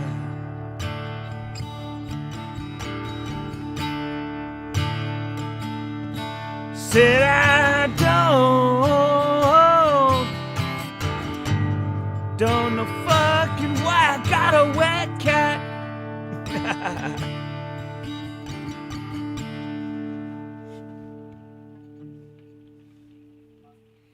That started echoing Yeah. or cutting out like parts of it. Oh, it did? It started hitting the limits? Yeah.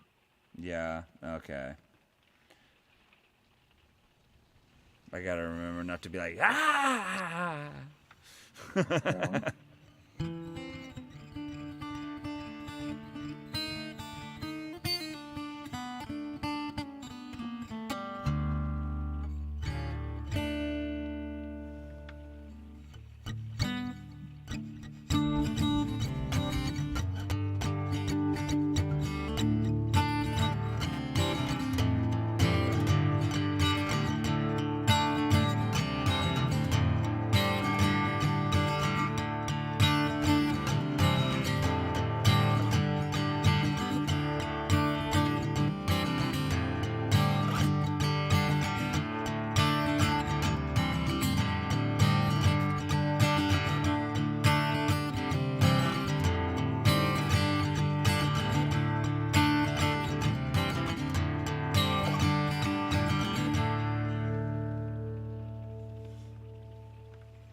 His furry wet.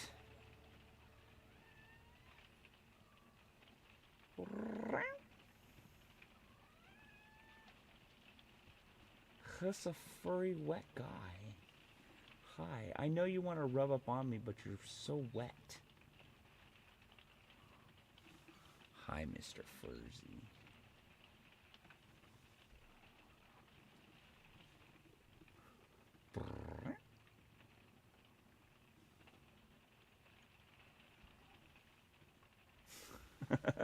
He's soaked. And probably all he wants is just no. Don't jump on me. Please.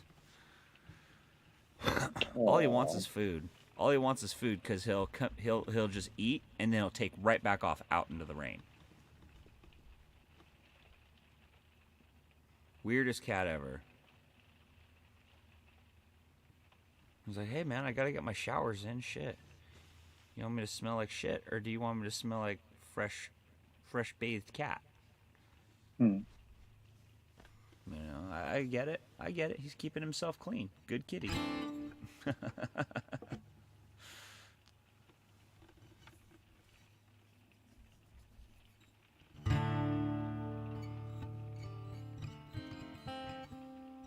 No, get away from there. Get. You're wet, and those are electronics. Get away. I think it was the suitcase. What was the suitcase? The little micro suitcase you get from White Castle. You're still thinking about that? Yeah. Hell yeah. Fucking, it was a shitload of burgers. Mikey shit when he came over the next day and he started laughing and he goes, your asshole's gonna be so messed up. He goes, you're not gonna shit right. So I started laughing. I was like, alright, it's not a problem. Chill.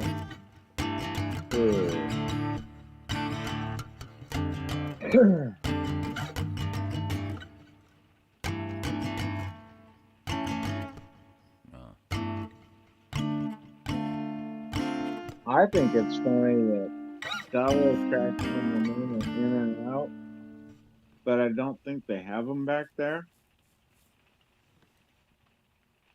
Yeah, no, the furthest one back is I think it's Texas. Texas finally has an In and Out, I think. Wow. Probably far west Texas or something. Yeah, it's probably far west Texas.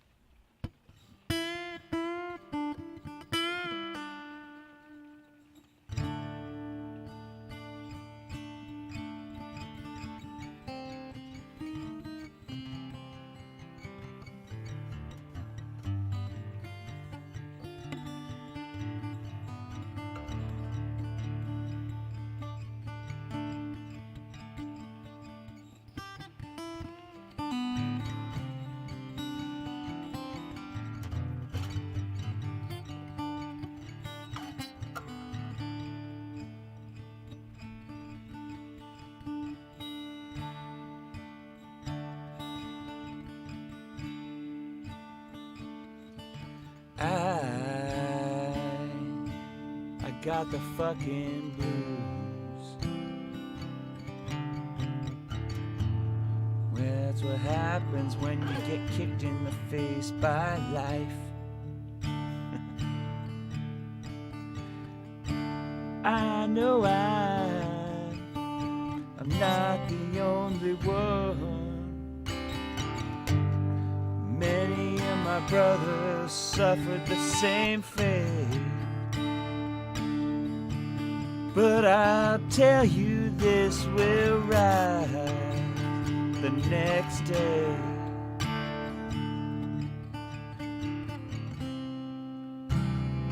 'Cause there ain't no quitting us. So you can put that gun away.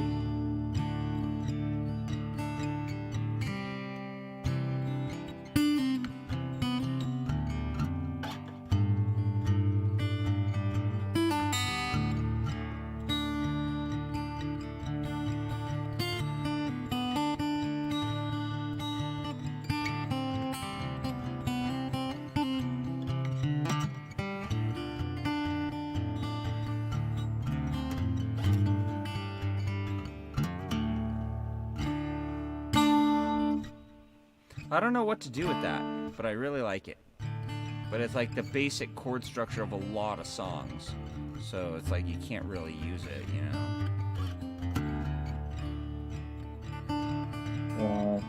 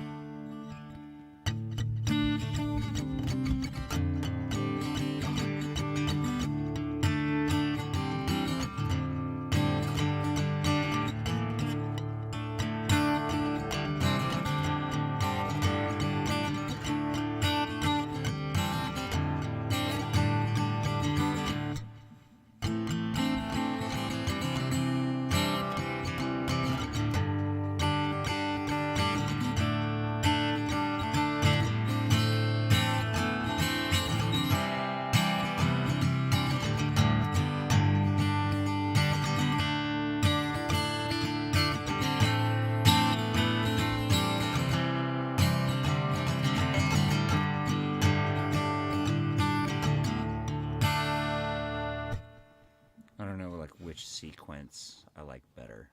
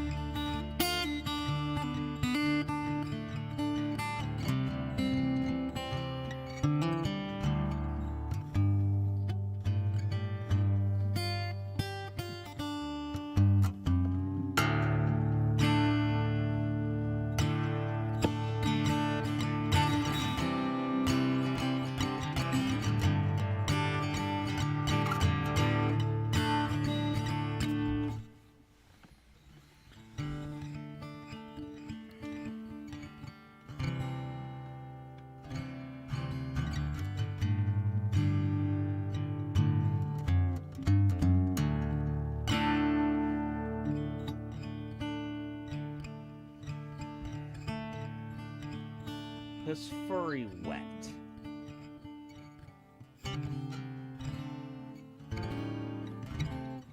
Alright, let's put this thing back to regular tuning. We've done dicked around enough with some weird alternate shit.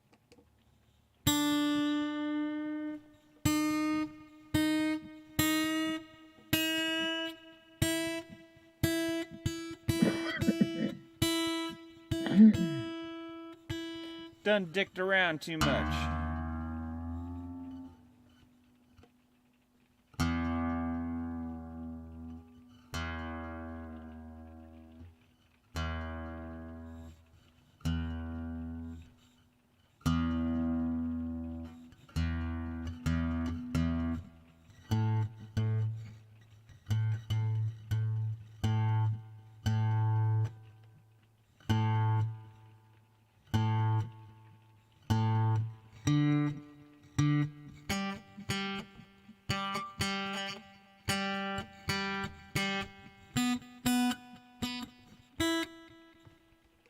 Nice.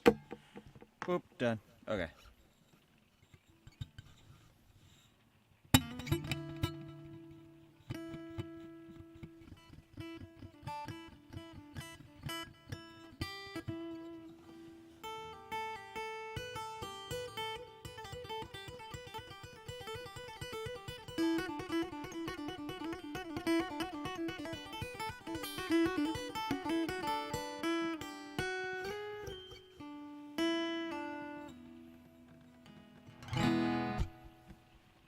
Okay.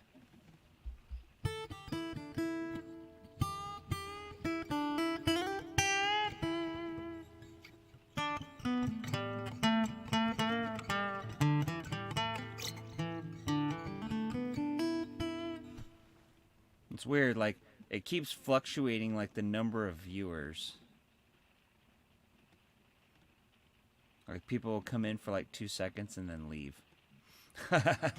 Well, And not even say hi. yeah, you'll get that a lot because we're not saying nothing. And sometimes people are looking for channels where we're talking. Oh. Sometimes people are, you know, people are weird. Huh. Okay, well. It is what it is. We're cool people. We're pretty cool.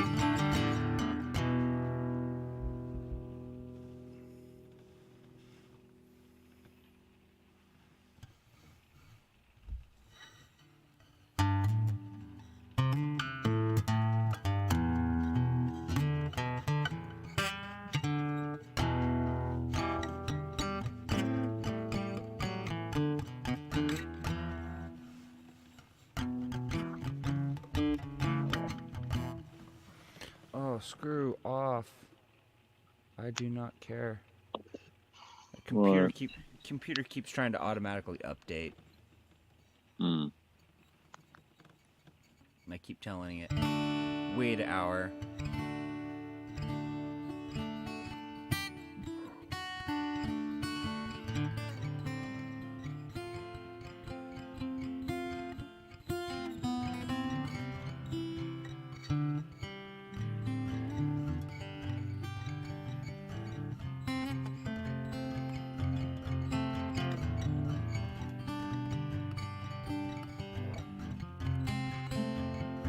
Yeah, Dolphin's still in here. Oh yeah, Dobby's still here. Yeah.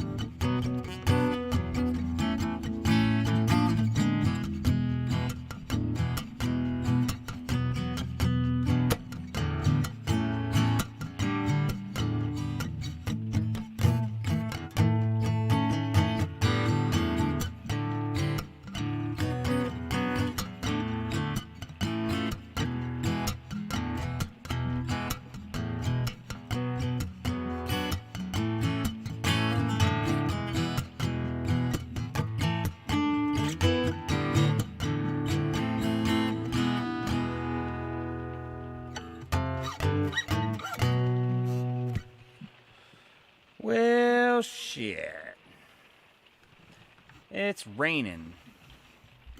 See.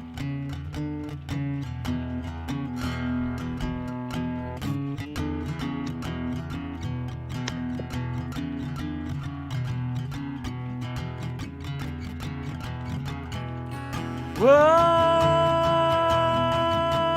I'm tired of the rain.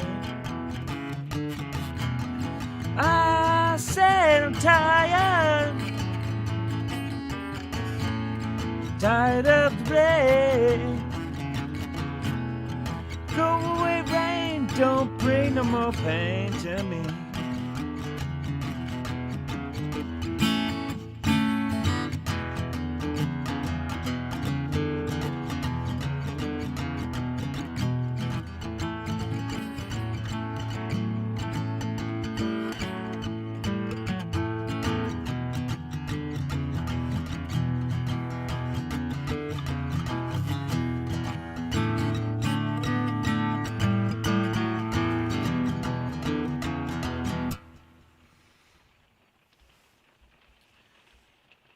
Waiting for it to snow, getting cold here.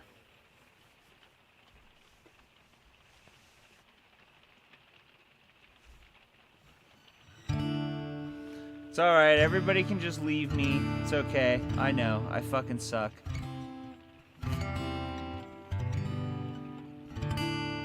But it's okay.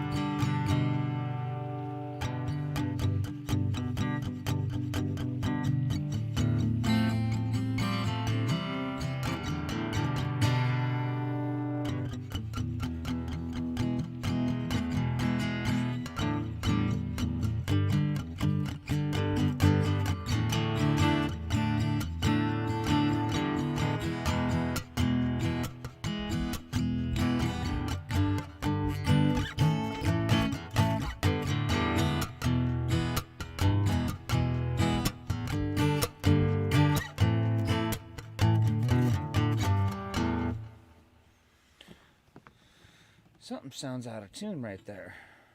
What the fuck was that? It is a little high.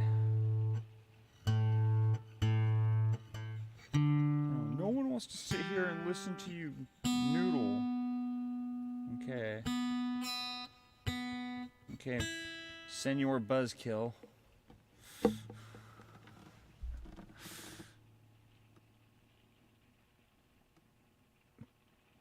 We got Pepper. You ever seen Pepper?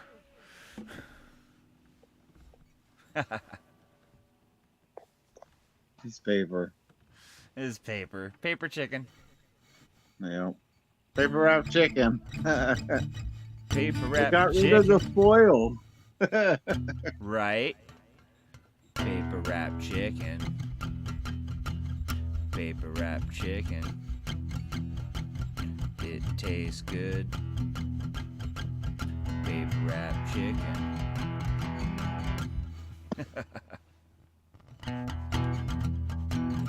And today, live on the news, radio 75.11.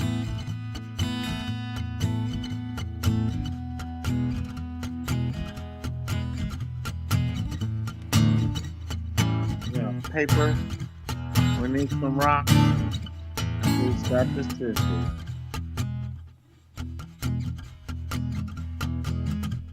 I hear that trader coming, he's coming round the bend. And I ain't seen the sunshine since I don't know when, but I'm stuck in Folsom Prison. And time keeps dragging on. When I hear that train a blowing on down to San Antone. When I was just a baby, my papa's told me, son, always be a good boy, don't you ever play with guns. But I shot a man in Salinas, and I still got the fuck away. 'Cause I had to do what you gotta do on the streets of California. Shit.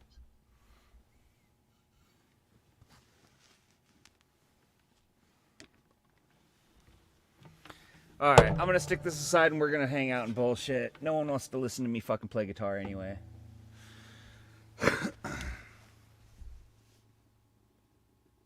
Like, if I was a better fucking musician, maybe then people wouldn't mind listening. But for the most part, yeah, I don't.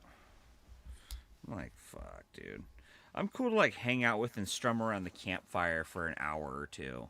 But other than that, it's like, move along.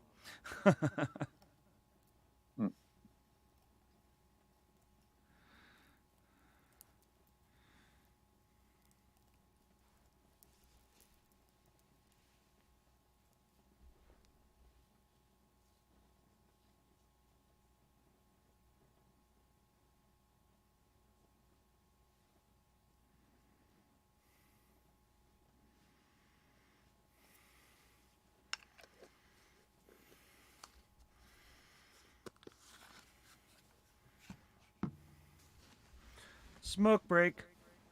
Smoke break. Please, won't you join us for our national anthem? Right. Dun-dun, na-na-na, na-na-na, na-na-na. When I first met you, I didn't realize.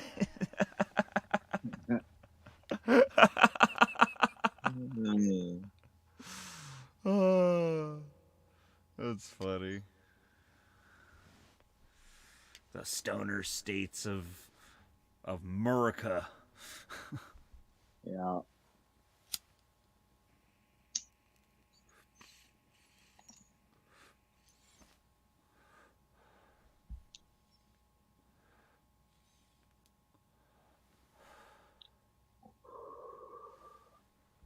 It is pretty chicken shit, though, what they're doing. What? Everything's chicken shit.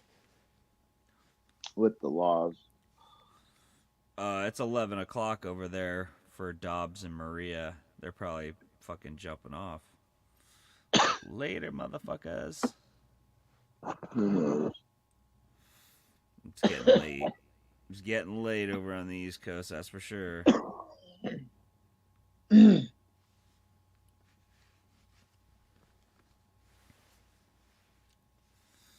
all good. I should probably cut this off anyway. Get to the 5-hour mark here real soon. Yeah. Yeah, and just use it, 5-hour chunks. Be like, boom, you're done. For one live a week. Yeah, basically, Well, that means you got to go into a lot of people's channels and start becoming friends. The more friends you gain, the more people come into your channel. That's true. I just don't know how to find like other channels that we're all connected to, you know what I mean? It doesn't even have to be. That's the cool part. Well, like I said, most of the time when I sign into YouTube and I look for lives, it's all Hindi. Yeah. I'm like, why? Why are you suggesting Hindi to me? I don't want that. I don't speak Hindi. I don't have any friends in India. Like, I don't know. What would I even say to those people? They see me with Hey! they see me with headphones and a microphone and shit. They're like, "Fuck you," you know. Shit. You can go to the Philippines. They don't even suggest any of that though. Well, keep telling it not to. Should I just go like, not interested, not interested, not interested, not interested, like down the line? Basically, that's kind of exactly what I do. And then it'll suggest like new channels. I did see Yeah. one Russian channel show up, Yeah. or Ukrainian, or some Slovakian country maybe. I'm not exactly sure. It looked like Russian writing though. Yeah. Mr. Furzy. Huss furry hungry, isn't he? Huss a good boy. He is a furry good boy.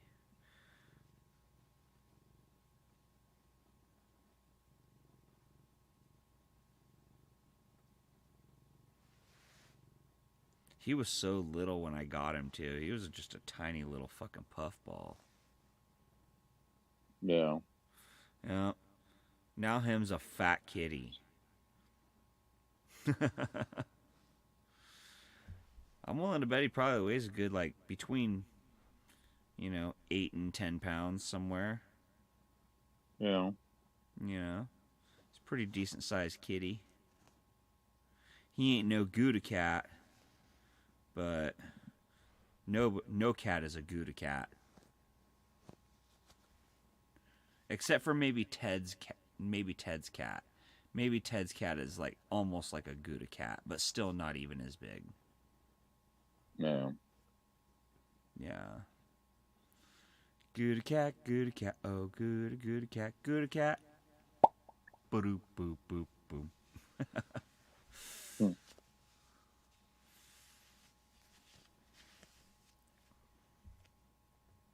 Oh, Mr. Furzy. Oh wow, they're still here.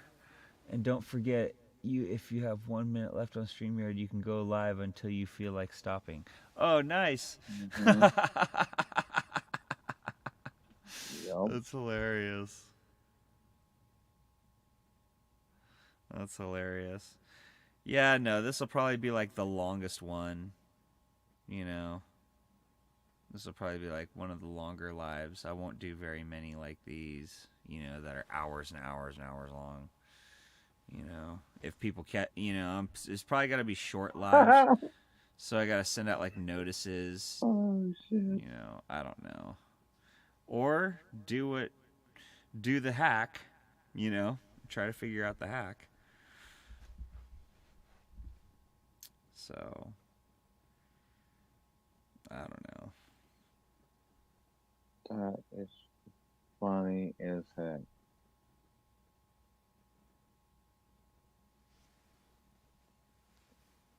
I wish this was on my phone because then I'd take a screenshot of it. But it shows one of those pieced together Toyota trucks. Right? And it's got 1, 2, 3, 4, 5, 6, 7, 8, 9, 10, 11 dudes riding in the back, packing AKs and RPGs. And it says Biden moves up in polls by 9 more votes.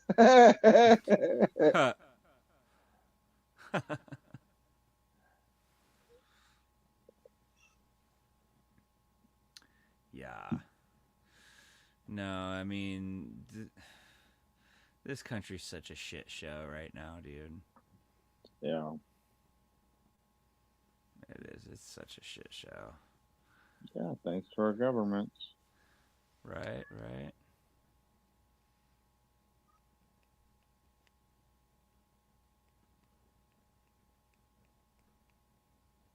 I don't know. Nobody knows what the answer is. I wish somebody did. You know? But then it's like, if somebody shows up and has all the answers all of the sudden and makes everything all better all of a sudden, I would be very wary about that shit. You know what I mean? Yeah.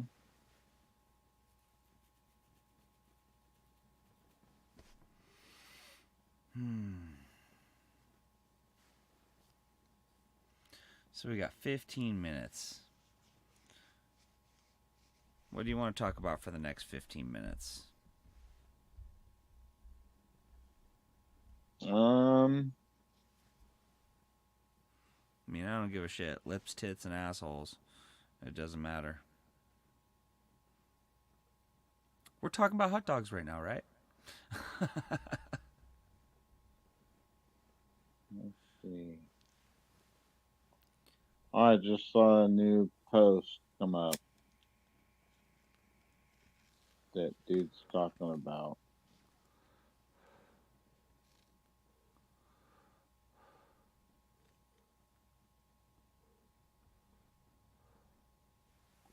Wow. What's that? It says EMP, each circle represents the overall area impacted by distance and detonation above Earth in miles.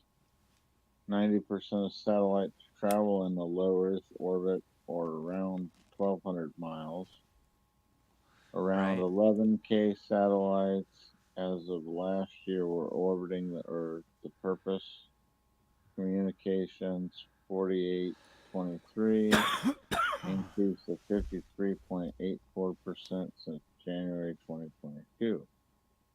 Earth observation 1,167 satellites, increased of 13.30% since 2022.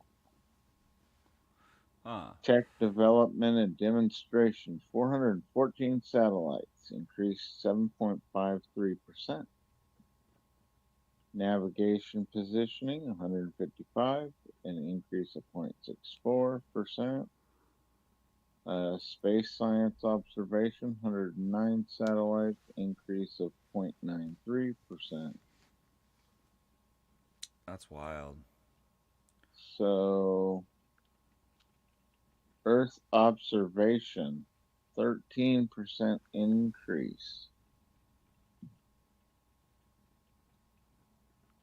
Earth science 25 satellites, an increase of 13.64%.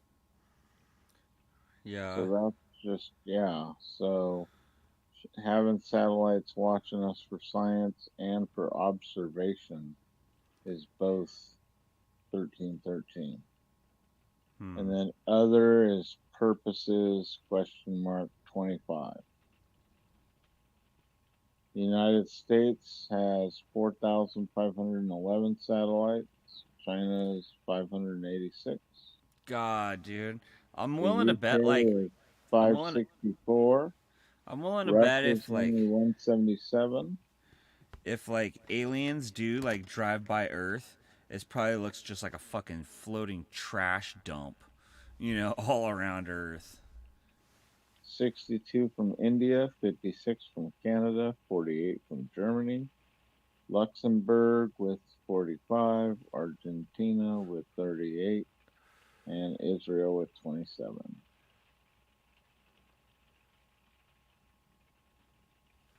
Yeah, And that's crazy, man. most satellites are privately owned, with the USG MIL 13 1500 satellites.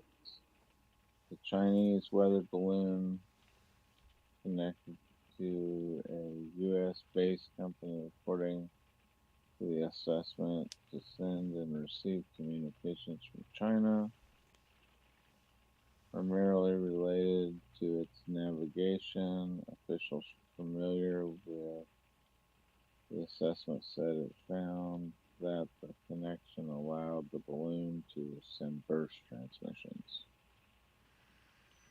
and high bandwidth connections of data over short periods of time.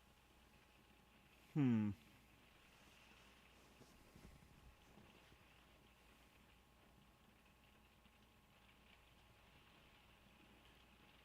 That's crazy.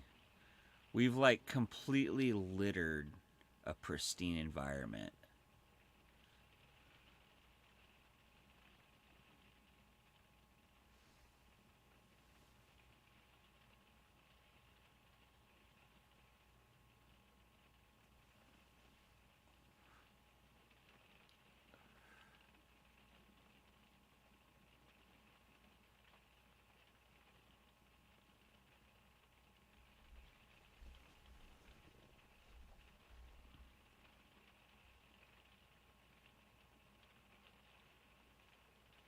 It's like, what is it? They went down to the bottom of the Marianas Trench and like they found like trash or whatever. They found some trash.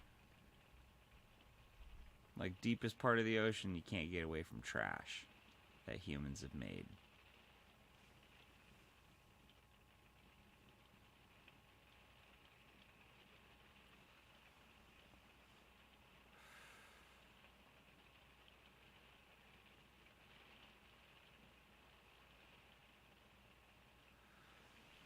I don't know. I like to think like this planet like belongs to the plants. It doesn't belong to us. Because if we were to all disappear, if there was like a germ or a virus that nobody could stop that just fucking killed fucking 99% of the world's population, you know what I mean? Like some crazy event like that. Plants would just take over again naturally. Everything would just revert right back to wild plant nature. Yeah. Like what is it, that one fungus or whatever that like is in that forest in Oregon? It's supposed to be like one of the largest and oldest living organisms on the planet. And it's like a giant patch of forest fungus that grows under the ground.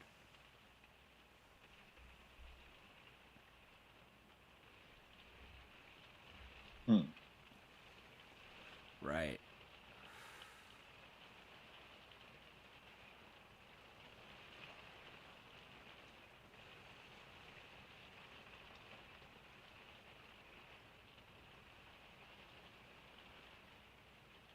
Yeah, I don't know, man. We're like bacteria. You know what I mean? Like in the grand scheme of things, like we're pretty much just fucking bacteria. We're only here for a little bit and poof, we're fucking gone. Some people even shorter than that, man. A lot of people get their light snuffed out real early. But, we're all just like flickers of light. That's really it.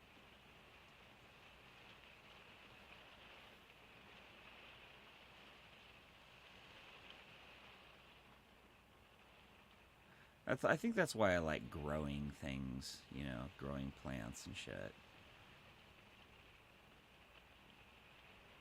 It's like almost like communion with the earth, you know what I mean? Yeah. Like especially like when like when we're out in nature, you know what I mean? It's just us out there or, yourself or whatever the fuck. And it's like you get a sense of like just how fucking small and insignificant you really are in the grand scheme of things. And man's got this fucking complex of like, war machines and fucking concrete, you know? It's like almost like a sickness, Like, corporate greed and industrialization and, I mean, it sounds bad, and then you're talking about, well, you got to create jobs and fucking and you start getting into like the semantics of all of it, and then you realize real quick, it's like this is how it is, I mean, you can't just have Cletus go build a fucking shanty out in the forest and do some shoddy electrical that catches the forest on fire, which comes and burns down your fucking house. So there's got to be regulatory shit, and there's got to be inspectors, and there's got to, there's got to be all this fucking bullshit and red tape and everything like that, Like, I don't know. I don't know what the answer is, man.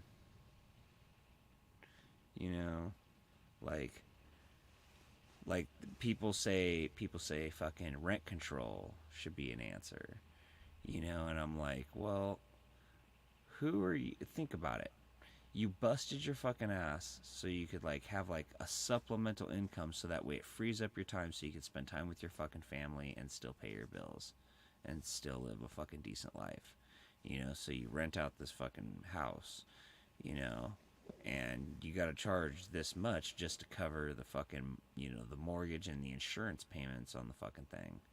If you have a mortgage and it left or whatever, but if you don't, well then, you're still paying insurance, and then anything that goes wrong with the house comes directly out of your pocket, and so it's just kind of one of those things where, you assume the liability for everything that happens and all that shit, and all that stuff costs a lot of money,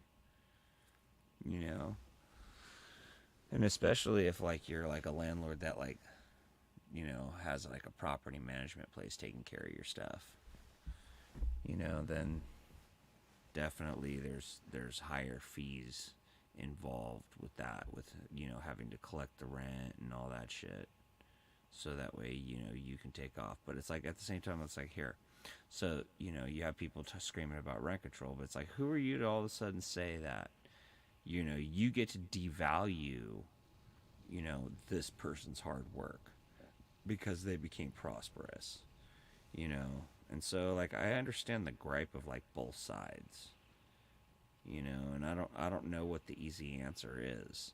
I mean, honestly, I've spoken to my buddy who runs an insurance firm, and he said the reason why insurance rates and all that shit is so high is because they have to pay out billions and billions of dollars, in frivolous lawsuits and just bullshit. And so, they have to keep raising the insurance cost to keep covering the umbrella that pays out fucking restitution or the injury payments or whatever the hell it is. So, I don't know. I mean, and the other side of me is like, well, if people weren't so fucking stupid, half these liability issues wouldn't even occur.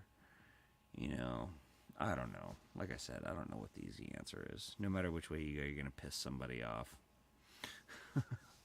Yeah.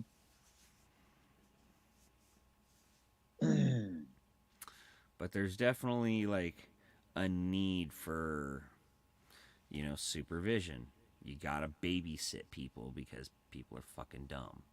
You know, that's why we have cops. You know, but I just feel like a lot of that has even become just a revenue generation service more or less than, you know, trying to protect. You know.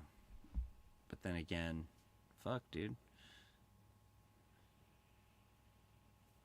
You know, would you place your fucking life on the line every fucking day? You know, rolling up to a traffic stop and the dude just jumps out with a fucking gun and blows your fucking face off? You know, you want to risk that every fucking day for 70, you know, 70K a year, 65, 70K a year? You know? So, I don't know. I got 30 seconds left on this stream, so I'm going to end it right here. You guys have yourselves a great night. Thank you for everyone that showed up. I appreciate it. Like, Hasta la vista, baby.